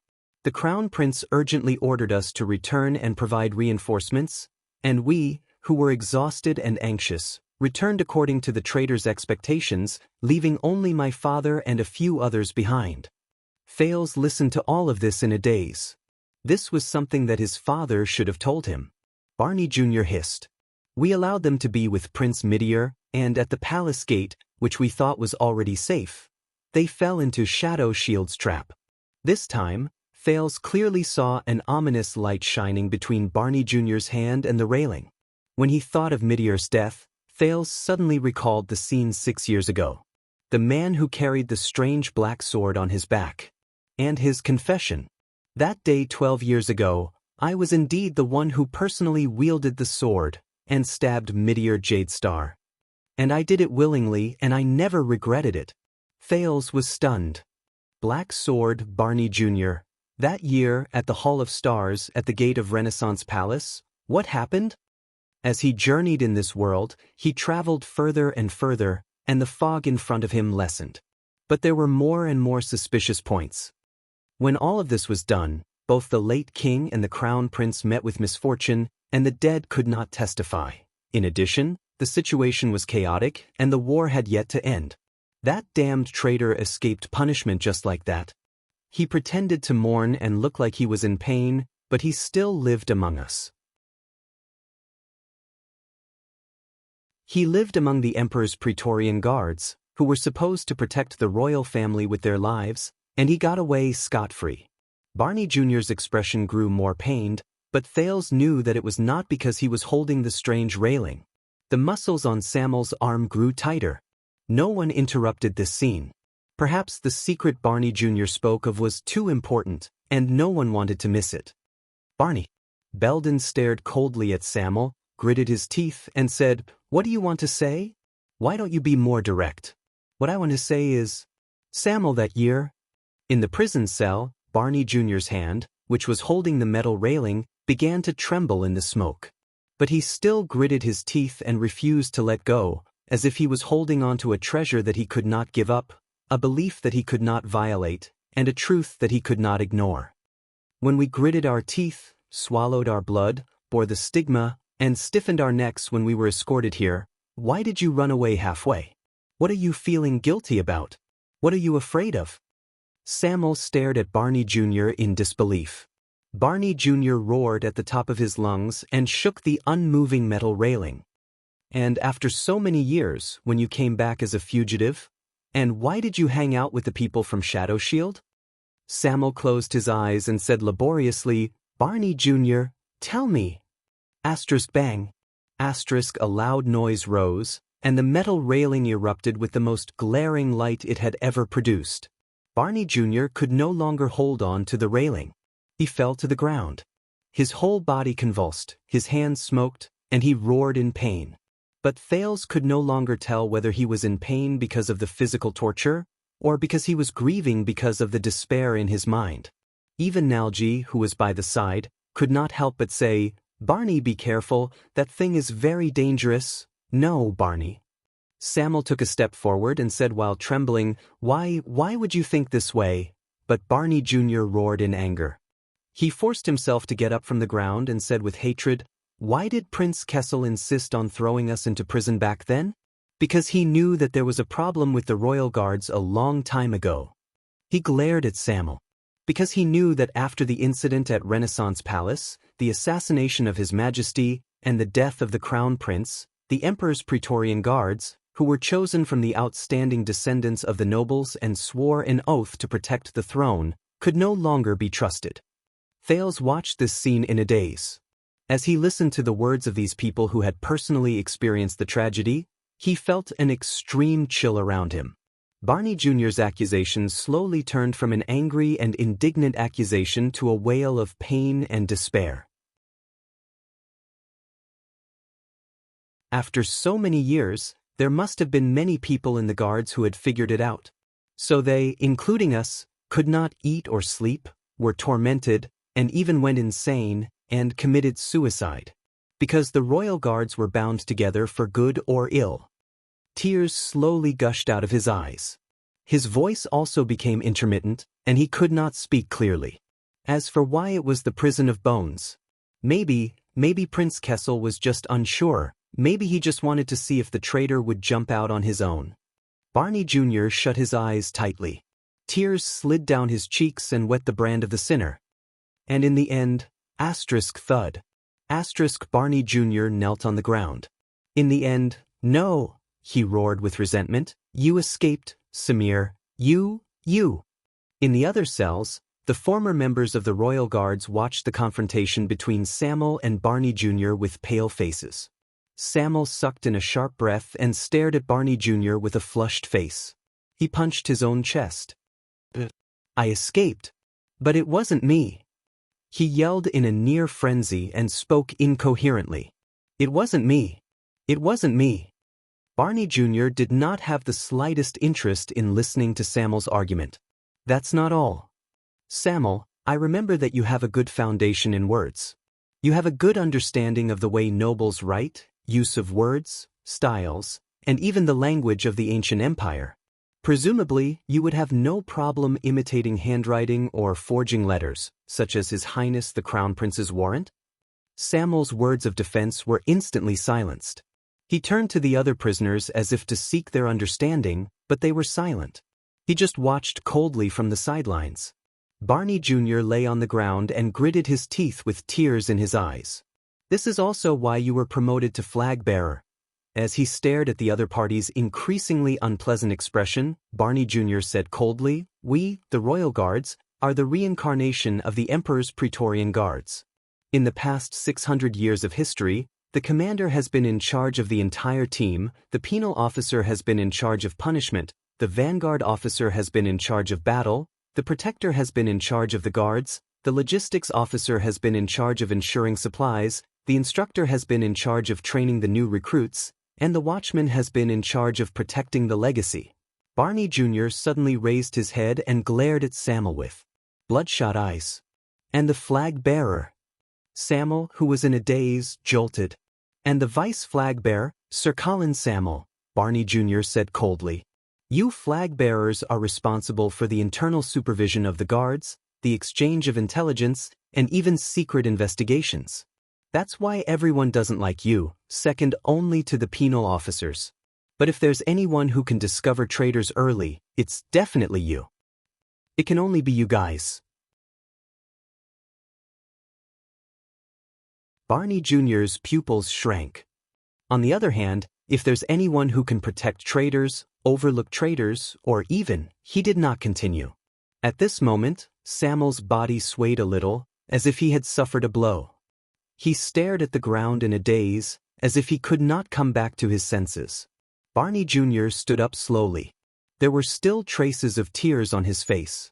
Tell me, Samuel, the one who escaped from prison 18 years ago and returned with Shadow Shield 18 years later.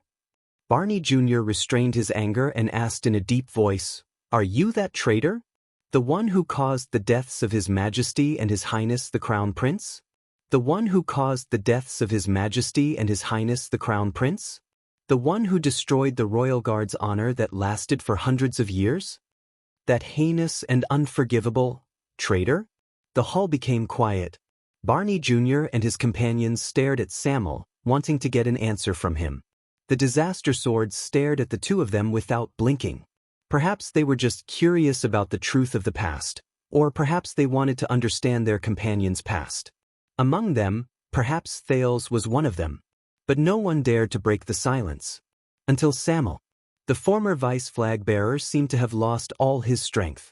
He staggered a few steps back and only snapped out of his daze when he knocked against the torch he had dropped earlier. The light from the torch illuminated Samuel from bottom to top, making his face look gloomy. Only the brand of sin on the side of his face was bright red. It was as if he was burning in hell. Barney Jr. continued to stare at him coldly. Samuel stared at the fire on the ground desolately. He stooped down in a daze and picked up the torch. His body was hunched, and his movements were slow. He looked like an old man with one foot in the grave.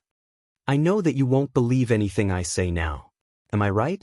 After a long while, Samuel finally spoke with great difficulty. It was as if he had used up all the strength in his life. Asterisk thud. Asterisk penal officer Belden punched the wall beside him and said angrily, Then what are you running away from? Come on, Vice Flag Bearer Colin Samuel. You are now standing in front of us, in front of the 7 remaining royal guards. Tell us that you will solemnly swear on your honor, your dignity, your blade, your ancestors, and the name of the Samuel family, which has been rooted in the capital for hundreds of years. You have never done anything against the Jade Star royal family, against the royal guards, and you have never let down the oath you swore as a Praetorian guard. Samuel's body swayed slightly. Belden pressed his entire body against the bars and roared, Tell me! Asterisk crack. Asterisk there was a loud bang. Belden fell to the ground in pain under the power of the bars. He gritted his teeth and moaned.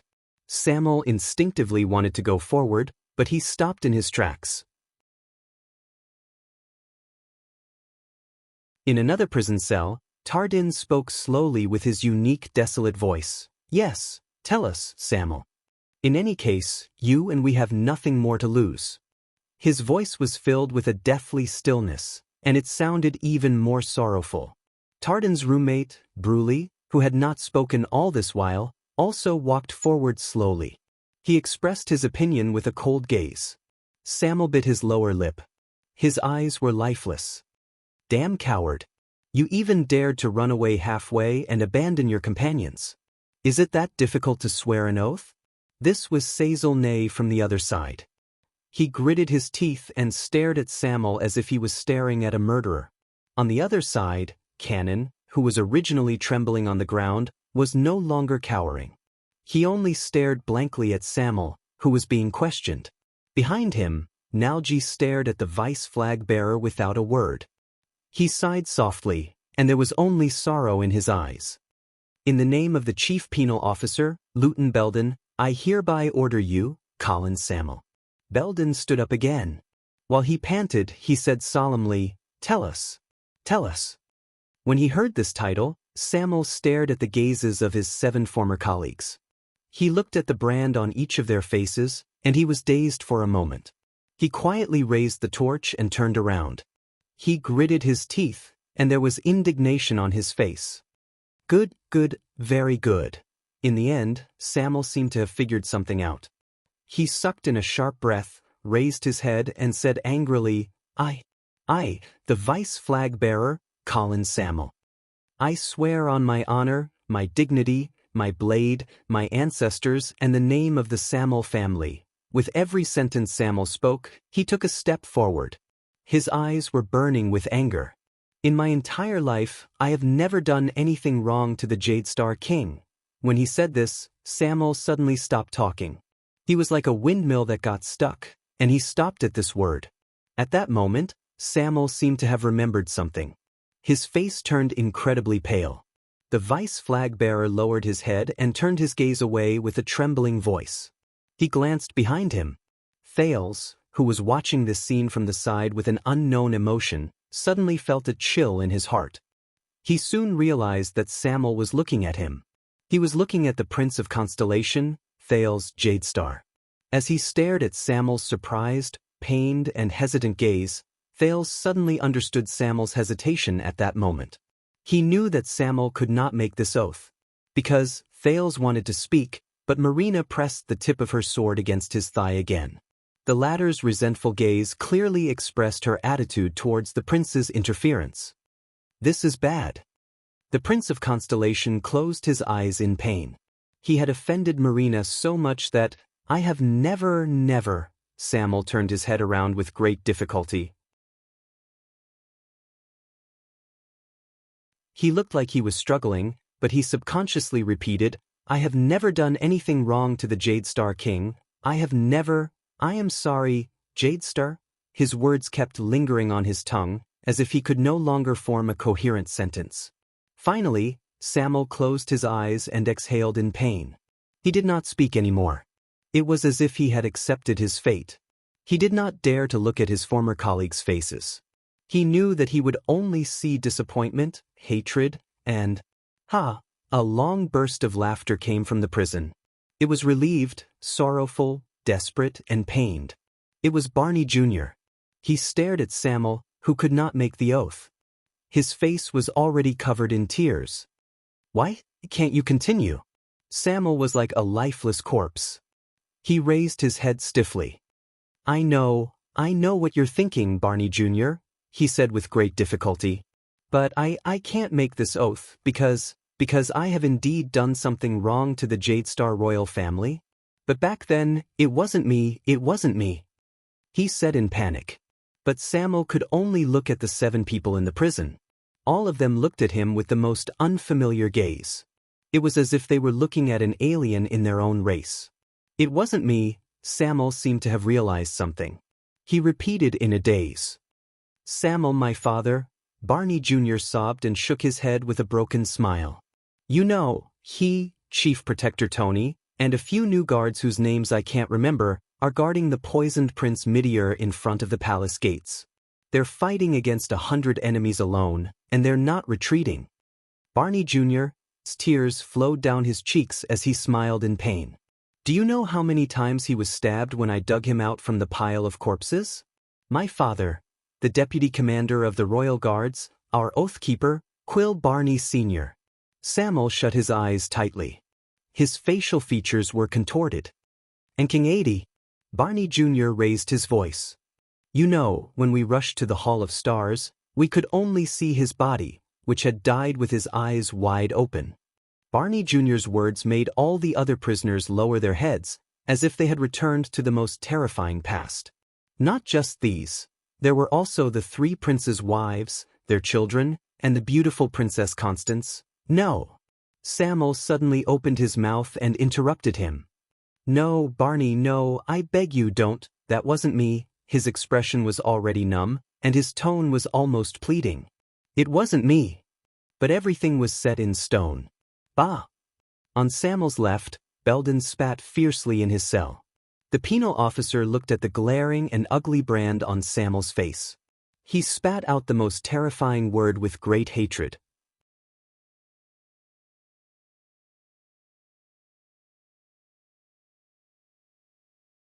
Chapter 419. Samuel's face was ashen as he faced Barney Jr. and Belden's questions in Black Prison. He looked as if he had suffered a heavy blow. As Thales watched this scene of brothers turning against each other, he suddenly gained a deeper understanding of the royal guards and the bloody year. No matter who the traitor was, and no matter what the truth was, it seemed that the problem with the Constellation royal guards themselves had been proven beyond a shadow of a doubt when they faced that terrifying assassination in Renaissance Palace. But that was not the point. Betrayal was far more than just a matter of two people going against the same path or a process of good friends falling out with each other. Under the most obvious and superficial fuse, there was often a deeper truth hidden. In Northland, Lampard's rebellion stemmed from the Born King's ferocious counterattack after he descended upon Extet. The secret room's wavering was, in fact, a rational choice made after Extet's royal authority declined. The Raven of Death's betrayal was also rooted in King Nuven's ruthless methods in the past. In Constellation, the Duke of the Northern Territories' conspiracy to usurp the throne had always revolved around the Jade Star royal family and the Arund family's game against Broken Dragon Fortress and Constellation's Northern Territory. The collective conspiracy of the New Star nobles, such as Covendier and Nanchester, reflected their expectations and ambitions towards the distribution of power in this country. Even before Thales' eyes, this Blade Fang's camp, which was chaotic and even convenient for foreign enemies to infiltrate the camp and land him in a predicament, was it not also a stage where the Baron of Blade Fang's camp and the Duke of Western Desert, the regular army and the recruits, the Jade Star royal family and the nobles of Western Desert, Eternal Star City and the ruins, the center of the kingdom and the western borders? Then what about the Bloody Year? When he thought of this, Thales suddenly came to a realization. The split in the royal guards on the surface was not an exception, nor was it the main cause. It was just a reflection that reflected the greatest contradiction of that era. In the turbulent waves of that era, even if these pitiful people persisted in their own hearts, they could only drift with the waves, unable to reverse the situation. Even if they were peerless experts, even the king of a country, even if they were mystics. There was a long silence in the cell, until Ricky's cold laughter rang out. Just as I thought.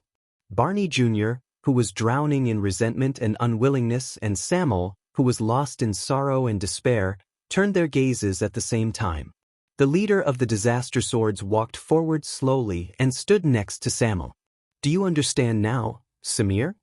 As Ricky spoke, he suddenly raised his torch and illuminated the brand on the latter's face.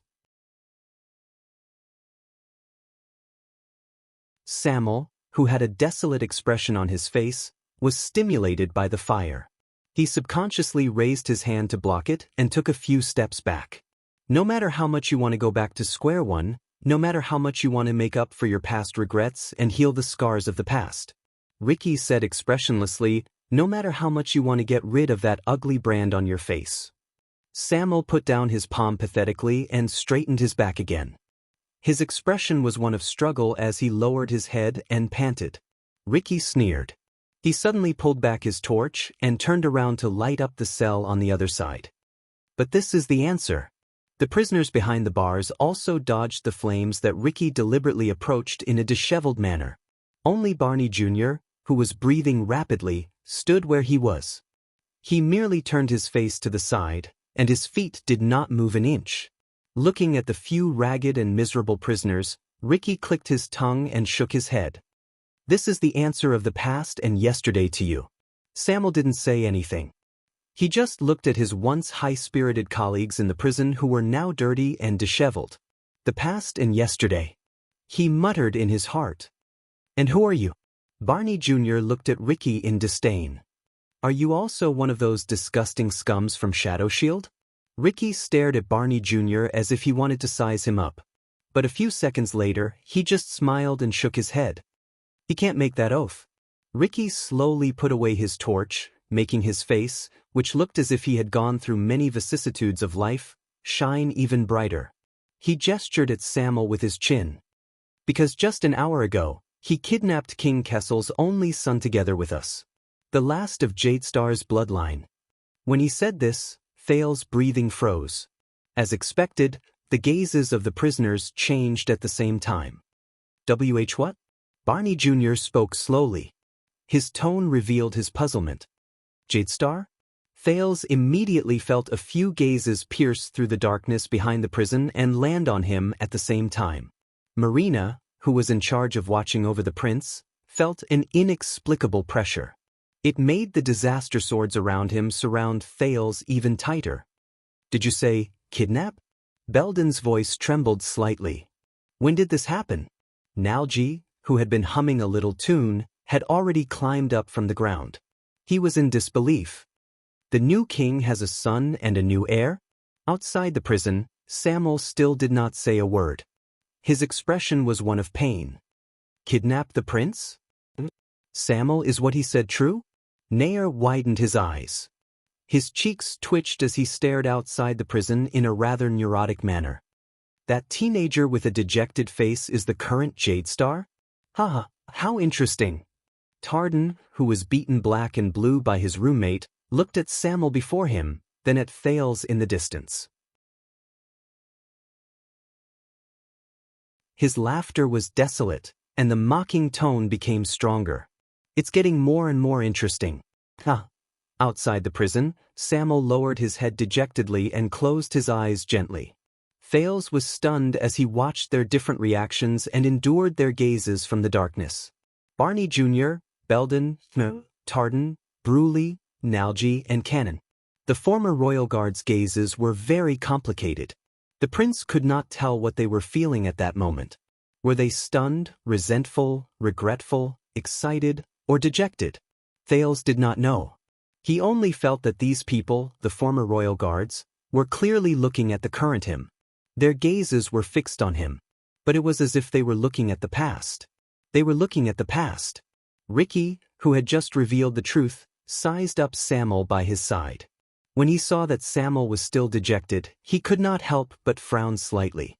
The silence and surprise inside and outside the prison only lasted for a short while. So, you really can't swear an oath, right? Nalji sat back on the floor. His expression was calm, and there was a faint sense of relief in his voice. Samuel, I really hope that you know what you are doing. Be it in the past or now. Really? Samuel's expression changed.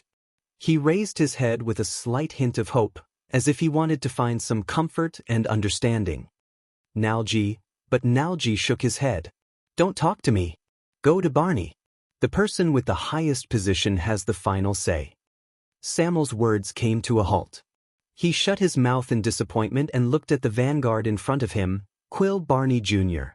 The shock in Barney Jr.'s eyes was slowly replaced by realization and indifference. So, this is the answer. The vanguard stared at the dejected Samuel with a complicated expression. Regardless of whether you betrayed us in the past or not, after so many years, you are still a traitor. At that moment, Samuel's expression froze. So, what does this mean? Barney Jr. sneered and leaned against the wall. He no longer looked at his former companion. Give up on myself? Samuel took a deep breath. He moved his lips, but in the end, he could not say anything. Ricky, who had been watching this scene from the side, chuckled softly. What do you think, Samuel? Ricky threw the torch down gently and let it roll on the dusty ground. Tell them this, Ricky said in a low voice. Then, defend yourself. Tell them that you are not a traitor. Tell them that you are still the good brother from all those years ago. There was a faint hint of sarcasm in his tone. Will this make you feel better? Samuel quietly stared at the torch under his feet. He watched the flames tremble on the ground. I have fulfilled my promise. I have given you the chance to face the shadows of the past. Ricky looked at the 5 prison cells in front of him again. He stared coldly at the 7 former royal guards. But the question is, Samuel, is this really the reunion you envisioned? Samuel's chest began to rise and fall. The light from the fire was reflected in his pupils. It was weak and waning, like the last light in the darkness. His dark back was cast on the wall by the torch on the ground. It danced back and forth, and it drifted about. Ricky took a step forward and snorted coldly. How is it? Is it filled with flowers, excitement, beauty, hope, forgiveness, and understanding? As he listened to Ricky's question, which was as sharp as a knife, Thales only felt uncomfortable. Now, Samuel, Ricky repeated his question coldly. Do you understand now? Samuel stared at the flickering light in a daze. He did not seem to notice it. I can tell. You are not Shadow Shield, my friend. Tardin sneered in the prison. You sound like a brainwashed cultist. Cultist? Ricky was stunned at first. Then he smiled unexpectedly. He did not respond to Tardin's sarcasm. Instead, he continued to stare at Samuel. The past is gone, and yesterday is hard to recall. Everything is as it was yesterday, is just a dream, a form of escape. Because you can never go back to the past, whether it is the people or the things that happened in the past. Ricky seemed to have a profound meaning in his words. Most of the time, you can't find the answer even if you go back to the starting point. Or if you find the answer, it will only make you more desperate. The torch on the ground was still struggling, but it was getting dimmer. Even Samuel's face was getting more and more blurry, including the ugly brand. We can only open up a new path and a new future. Ricky sighed. Only then can we surpass the terrible past. Samuel listened to Ricky's words in a daze. The flames in his pupils became smaller and dimmer. But this is our life. Ricky raised his head and looked at the stone pillar in the middle of the hall. He stared at the emblem that resembled an eye. His gaze was slightly dazed. You can't save anything but yourself. You can't grasp anything but the future. In the next second, the torch under Samuel's feet was finally extinguished. It left Samuel's unmoving face and pupils, along with his dazed and pained expression, in the deep darkness. They could no longer see each other. All of you are dressed like mercenaries. Nalji sighed and lit up a simple lamp in their prison. But no mercenary has the courage and means to break into Black Prison. Did something big happen in Bladefang's camp? Did they slack off to the point where they let you weirdos in? Ricky snorted softly and did not answer. The sharp Barney Jr. quickly reacted. What? Is the main force not here because there's a war going on? Who is it this time? The 8 great tribes of the Orcs, or the 3 great tribes of the Barren Bone tribe? Or the Northlanders, or even civil war? No one answered them. A few seconds later, Samuel's figure slowly lowered itself in the darkness. The sound of a torch being picked up rose in the air. With a thud, the extinguished torch was lit up again, and it was so piercing that the prisoners shrank back. Samuel's figure reappeared in the firelight. It was as if he had returned to the bright human world from the darkness of hell. Barney Jr., Samuel's voice rose faintly. You know, when you joined the Royal Guards, many people said that you only got in because of your father's connections. These words floated in the air, and the hall fell silent for a moment. Barney Jr. was first stunned, then he sucked in a deep breath. But Samuel suddenly raised his head and said in a short and forceful voice, and I am one of those people. Barney Jr. was stunned. He suddenly noticed that at that moment, Samuel no longer had that pained and remorseful expression on his face. Instead, it was cold and resolute. Even the brand on his face seemed to have become a lot fiercer. By the looks of it today, they were right all those years ago, Barney. Samuel raised the torch, clicked his tongue, and shook his head. His gaze was cold. You didn't inherit any of Barney Jr.'s strengths. The old captain gave up on you and chose Belden to inherit the position of penal officer. How wise of him! Barney Jr. frowned slightly.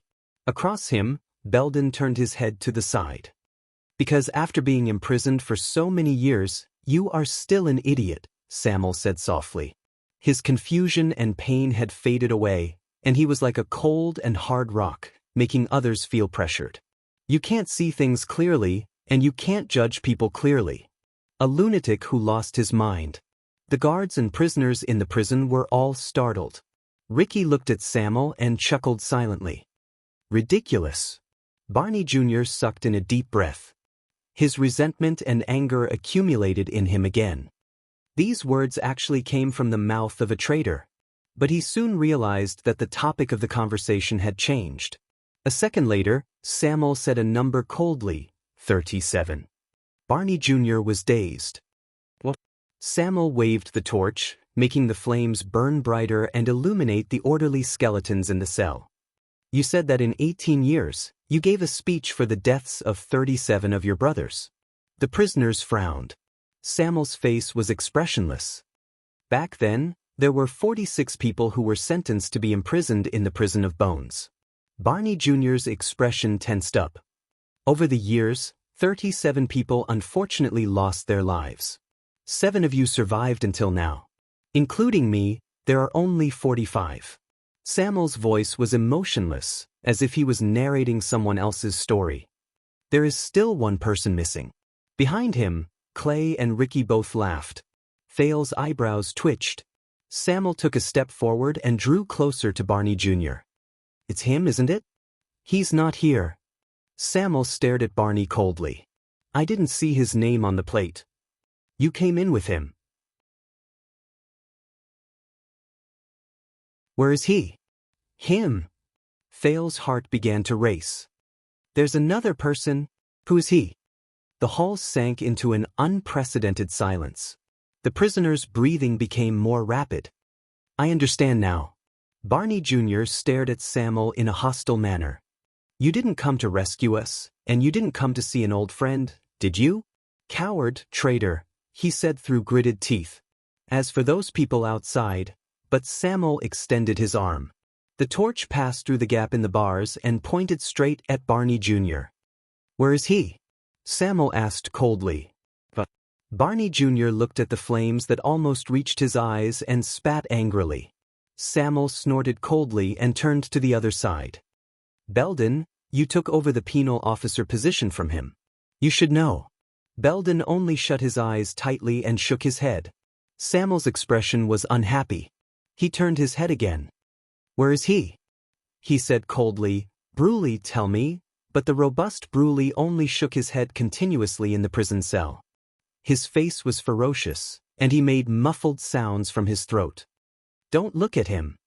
Tarden, who was in the same cell as Bruley, crossed his arms and sneered sarcastically. Bruley can't tell you.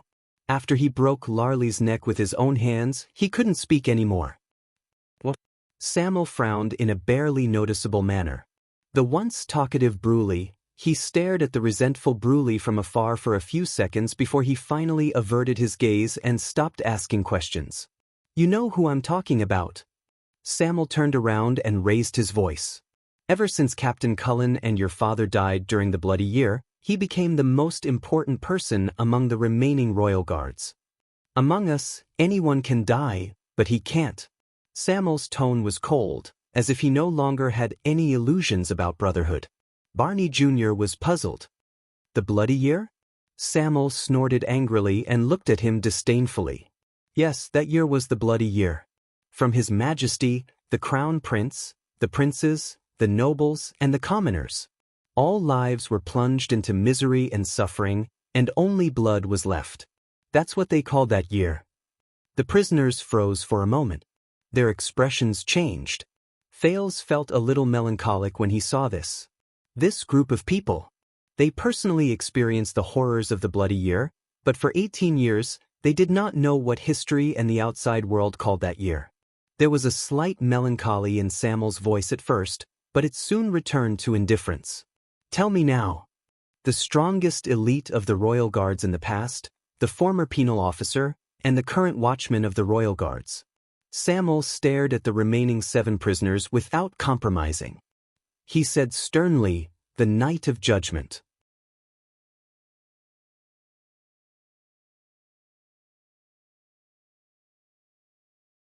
Chapter 420. Zacriel? The Night of Judgment? In Black Prison, Thale's eyebrows twitched. Who is this? He sounds familiar. Light flickered in the prison. Shadows swayed, but there was no sound. Then, a languid voice rose slowly. He was imprisoned separately from us. The night of judgment feared by all. These words caused the prisoner's expressions to change. Samuel turned to Nalji, who had spoken. Nalji! Barney Jr. reprimanded Nalji, who did not agree with his companions. But Nalji only shook his head. He should know. Even if he has already parted ways with us, he must know. Barney Jr.'s words came to a halt. Nalji exhaled deeply, as though he was looking at the past. Do you remember the day you broke free of your chains and escaped from being escorted, Samuel? Samuel was stunned. Me? Nalji nodded. He was unhappy. That day, in the absence of a higher commander, Zacriel endured the wrath of his superiors. He stood up and confessed that he helped you escape, even though we all knew that it was impossible. The place where he was escorted was 100 meters away from you. Thale's eyes widened. But the higher-ups did not care about that. Angry and humiliated, they only needed an example to warn us, and the higher the status of this example, the better. Samuel moved. He looked a little dazed. As punishment, Zacriel was locked down there, Nalji said dejectedly. In the lowest level of the prison of bones. Solitary confinement. Nalji said bitterly. You know, when we are in the same level, at least we have someone to talk to. As for him, Zacriel, he has no roommates, no conversations, no light, nothing. Samuel stared at Nalji from afar. He did not say a word. That's right. The most powerful elite in the royal guards, a star with a bright future, and the next commander of the guards. Nalji shook his head. His voice was mournful. Just like that, in the bottomless darkness, he did not hear the outside world, did not know time, and did not see anyone else. He endured for 18 years alone. His life and death are unknown. Solitary confinement. 18 years. Joseph frowned a little in the disaster swords. Thales could not help but recall the disaster swordsman's evaluation of the prison cell, who was very experienced in prison. Because of this, Zacriel saved the brothers who were escorted with you. Nalji chuckled. Because of your cowardice, they should have been punished because of you, including Tardin and Bruley. Samuel's breathing quickened. Bruley, who was on the other side, yelled angrily. I can translate for him, Nair said sarcastically. Bree said, Samir, you're AF** king coward. That's probably it. Barney Jr., who had the highest status, snorted angrily, as if he felt it was beneath him to say anything else. Silence reigned in the prison cell. Samuel closed his eyes. His breathing was extremely chaotic. A few seconds later, Samuel sucked in a deep breath and turned around to face the disaster swords. Come on, we're done here. His figure looked tired and humble, and his voice was inexplicably cold and gloomy. Let's go find our target. Ricky snorted softly and waved his hand. The disaster swords cast a glance at the dark prison cell with complicated emotions before they turned around. Thales wanted to take a few more glances, but Marina rudely pushed him out of the cell. As the number of light sources decreased, the field of vision in the prison cell became darker. By the way, Samuel. Samuel stopped moving. Nalji's voice came from behind him. It was slow and dazed. I'm sorry to say this, but I really hope that Zacriel has gone mad beyond recognition. Everyone was stunned. I hope that he will tear you to pieces the moment he sees you, Samuel. Nalji's voice slowly became cold, and it sent chills down their spines. Then, you can rest in peace. Traitor, he hissed. The other prisoners either sneered faintly or snorted indignantly. Samuel had his back to them. He did not speak for a while. Then he sighed faintly. You know, I really want to let you out, Samuel said softly. There was a hint of melancholy in his voice. But in the next second, Samuel raised his head resolutely and walked out of the hall. Behind him, the faint light in Nalji's prison cell could no longer withstand the long period of time. It was extinguished. The black prison, which had once imprisoned 45 royal guards, was once again sent into the bottomless, dark abyss. After experiencing the scene just now, the disaster swords seemed to have been affected by it. Everyone was silent. Only Thale's heart was in turmoil. Thank you, Ricky. Samuel, who was walking in front, suddenly said these words in the darkness. Thales, who was listening attentively, heard them. Ricky chuckled softly. For what? Samuel's words were mixed with the sound of footsteps, but Hell's senses allowed Thales to hear them clearly. For you to agree with my selfishness. Selfishness? Ricky did not seem to care. You think this is just your selfishness? Ricky's next sentence was laced with a hint of sentimentality. But in ancient times, this was one of the legacies of knights. It was the greatest and most important test for every knight. Samuel did not speak. Including you, many of us are covered in wounds. We are shrouded in the shadows of the past. We are cursed by the ghosts of the past, and we are muddle-headed and unable to free ourselves. Revenge, injustice, anger, pain, guilt, indignation, torture, and so on. These are the reasons why we gathered together. It is also the common ground of the scions outside the tower over the past 100 years. Ricky's voice became softer, and Thales had to use all his strength to hear him clearly. But no matter how terrifying the past is, no matter how unbearable the shadow it casts and the curse it leaves behind we must face it, accept it, and overcome it. Only then can we finally understand ourselves. Klein's voice came from the other side. There was a hint of emotion in his voice. Since the first crisis, almost every qualified scion outside the tower has to go through this journey, sooner or later, for a long or short period of time, to understand the meaning of our existence. To truly become a qualified swordsman, to master the most difficult and terrifying power to tame. The middle-aged swordsman from Northland said faintly, "It is unavoidable." Just like the ancient knights during the Age of the Empire, they must pass a test that goes straight to their heart. Only then can they finally surpass the limits of skills, power, and willpower, and advance further on the path of knights. Klein chuckled softly and said, "This is what those scholars in the Tower of Eradication call the heart of the sword. Of course, since we are scions outside the tower, you can call it whatever you want."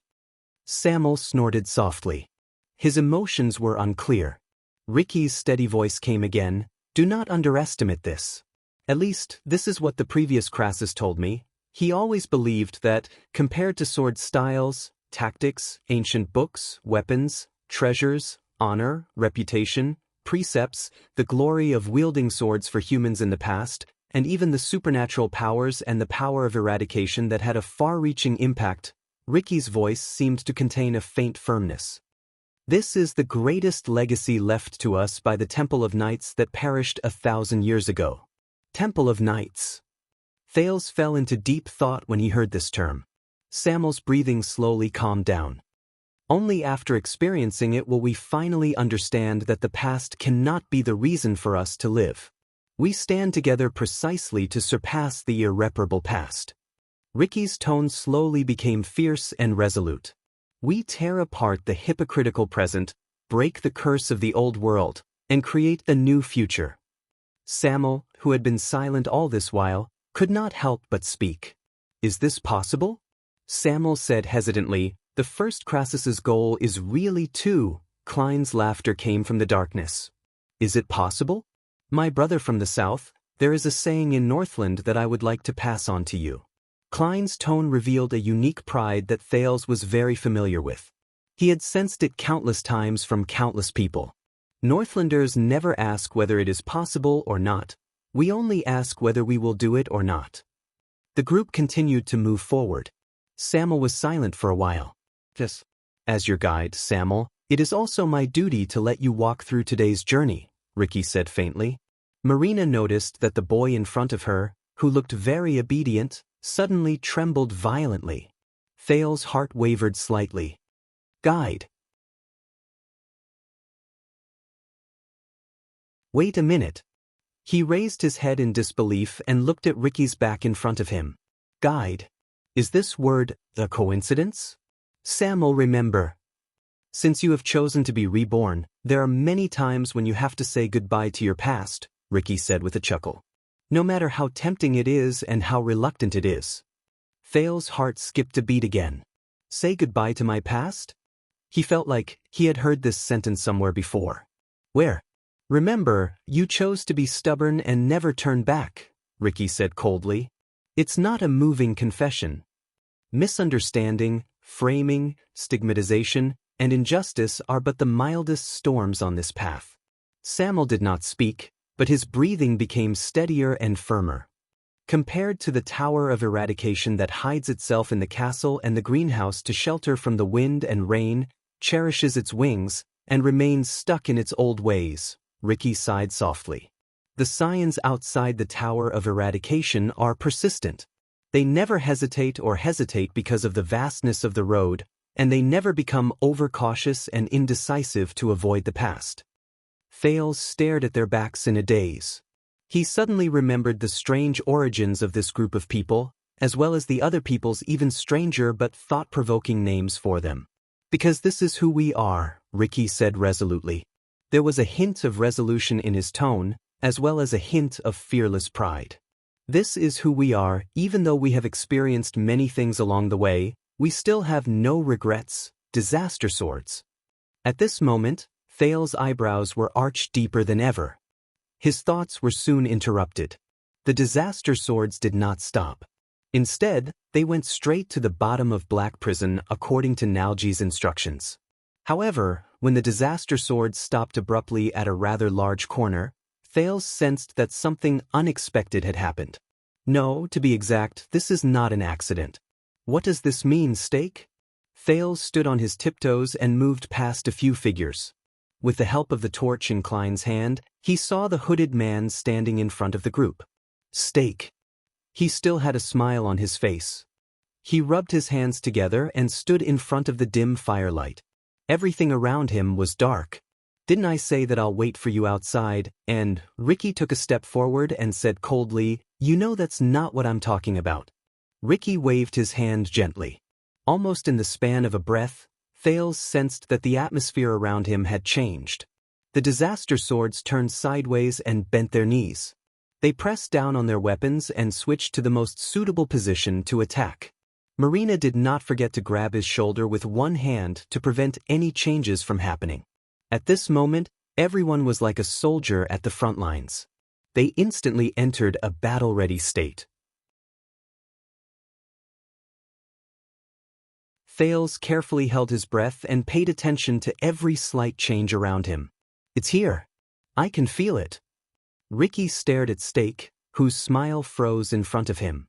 His gaze swept across the man's surroundings, and he cast it into the seemingly empty darkness. The cold air in the darkness. It's like an unsheathed sword. Stake's smile slowly disappeared. He rubbed his forehead as if he was wiping off sweat. Baron LaSalle saw that the situation was not good, and he quickly said, "Everyone." But at this moment, no one gave this spokesperson of King Chapman any face. Ricky's aggressive words were still going on. "Stake, you went out for a while. Did you summon all the people from Shadow Shield on the ground? Then, you blocked our path here and waited for us?" There was silence. Even LaSalle looked at the assassin in front of him in surprise. Thales noticed that the disaster swords, be it Klein or Samuel, were staring at the dark corners around them warily and fearfully, as if someone would suddenly appear in the darkness. Soon, the prince was no longer puzzled. Through Hell's senses, he received multiple breathing sounds. They came from the ominous darkness where the light from the fire could not illuminate in a regular and rhythmic manner. It was steady, drawn out, and frightening. This scene was divided into two sides. One side was filled with disaster swords. Their gazes were fierce, and they were filled with murderous intent. With Ricky at the center, they were as fierce as a cold wind. On the other side was Stake, who was alone. He stood in the darkness. Only his silhouette could be seen in the firelight, but he seemed to be ruling over the darkness that did not allow any light to pass through. Thales felt that the cold air Ricky mentioned seemed to have materialized, and it slowly froze the two sides, who had been working together happily just now. Stake's expression was indifferent. He coughed softly. "What keen senses you have." He sighed. "Then I'll be straightforward." In the next second, Stake's smile disappeared.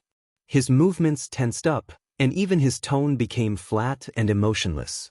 "Honorable Crassus and everyone else, can you please hand the prince over to me right now?" Stake asked expressionlessly. Thales exhaled softly. "Here it comes." The prince could not help but frown when he saw Steak like this. Ricky's lips curled up. Klein snorted coldly to express their attitude. Baron LaSalle sensed that something was amiss. Steak, for his majesty's sake, I can feel that this. Crassus is only one step away from his goal. So, perhaps we should not turn hostile at this time. But this time, even Steak, who had always been polite, interrupted him rudely. It is precisely because he is only one step away that I cannot ignore him, Your Grace. LaSalle's eyebrows twitched. He looked at the mercenaries. What do you mean?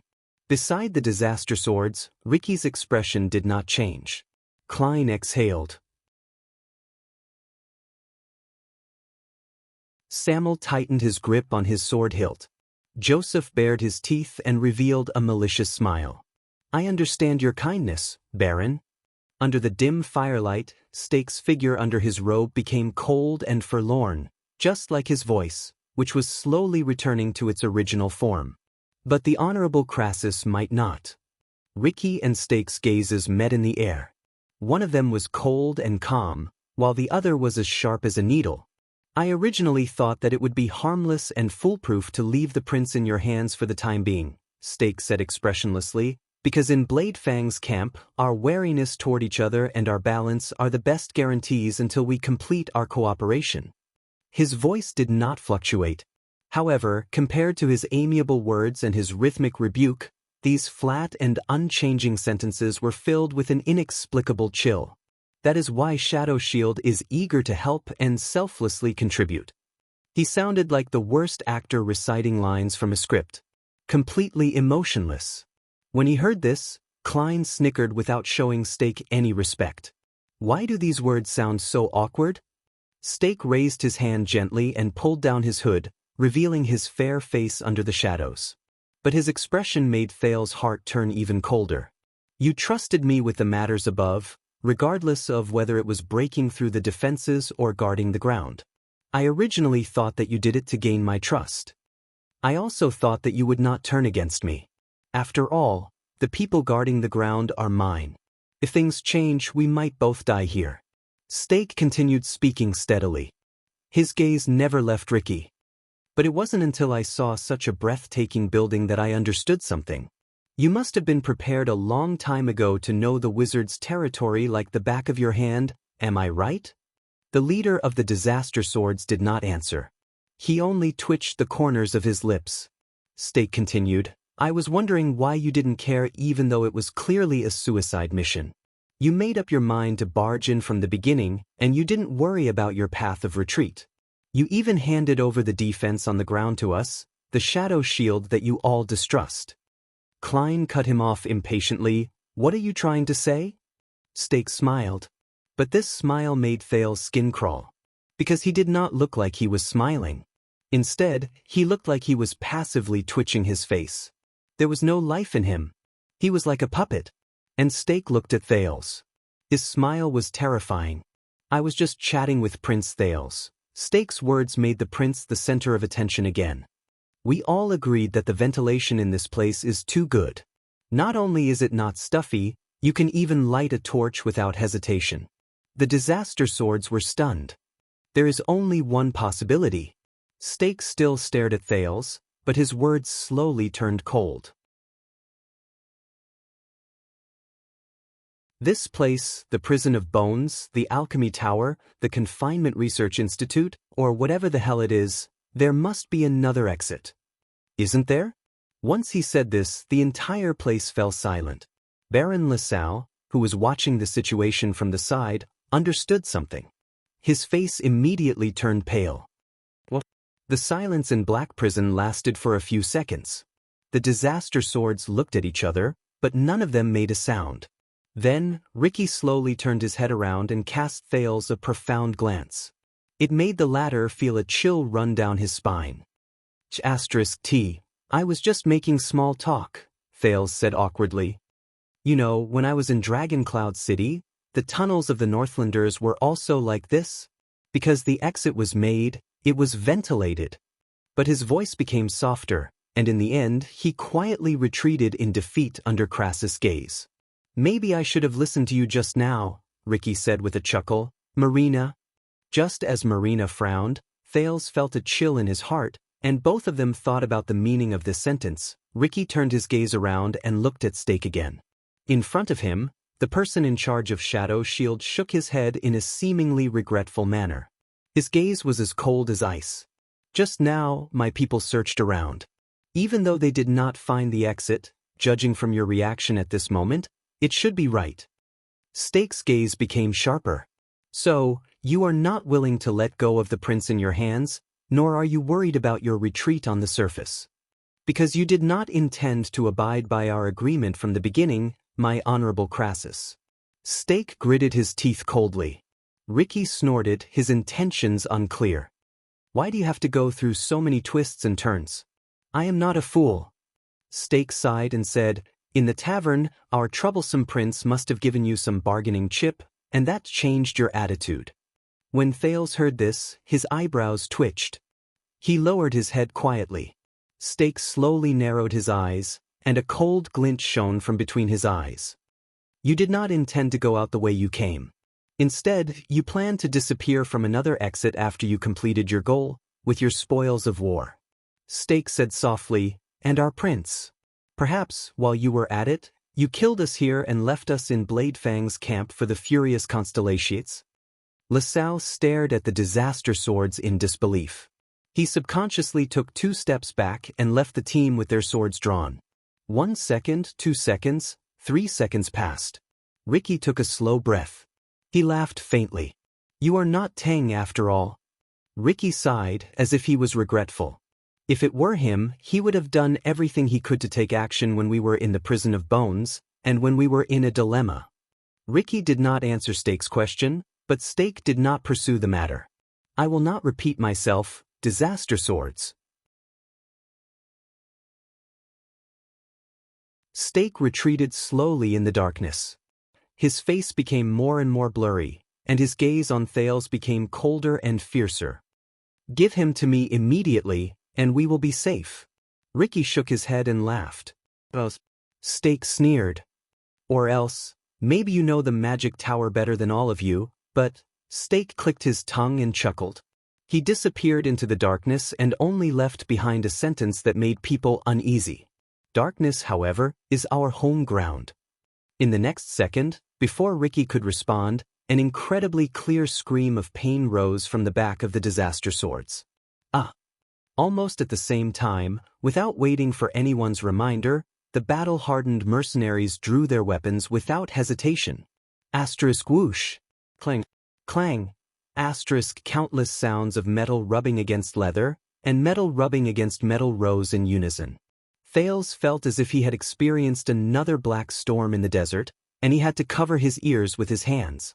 However, in the next moment, asterisk thud. Bang! Bang! Asterisk with a few shrill sounds of wind being torn apart, almost everyone's torches were extinguished in an instant. All the light in the field disappeared, and Thales' vision instantly turned dark. They're here. Asterisk shick, asterisk, be careful of ambush. By your feet. Asterisk clang. Kill him. In just the span of a breath, weapons clashed, flesh was torn, screams of pain, angry shouts, and countless sounds of intense fighting rose in the deep darkness, and they intersected with each other. At the same time, they rang in Thales' ears. Disaster swords. Shadow shield. Both sides, who had their own ulterior motives and had been feigning civility, finally tore off their pretense at this moment and broke off completely.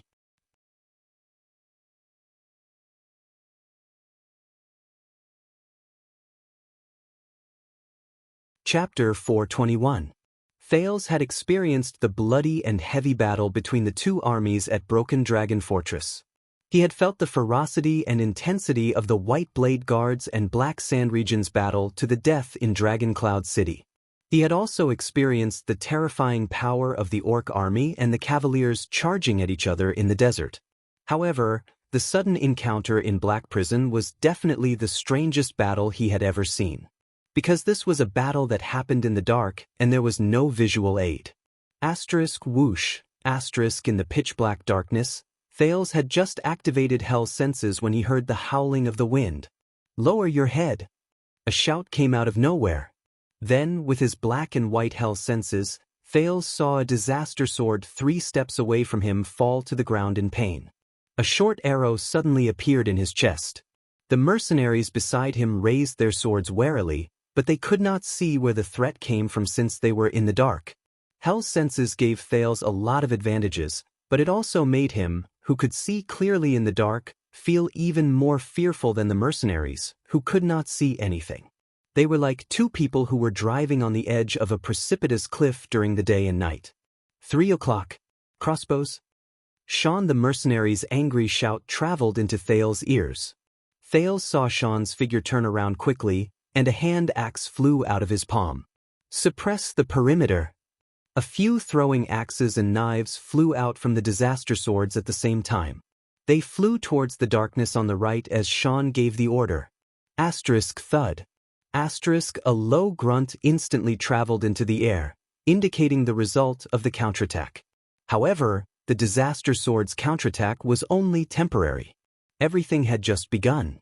The sounds of a chaotic battle came from all directions in the dark. Above, Thales only heard the sound of robes fluttering in the air above him. He turned his head and was shocked to see a strange black shadow fall from the ceiling. It went straight for a mercenary on the perimeter to his left. Asterisk thud. Asterisk the 2 of them fell to the ground. The mercenary struggled for a while, but he could no longer move. The assassin nimbly rolled backwards to avoid the enemies who surrounded him. Watch the hostage. Ricky's voice traveled into the distance in the chaotic battle. Thales did not even have the time to be surprised. He felt a weight on his shoulder, and Marina pushed him to the ground in the dark. Stay here, if you dare to play any tricks. The swordswoman in red gritted her teeth and said rudely. She pressed her entire body weight on Thales' body. He was abusing his position to avenge a private grudge. Thales was still coughing in the stirred-up dust as he thought in pain. When he finally managed to calm himself down, he inexplicably recalled the scene from 6 years ago when he fought against the elite vampires in the northern birch forest. The scene at that time was the same, clang. The sound of weapons clashing interrupted his thoughts. No! Not far away, a mercenary swung his sword instinctively and parried a stab that came from the dark. However, he immediately cried out in alarm and slipped. It seemed that he was dragged down by a rope that he did not know when. Then he was dragged into the endless darkness, and all that was left was a scream. Damn it! Even further away, an experienced swordsman cursed as he cut down an assassin who wanted to sneak and attack from behind. However, he was immediately greeted by 7 or 8 hidden weapons that tore through the air. With a grunt, he fell to the ground and died. Thales, who had an extra layer of vision compared to the others, watched all of this while drenched in sweat. Stake was right. Darkness was the assassin's home ground. Besides, they came prepared and did not hold back. In the first round of ambushes, the disaster swords could only defend passively because they could not get used to the darkness. They were caught off guard by Shadow Shield's endless assassination methods. Coming! Use your shields. One of them is heading to your right. Go up, I've been hit. Arrows, throwing knives, tore through the air, and screams echoed in Thales' ears. The assassins nimbly moved past the periphery of the formation. They were either looking for a chance to attack or making sounds to probe. It made people nervous. Even Thales, who could barely see clearly, found it difficult to suppress his fear. However, the disaster swords lived up to their reputation as the famous blood whistle.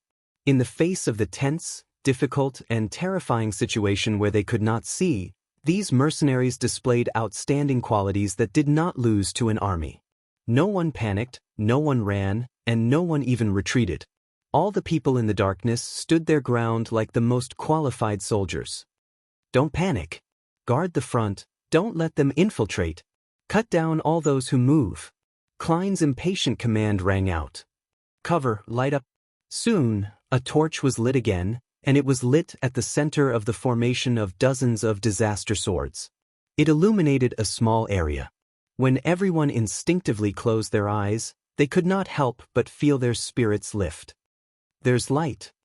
However, at that moment, the light from the torch was like the blood that attracted sea sharks, and it attracted countless attacks from the assassins. From arrows, throwing knives, daggers, and unknown weapons, asterisk thud. Bang. Asterisk Thales heard a series of chaotic sounds. The disaster swords had been prepared for this since a long time ago. They raised 3 shields and blocked the hidden weapons that came from all directions. Quite a number of people even used their bodies to protect the light. Sean raised his shield and bared his teeth. Don't even think about it. Quick, pass the fire. With the light from the fire, the disaster swords could see everything in front of them clearly. They saw the figures of assassins moving through the darkness at the periphery. They were either running or lying on the ground, waiting for an opportunity. There were even some who hung on the wall in a bizarre fashion. All of them were dressed in black and masked, revealing only a pair of eyes that shone with a cold light. Quite a number of assassins subconsciously turned their heads a little, as if they were not used to the sudden light. Light up, counterattack. Klein shouted angrily. Shortly after the second source of fire was ignited, the first torch was thrown out without hesitation, smashing fiercely onto the body of an assassin in a corner. The assassin was caught off guard. Sparks flew all over his body, and it was incredibly bright. That was the last thing he saw. Sean's second hatchet came after him and pierced his chest. The torch he threw was still burning, and it illuminated another assassin in that direction. The 2 mercenaries immediately caught up to him. "Hey!" The 2 disaster swords roared and attacked. One of them slashed the assassin until he lost his balance. "Go to hell, ah!" The person who came later swung a 2-handed hatchet and swung it in a sharp arc without holding anything back. Asterisk bang. Asterisk at the same time the blade of the hatchet cut open the assassin's neck, blood sprayed everywhere. It was a very intimidating sight. The hatchet man was still roaring, as if he was venting his anger. Asterisk thud. Asterisk his head hit the wall and bounced back. A few drops of blood splashed into Thales' mouth, causing the prince to turn his head and spit in disgust. Damn it. He hated the smell of blood. No matter what. The fanatical roars still rang in his ears, and the sounds of chaotic battle became more frequent. The tables seemed to have turned at that moment. After the first wave of panic, the disaster sword's counterattacks soon arrived. 9 o'clock, behind you. Straight ahead, suppress them in one go. Orders were given in an orderly manner. More torches were thrown, and they either hit the assassins hiding in the dark or illuminated their indistinct figures. The disaster swords caught up to them with great teamwork. They either worked together to suppress them or killed them in one strike. Most of their gazes were filled with anger, and their attitudes were fanatical. They cut down the assassins who had been nimble in the dark. Obviously, Shadow Shield was better at sniping and ambushing. But when it came to a head-on battle, these assassins who were used to living in the dark immediately revealed a weakness that could not be ignored. Asterisk bang. Asterisk, come on, cockroaches. Joseph laughed angrily. He did not care about the flames on his body. He crashed into an assassin who was accidentally hit by a torch and pushed his opponent against the wall. The moment he touched Joseph, the assassin trembled and could not move, as if he had been cursed. Under the assassin's terrified gaze, Joseph stabbed his sword into his abdomen, then laughed and dragged the hilt horizontally. The tip of the sword drew a string of bright red liquid, and the assassin screamed in pain as it spilled on the ground. It was terrifying and disgusting. That's not all. Thales frowned and looked at an assassin who wanted to hide in the dark again. A rope that looked like a horse noose was wrapped around his neck, and he was dragged back into the mercenaries' formation. A tall swordsman coldly turned the hilt of his sword upside down. He deliberately and cruelly pointed the tip of his sword at the assassin's mouth. After letting out a delighted sigh, he roared and stabbed down with all his might. Asterisk grip. Asterisk the poor assassin, whose mouth and the back of his head had been pierced, let out a muffled groan. He wanted to scream, but he could not. His limbs flapped violently on the ground, but the only sound he could make was the sound of the blade piercing through flesh and the melody of death. Thales furrowed his eyebrows again. The assassins who showed themselves were no match for the mercenaries who had fought in wars. Coupled with the strange power of eradication that Thales had experienced before, many of the assassins were beaten to the point that they could no longer move. Then, with the second or third blow, they fell to the cruel fate of dying tragically. But this was not what Thales cared about the most.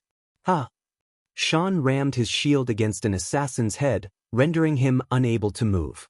Having used up all his hand axes, he threw away his shield and held the assassin's upper body. He licked the corner of his mouth and drew a dagger from his bosom. "Do you like to kill people like this?" Xian shouted in delight. He held the assassin and took 3 steps forward. The dagger in his right hand stabbed the assassin's chest a dozen times, as if he was driving a pile of wood. Every time, under the assassin's dazed gaze, warm blood would splatter on Xian's face. It made him look even more ferocious. "Do you like it? Rats in the sewers." Then Xian, whose face was flushed red, pushed the unconscious and twitching assassin away. He turned around with a smile. Then he licked the corner of his mouth again. It was as if he had just finished dinner. "Umph."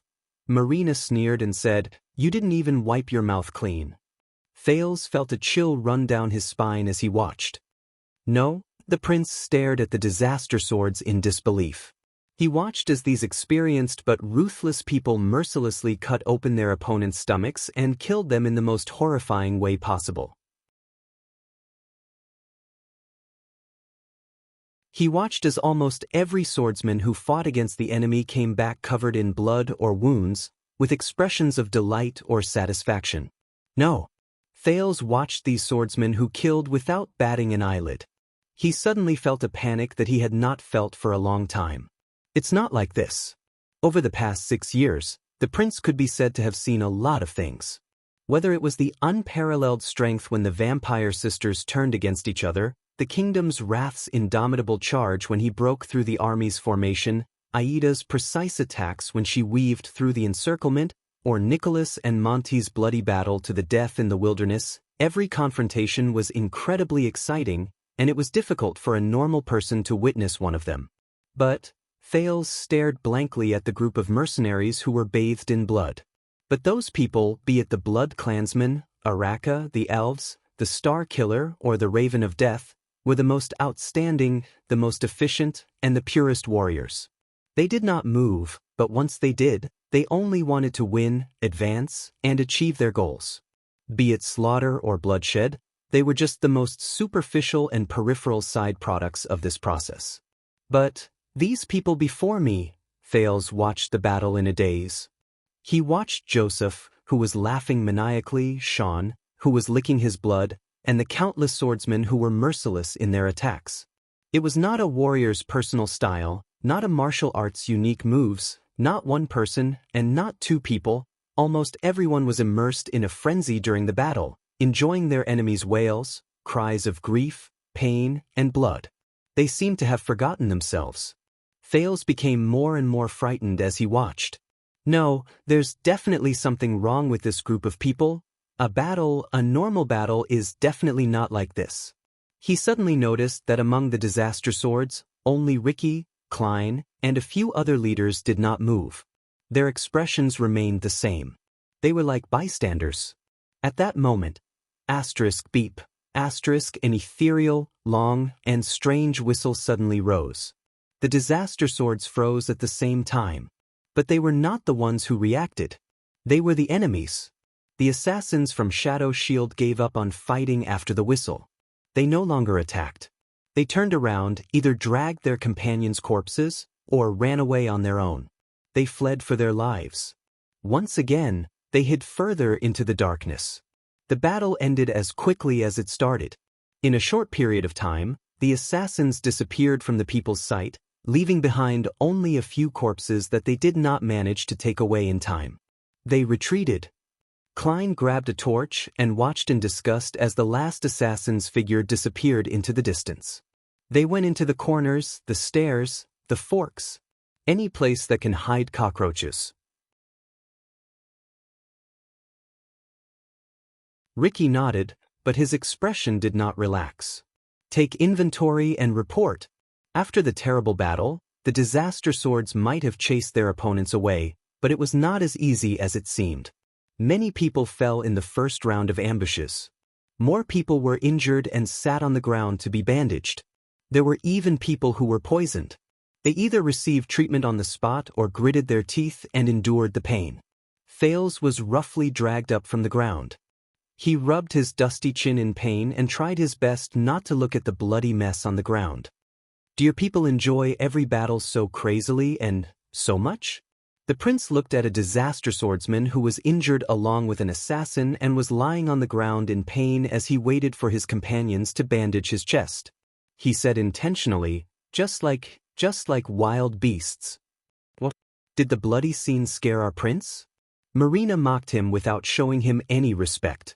She dragged the prince to her side and said maliciously, "Don't be anxious. Don't worry, you'll see more." Thales sighed in his heart and shifted his attention to the leaders. They retreated, but they did not give up. Samuel put away his sword. His expression was solemn. The environment here is too dark and messy. It's very suitable for them to hide, snipe, harass, and hunt us down. It will cause us a lot of trouble. We have to do something. But Ricky shook his head as he looked at the messy scene. No, you will never be able to kill all the cockroaches. We can only take care of ourselves. While Samuel was deep in thought, Ricky looked at Klein, who had just finished counting and walked forward. How are the casualties? Who was the first to fall? Ricky was very calm, but the question he asked was very strange. In one round, 8 of us fell, and more than 10 of us were injured. Klein could not suppress his anger. The other side also suffered about the same number, maybe a little more or less. As for who was the first, I can't tell. And the Baron from Ekstedt disappeared. I suspect that he might be with those assassins. Ricky pondered for a while and nodded. But he immediately raised his gaze and swept his gaze across the battlefield. Something is wrong, Ricky said faintly. Samuel frowned. What's wrong? Ricky turned around and carefully observed the place where the assassin disappeared. Stake is not trustworthy, but he is definitely not stupid. For the sake of Constellation's heir, it is normal for him to threaten us in this situation, but to overturn the chessboard and go our separate ways? This is not in line with his interests. This sentence stunned Klein and Samuel at the same time. But Ricky did not give them more time to think. Crassus of the Disaster Swords turned around resolutely and gave his orders. Carry out the defense during wartime. The standard will be the same as during the Purge War. Compared to before, Ricky's words had a harsh and awe-inspiring tone, as if he was going to war. Klein, Joseph, Sean, follow behind me and guard the rear. From here on out, assign people and communicate with each other regularly. We must guard the 5 floors from top to bottom, especially the corners and the ceiling. Those assassins will not just walk on the ground. I do not need absolute safety, and it is impossible for us to surround and kill them in this situation. But I want to make sure that when we are attacked, we can send the news over immediately. Under their leader's orders, the Disaster Swords moved efficiently and swiftly. The Disaster Swords, who had experienced bloodshed, were like a pack of wolves that had just woken up. Their ruthless aura, which they did not bother to hide, was now covered in frost. Be careful, everyone. This time, our opponent is not the Tower of Eradication, Ricky said coldly, but the terrifying assassins whose name shakes the entire Western Peninsula. They will never attack head-on, they will only attack from the shadows. Samuel, come with me. This time, we will go straight to the target and end this as soon as possible. Samuel followed without a word and came to Ricky's side. The mercenaries who had seen blood continued to follow Ricky and the others down. They vigilantly observed the darkness around them and set up sentries at every corner and fork in the road. They guarded the path of retreat and ensured that their Crassus would not have to worry about anything behind him. Soon, under the illumination of the torches, they arrived in front of a unique stone hall. This should be the place. The last floor. The stone stairs end here.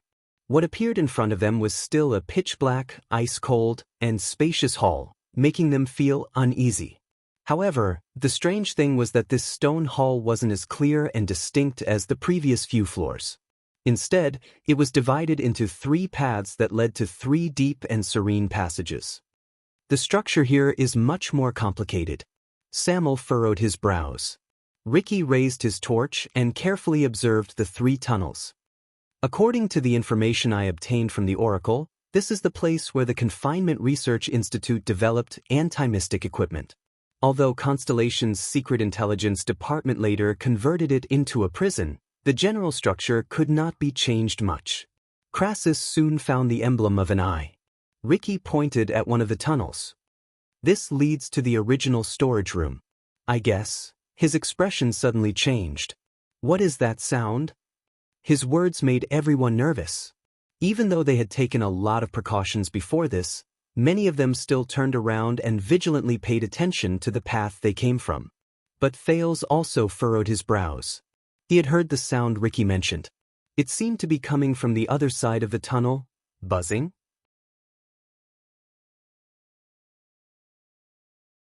The sound from Hell's senses became clearer, but it also made Thales more puzzled. Ricky listened attentively for a while, and a puzzled expression appeared on his face. It sounds like someone is praying? The disaster swords held their breaths and listened. As expected, faint human voices came from the other side of the dark tunnel. No. Samuel spoke. His expression changed slightly as he stared at the other end of the tunnel. It's not praying, but there's no doubt. Samuel gritted his teeth. His torch illuminated the first half of the tunnel from which the mysterious voice came. Our target is here, at the other end. The disaster sword spirits were lifted. Bring some people to ensure the exit first. If I remember correctly, it's the other 2 tunnels. Ricky nodded at Klein. Don't let the cockroaches and rats block it. Once we're done. Klein smiled faintly and led the others to the other tunnel. The rest of you, guard outside. Pay special attention to the back, Ricky said to Sean and Joseph solemnly. Samuel can follow us in. Just when Thales thought that Ricky was going to search for his target, to his surprise, Ricky walked over and stared at the prince with a spirited gaze. You can rest now, Marina. From now on, I will personally watch over our guests. While Thales was still in shock, Ricky walked forward and dragged Thales away from the puzzled Marina's hands without giving her any explanation. The prince staggered as he followed Ricky through the crowd. Samuel followed behind them. The 3 of them walked forward step by step and entered the dark tunnel. Why me? Thales managed to steady his feet after much difficulty. He followed Ricky's torch and groped his way forward in the tunnel that was only as tall as 2 people. Ricky chuckled. Our friend lurking in the dark is too worrisome. I'd rather watch you by myself and listen carefully. Ricky's expression changed. As expected, the moment Thales activated Hell's senses, he heard an unusual human voice. It was a dry and cold male voice. There was a faint drawl to it as he mumbled. I know very well. Something is coming. The voice gave off the impression of an antique covered in dust. It echoed through the narrow stone wall and spread faintly. It seemed to be mumbling to itself. The expressions of the 3 people in the tunnel changed at the same time. It's him. Samuel could not hide his excitement as he looked at the other end of the dark tunnel. That's right, it's him. He's still alive. Ricky remained calm. Continue. But compared to the other 2, Thales had the help of Hell's senses, so he could hear more. He heard the voice at the end of the tunnel continue quietly. I know that your appearance is not without reason. You must be foretelling something, and you want to remind me. Thales frowned deeply. It sounds like the dry male voice is talking to someone?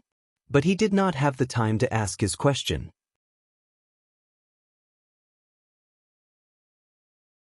He was forced forward by the 2 disaster swords' footsteps. They were getting closer and closer to the source of the voice. But what do you want me to do? Give you another sacrifice? Save you one more time? Regret one more time? The voice was filled with doubt and longing. It seemed to be asking for his opinion, but it also sounded like it was begging for forgiveness. But the emotions contained in the voice that were about to overflow made Thales feel a little uneasy.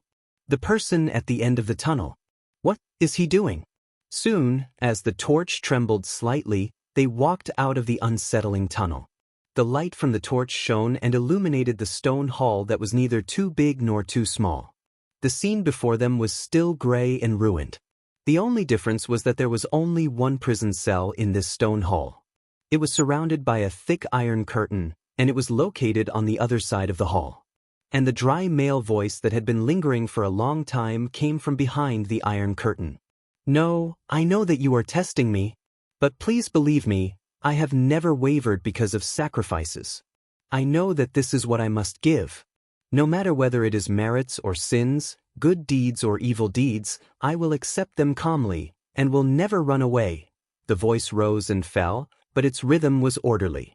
Ricky and Samuel looked at each other. One frowned, and the other nodded. They slowly approached the prison cell. Yes, I have foreseen my mission, my salvation, but when will it come? The voice continued. Thales looked at the iron curtain, and an ominous feeling rose in his heart. So, the person locked in that prison cell is... clack. Before he could finish his thoughts, Ricky had already walked to the wall and stuffed the long, dark green into the center of the Alchemy Tower's emblem. Soon, the iron curtain slowly descended amid the rumbling sounds of machinery. The cover was opened, and light shone in the prison cell. The final goal of the disaster swords was revealed.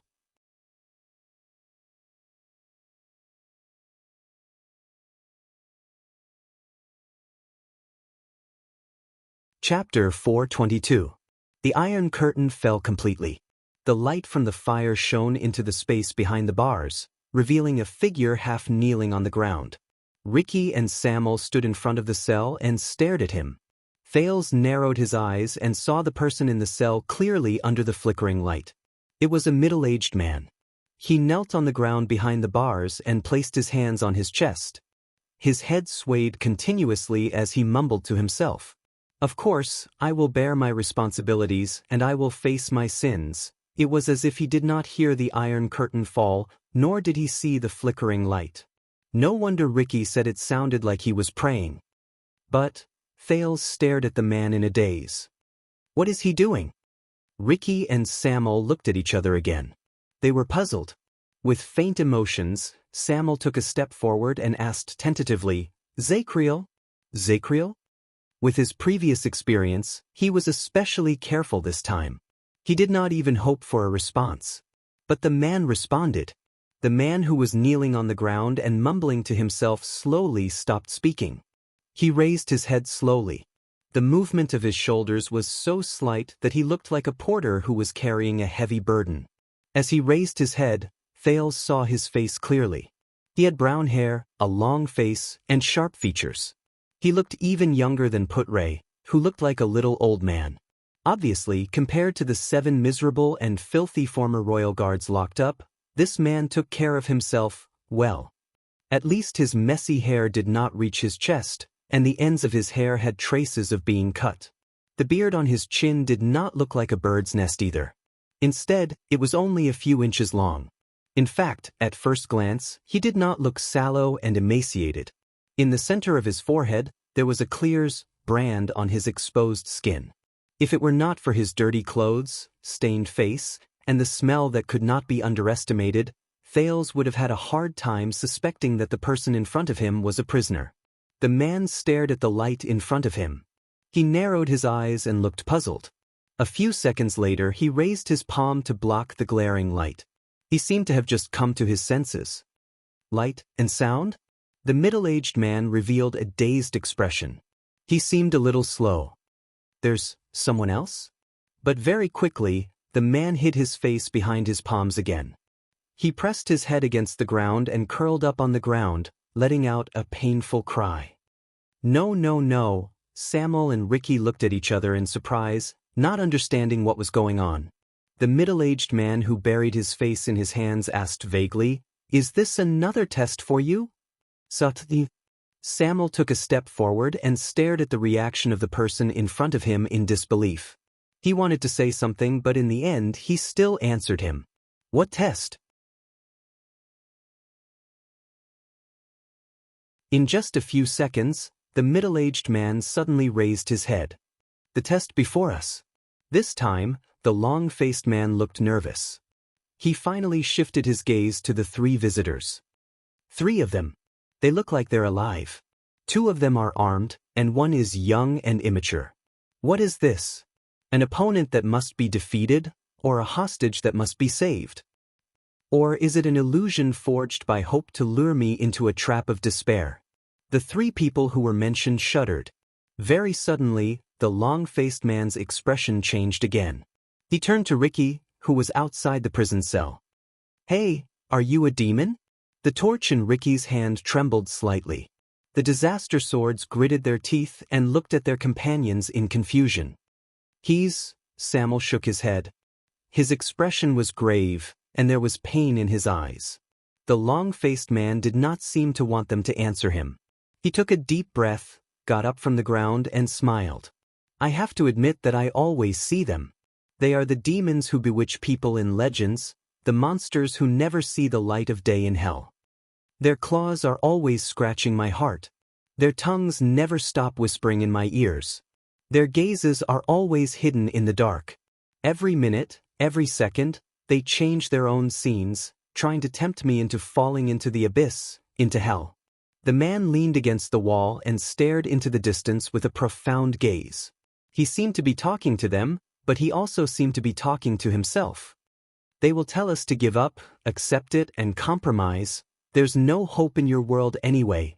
Samuel could not take it anymore. He took a step forward, and the torch illuminated the man's face. He shouted his name loudly, "Zacriel." His voice was so loud that it shook the hall. The long-faced man in the prison cell shuddered. He froze for a moment. His dazed gaze slowly focused. "Zacriel?" The middle-aged man repeated slowly, almost enunciating each syllable. Samuel gritted his teeth. An inexplicable resentment rose in his heart. He waved the torch in his hand fiercely, making it burn even brighter. "Yes." Samuel hit the bars with the torch and sparks flew. "It's me. Samuel. Wake up. Zacriel, the night of judgment." The man named Zacriel froze. He breathed slowly and asked in puzzlement, "The night of judgment?" But immediately after, Zacriel shook his head and laughed out loud. "In the past, over the endless years, the demons in my heart always liked to use this to bewitch me. The glory of the past, the regrets of the past, and the remorse of the past. But those were all fake. They lied to me and wanted me to believe in them." As he spoke, Zacriel seemed to have sunk into a mumble. "Maybe I'm not perfect enough. Maybe I'm not determined enough. Maybe I'm not strong enough. That's why they're taking advantage of me again.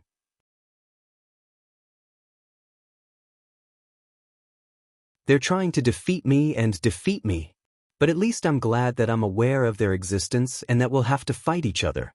The communication failed. Samuel stared at the person in front of him in a daze. Beside him, Ricky let out a faint sigh. Ricky suddenly noticed that Thales was staring at the man who did not seem to be in his right mind. His eyes were fixed on him. He seemed to have remembered something. But as Zacriel spoke, his expression slowly changed. "But yes, I will pull myself together. I will remember that I once fought to the death against the most powerful enemy, and I once sacrificed myself for the noblest ideals. Everything before me is just a fork in the road when I am lost." The middle-aged man's smile slowly disappeared, and his breathing quickened. He seemed to have remembered something. He grabbed his hair with both hands and knelt on the ground again. The man's lips trembled, and his entire body trembled. "Wait, Zacriel, Zacriel, Zacriel?" The people outside the prison looked at him, but they did not know what to do. Suddenly, Zacriel's eyes lit up. "Yes, Zacriel." Flames burst out of the man's eyes, and his expression instantly became incredibly savage. "Aya!" Zacriel roared furiously. He grabbed his hair, threw his head back, and shouted, "Get the hell out of my head!" His roar was very loud, and his movements were very loud. The 3 people in front of the prison had no choice but to subconsciously take a few steps back. But Zacriel's madness did not end. "Filthy, filthy monster. Despicable, despicable be ***. Sneaky demon! What a crooked trick! The man in the prison scratched his head with all his might. He knelt on the ground, raised his head, and shouted in pain. I am Emmanuel Zacriel, the glorious Redalian. I am the noble descendant of the great empire, who walks the land of chauvinism.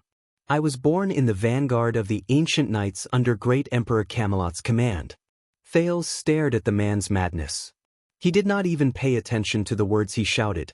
Then, Zacriel clenched his fists. A great force erupted from his muscles, and he punched the ground. Zacriel became crazier and lost his composure. His roars echoed in the hall, causing Samuel and Ricky's expressions to change. I am Constellation's royal knight and honorary lord. The penal officer of the royal guards, the watchman, the guardian of the throne, the keeper of the royal treasury. Dong, dong, dong. He pounded his fists again, and his eyes seemed to contain an unbearable anger. The world has given me the title of Knight of Judgment.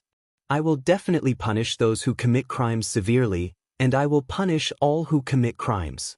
Zacriel cried out in pain. After a while, he seemed to be slightly tired, but he only stopped pounding the ground.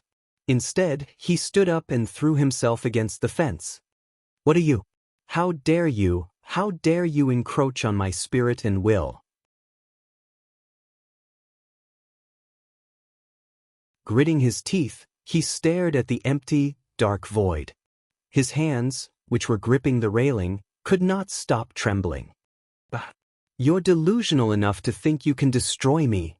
The three people outside the cell looked at the crazy scene of the prisoner in fear. They looked at each other and didn't know what to do. I will definitely defeat you, and destroy you. I will not hesitate to perish with my enemy. Zacriel's madness seemed to have reached its peak. He held the fence and roared hysterically. Finally, the light smoke between the fence and his palm turned into a bright light. Asterisk bang. Asterisk after a loud bang, Zacriel, who seemed to have gone mad, fell to the ground and stopped moving. The hall became quiet again. The three people outside the cell held their breaths. They did not come back to their senses for a long time. I thought that Barney Jr. and the others were serious enough. Samuel turned his head around laboriously.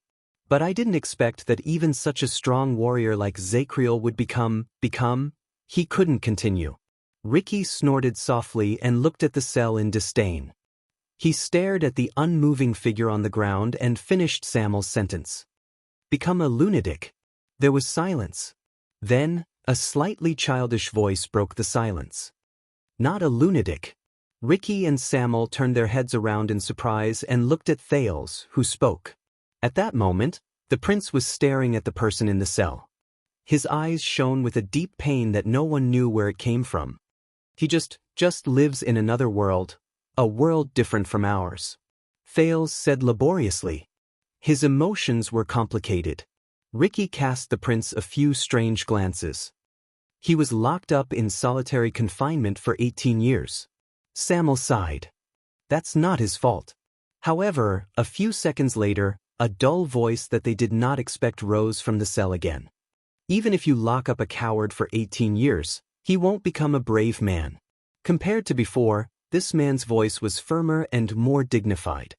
But you locked up a powerful man for 18 years and made him face his own heart. Zacriel crawled up from the ground again and supported himself against the wall with some difficulty. He will only become stronger. The current prisoner, who was once the watchman of the royal guards, Zacriel turned his indifferent and cold face around. His eyes were incredibly clear as he looked at them through the bars. The three of them stared at Zacriel, who spoke again in surprise. They remembered his performance just now, and they stared at his posture in puzzlement. Ricky looked at the prisoner, then turned his head around and asked Samuel in disbelief, "He's talking to us?" But Samuel only stared at Zacriel in the cell in a daze and did not answer.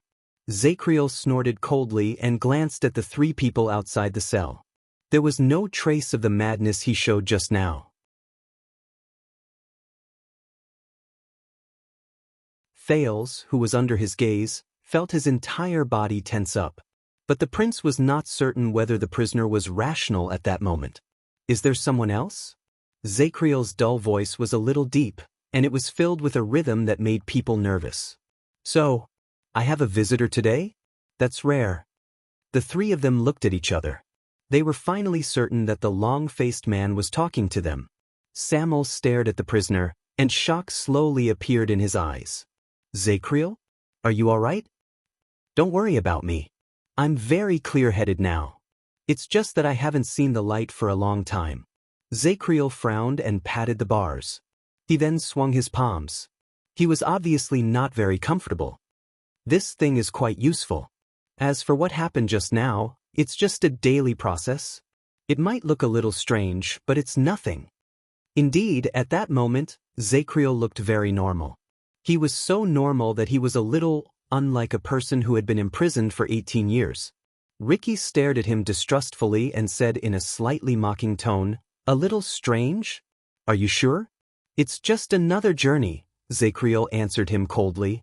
He then looked at Thales in particular. "It's just as you said, child. It's another world, a different world." His gaze was very calm, but it always made Thales subconsciously clench his fists and tense his muscles.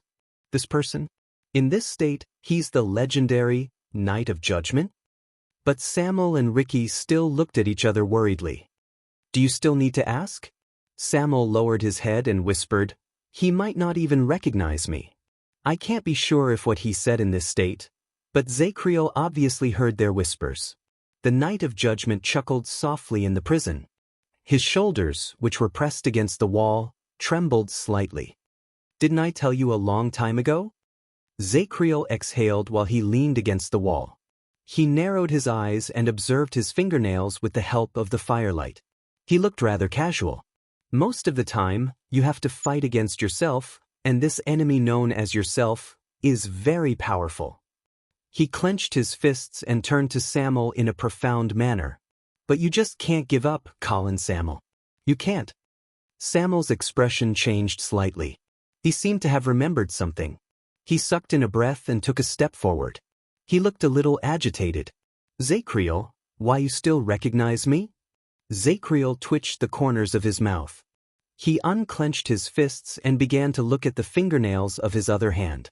"I know everyone in the guards, and I also recognize the brand on your face."